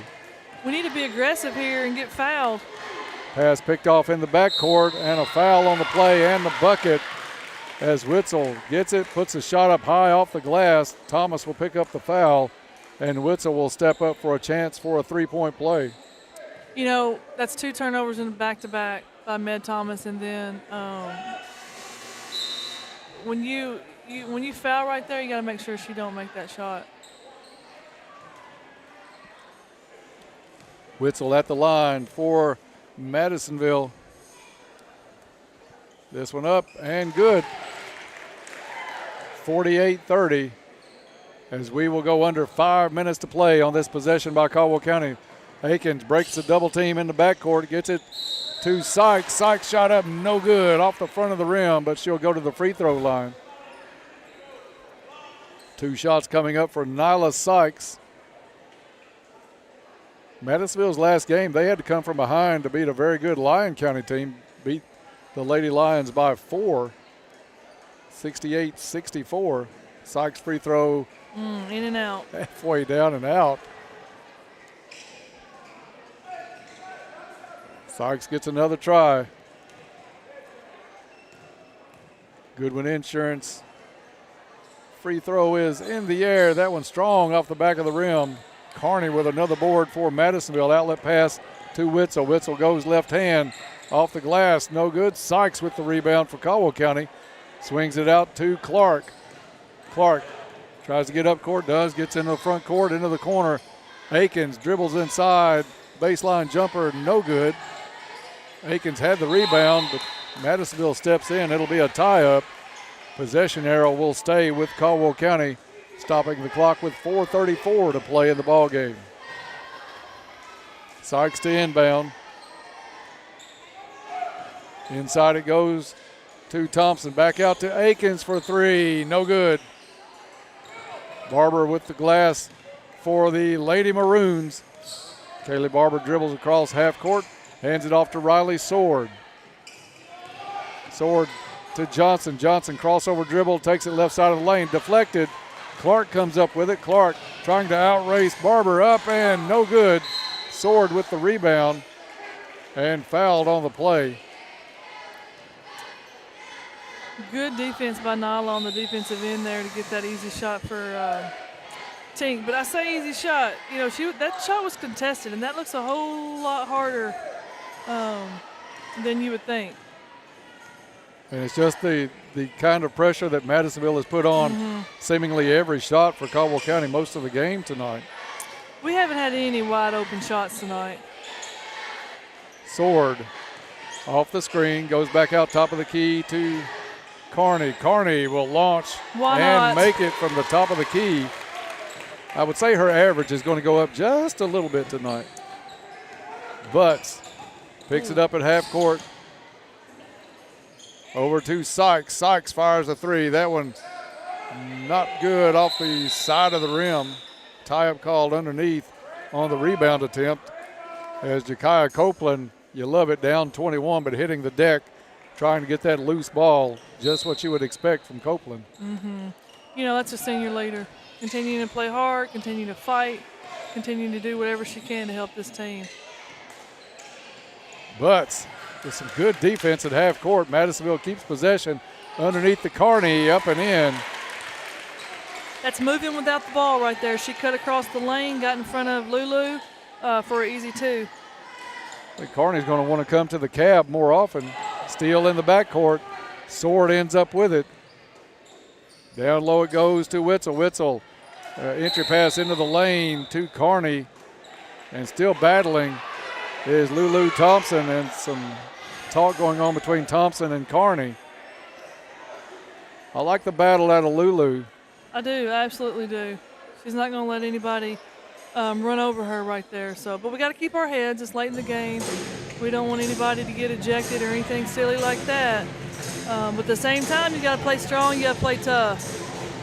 3 minutes left on the clock. Biggest lead of the night for Madisonville at 53-30. You ride. Timeout on the floor. Back in 30 seconds. Stay safe on the road while keeping your vehicle in top shape while enjoying a smoother, quieter ride. Ensure fuel efficiency by trusting the tire experts at Trice Hughes. Stocking leading brands like Michelin, Goodyear, Firestone, and Bridgestone ensures quality and longevity. Plus, enjoy no-cost tire rotations with every service appointment for the life of your tires. Discover the Trice Hughes difference in Princeton or find them at TriceHughesGM.com. At Trice Hughes, they're more than just tires. Back from the U-Ride timeout. Lady Tigers down by 23 with 3 minutes left. A little, I wouldn't call it a skirmish, but some verbal altercation between Lulu Thompson and Sanaya Carney. The referees did a really good job of getting in there and getting those players separated. Coach Madisonville's coach made a wise choice to call that timeout right there. Let's remind everybody, keep your heads. You know, we only have 3 minutes left in this game, so we don't want to do anything silly or crazy. Absolutely don't want to get a player ejected, especially for Caldwell with a big district game coming up on Monday night back here at the Cab against Hopkins Central. Absolutely. In it comes to Barber. Barber gets it back in the corner, looks it over. Clark trying to go for the steal, initiates a contact, and Barber drops it out of bounds. Good defense right there. I will say the fouls have had to be just blatant or one that you couldn't go past calling tonight. They have let the young ladies play some physical basketball tonight as Butts drives baseline, Shot short, rebound by Barber inside. And a hold called underneath on Caldwell County. It's going to be Daviny's 4th foul tonight, but that's just a testament of how hard she's played. She's getting in there. She's scrapping. I like it. I think her confidence level is way higher than I ever expected it to come up to this season. Lob pass is up and good by Sword. But Daviny she wants to be out there now. She feels like she belongs out there and she can contribute. And that's a lot of growth over the Daviny Williams from last season. So he just called a moving screen on that. Of course we did after we compliment him for being consistent. On the floor for Caldwell County right now defensively, Butts, Clark, Thomas, Copeland, and Williams. Stolen away by Copeland. She'll hand it off to Clark. We near 2 minutes to play in the ball game. Clark into the corner, Butts. They gave her the 3 for a minute. Wanted to drive, gives it back to Clark. Clark steps just inside the three-point line and drains the long jumper. 55-32. Tink Clark with the bucket. Under 2 to play here at the Cab. Sword, nice dribbling, gets the ball around Butts, hands it off to Johnson. Johnson takes it in the lane, back tap, hits the head of Williams. Caldwell County basketball. Jakaya Copeland takes it all the way up and in off the glass. Copeland fired up, 55-34. Lady Maroons have led by as many as 25 tonight. Witzel with the basketball, left wing. Over it goes, number 24, just into the ball game. Is going to try to get in the books. Bailey Bryant misses the 3. It's Clark back the other way for Caldwell County. Pulls up her dribble. And a U-Ride timeout on the floor. This is just a substitution timeout as Caldwell County is going to get some reserves in as well, I think, as Madisonville with 1:08 left to play. Yeah, I think this one's near the end, Dennis. You can go ahead and put some subs in, get them some experience into this as we end this game. You're going to face a team on Monday night that you just lost to by 10, but you had a chance to actually win that game at the free throw line, in all honesty, making only 12 of 34. When we look forward to that, Melissa, what are you expecting on Monday night out of this team? I'm expecting us to come out competitive. I'm expecting us to come out hungry for a win. But we've had a little slide here. We hadn't won in a while, and so I hope these girls want to come out and play and win this game. They played well enough to win at Hopkins Central. The free throws kept them from it. You kind of feel like we went backwards a step tonight, though. We absolutely did. We have not taken care of the ball the way we should, which we haven't seen a pressure defense like this either. But we got to step up to the challenge. We got to regroup, figure out what we need to do better, and come for a fight on Monday night. These girls have got to learn to fight for their wins. Butts misses a 3, but the rebound goes off of Madisonville, stays Caldwell County basketball. In it comes to Clark. Clark back down to B. Thomas. Clark dribbles it around. Runner from the free throw line, no good. Rebound up and in. And that is number 31 for Caldwell County, Bella Hawkins. And I think first points of the season for Bella. We'll check the stats. Shot on the other end by Madisonville, no good, but a foul called on the play with 37.6 seconds left. I'm glad to see Bella come in and be strong right there. She's continued to get better. Some of the kids that we don't get to see in the games they're practicing every day. They're putting in as much time and energy as everybody else, so it's fun to watch them come in and be successful. Free throw up by Madisonville, no good. That is Bella's first points of the season. So congratulations to her. Madisonville with another free throw, trying to extend the lead back to 20, and they do. 56-36. Just over half a minute to play. B. Thomas puts it in, gets it to Clark. Clark across half court. Over to Butts. 2-3 zone by Madisonville to close this one out. Ball loose underneath. Stolen away and picked up by Taylor Nelson. Nelson goes down into the corner. Lob pass back to Nelson in the lane. They'll swing it to the far side to Parrish. Parrish looks to go underneath, shot up in a wild one, no good. And it is Hawkins with the rebound. Stolen away momentarily by Madisonville, but out of bounds. Caldwell County basketball with 6 seconds as the Lady Tigers get it up the court. Butts thought about the three, gets it over to B. Thomas, launches at the buzzer, they'll wave it off. And the final here tonight in the girls' game is Madisonville 56 and Caldwell County 36. We'll take a break. When we come back, we'll get underway with the Trilogy postgame report next on WPKY. Pennyroyal Hospice Executive Director Kelly Martin. Living to the fullest with Pennyroyal Hospice means relief. R is for when that time comes that you face a restriction in the health of your life. E is for the ease of access to get that help that you so desperately need. L is for the life boost that hospice provides both for the patient and for the family. I stands for the individualized plan of care for your loved one.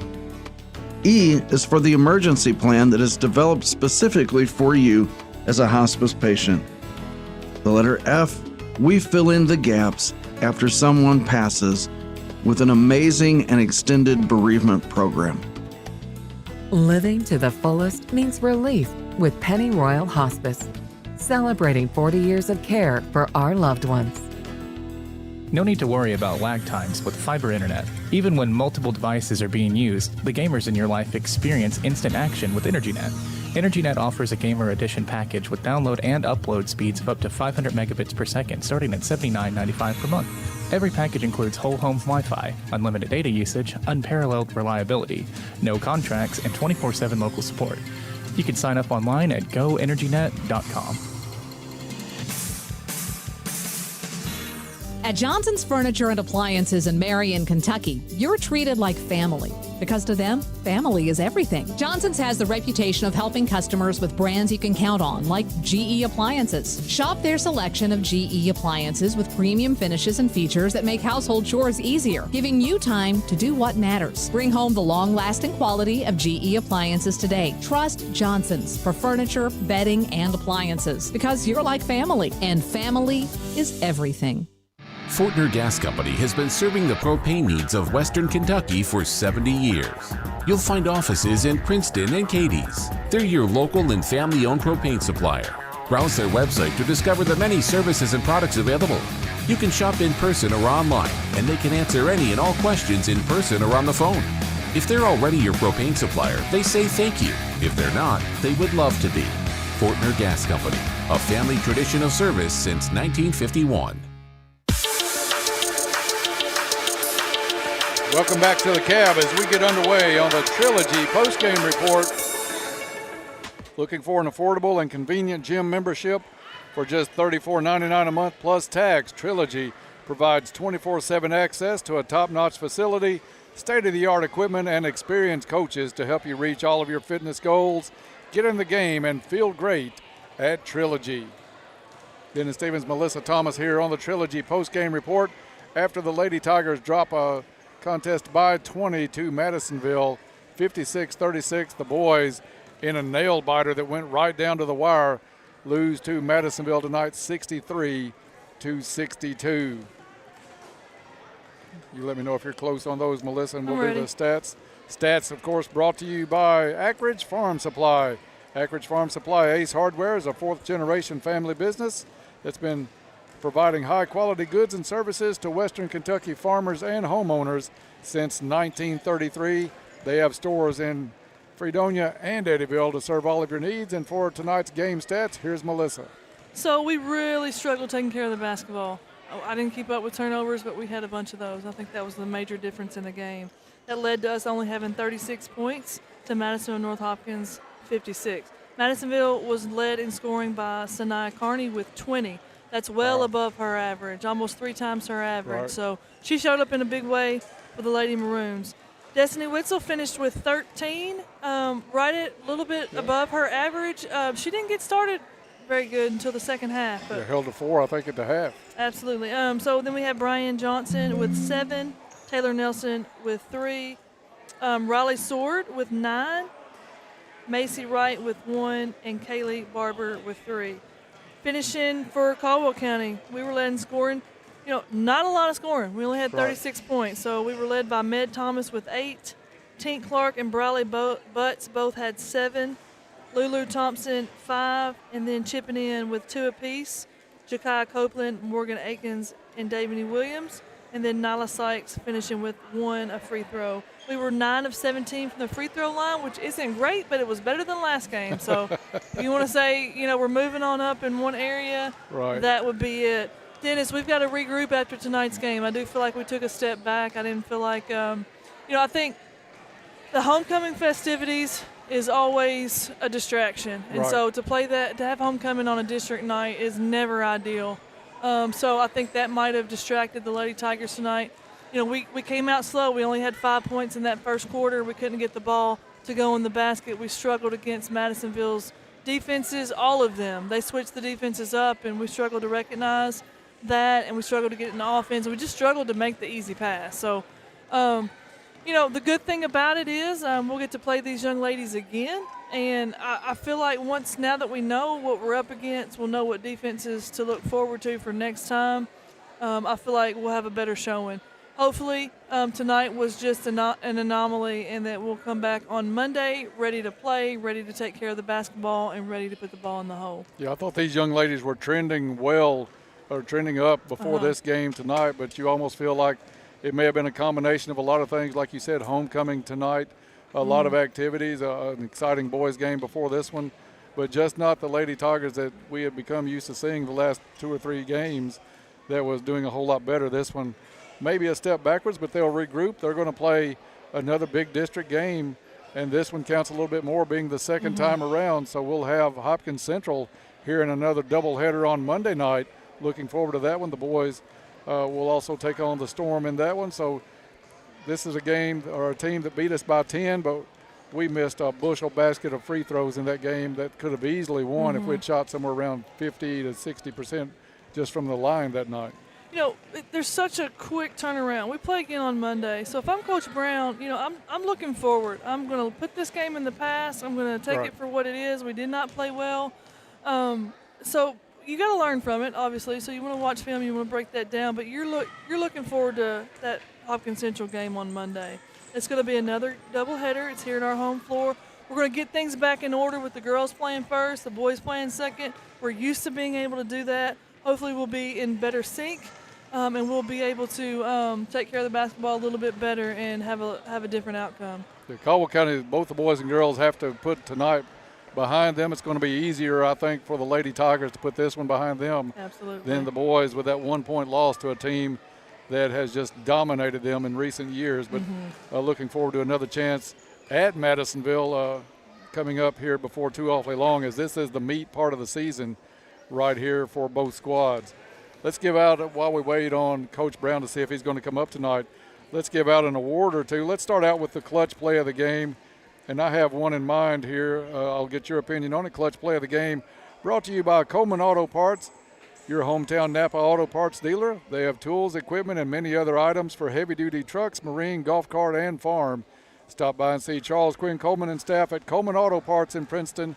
Napa know-how at its best, and I picked the wrong night to forget bifocals doing a doubleheader, so I'm having to look under the glasses.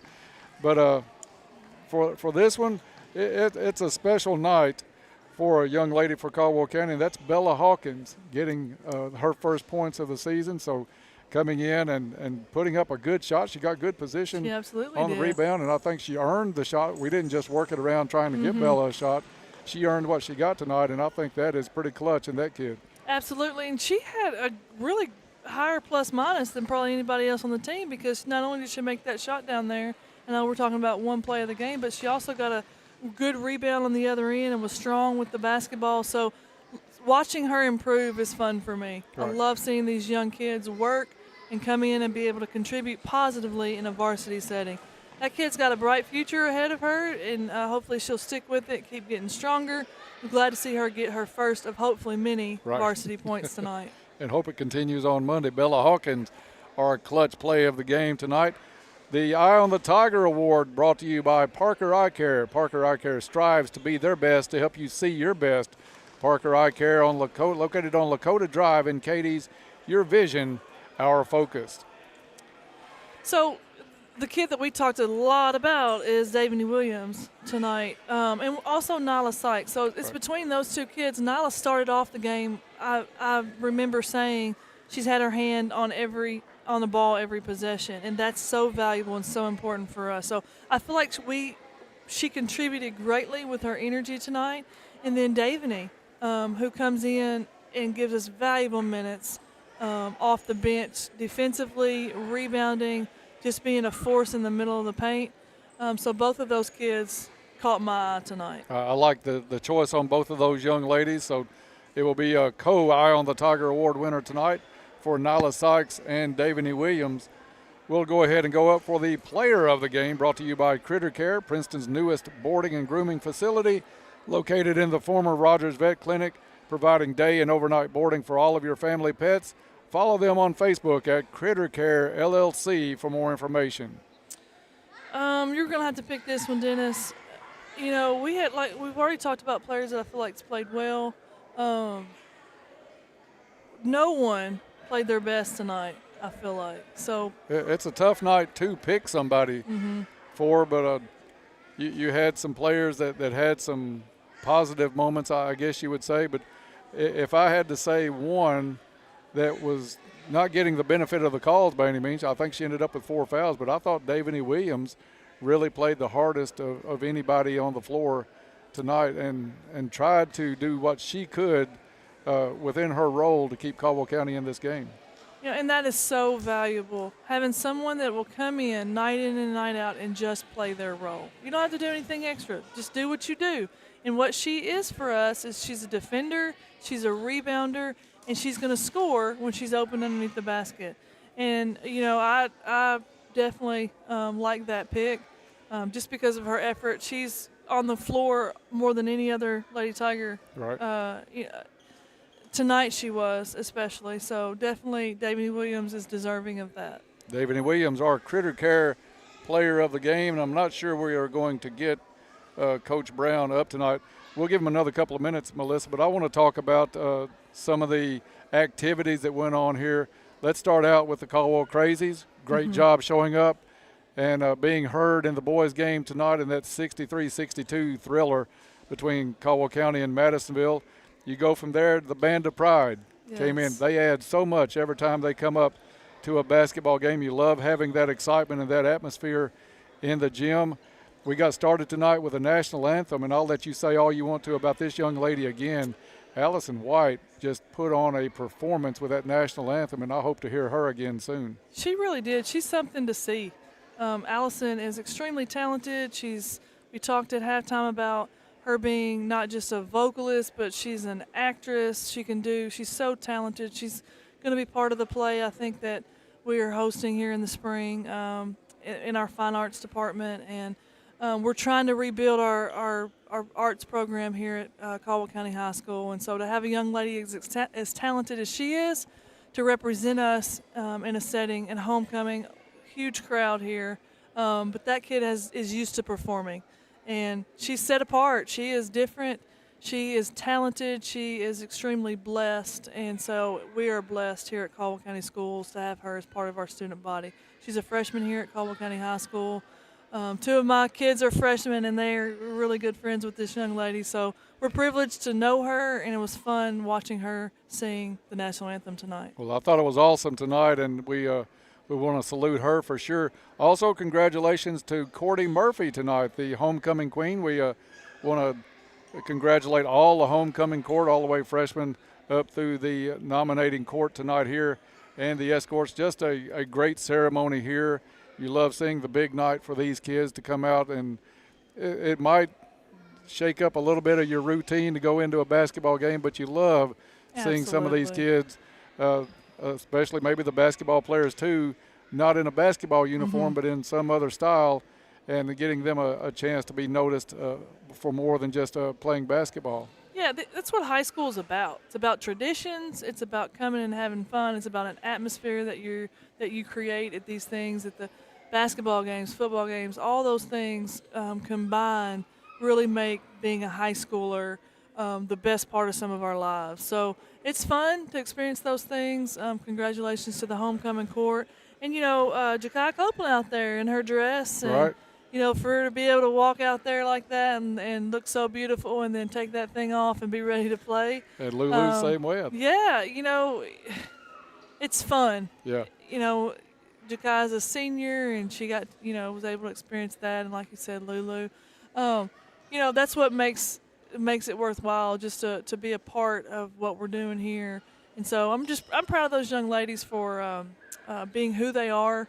We get caught up in wins and losses a lot of times, and we forget that these young ladies are, they're 15, 16, 17, 18-year-olds that are, it's a hard time to be a teenager, yet we can stop and take moments like homecoming to have fun and enjoy what we're doing, and just recognize that these kids have a lot going on, yet they choose to be a part of a team, they choose to play a sport, they choose to be committed to something, and so I'm just proud of everybody tonight for their participation. And something I was really tickled at as I was getting a chance to read the lineup for the homecoming, how many kids were National Honor Society and other clubs, FBLA, and all kinds of things going on with these people, a lot of them involved with their church youth groups.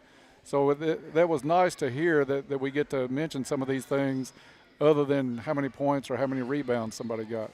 Yeah, we have some amazing kids, some students in Caldwell County schools, from seniors all the way down to our preschool. And this is an exceptional community to live in, a community that cares about our schools and our students. The school is the cornerstone of your community. Right. And we live in a community where businesses understand that, industries understand that, just citizens of this community support our young people. And so it's a great place to live. It's a great place to be. My husband's the mayor, so we love Princeton. Right. We love Caldwell County. And so, we wouldn't be anywhere else because this is a great place to raise a family. Our students and our staff, we have a really good staff at Caldwell County Schools, and I couldn't be more proud to represent them here on the radio this year. And I kid that it took me 50 years to get the football gig for WPKY. It's a thing I always wanted, but it's part community when you do things like this. We aren't doing this for money. You're doing it because you love doing this and you want to see these kids excel just like we all do. And it's been a fun night here at Caldwell County High School and at the Cab. So I don't think Coach Brown is going to make it up tonight. That's going to wind us up here on the Trilogy post-game report. Always get in the game and feel great at Trilogy. We are back on the air next week. Get this schedule. WPKY on the air Monday, Tuesday, Thursday, Friday, and Saturday. Fun times. So it is a full week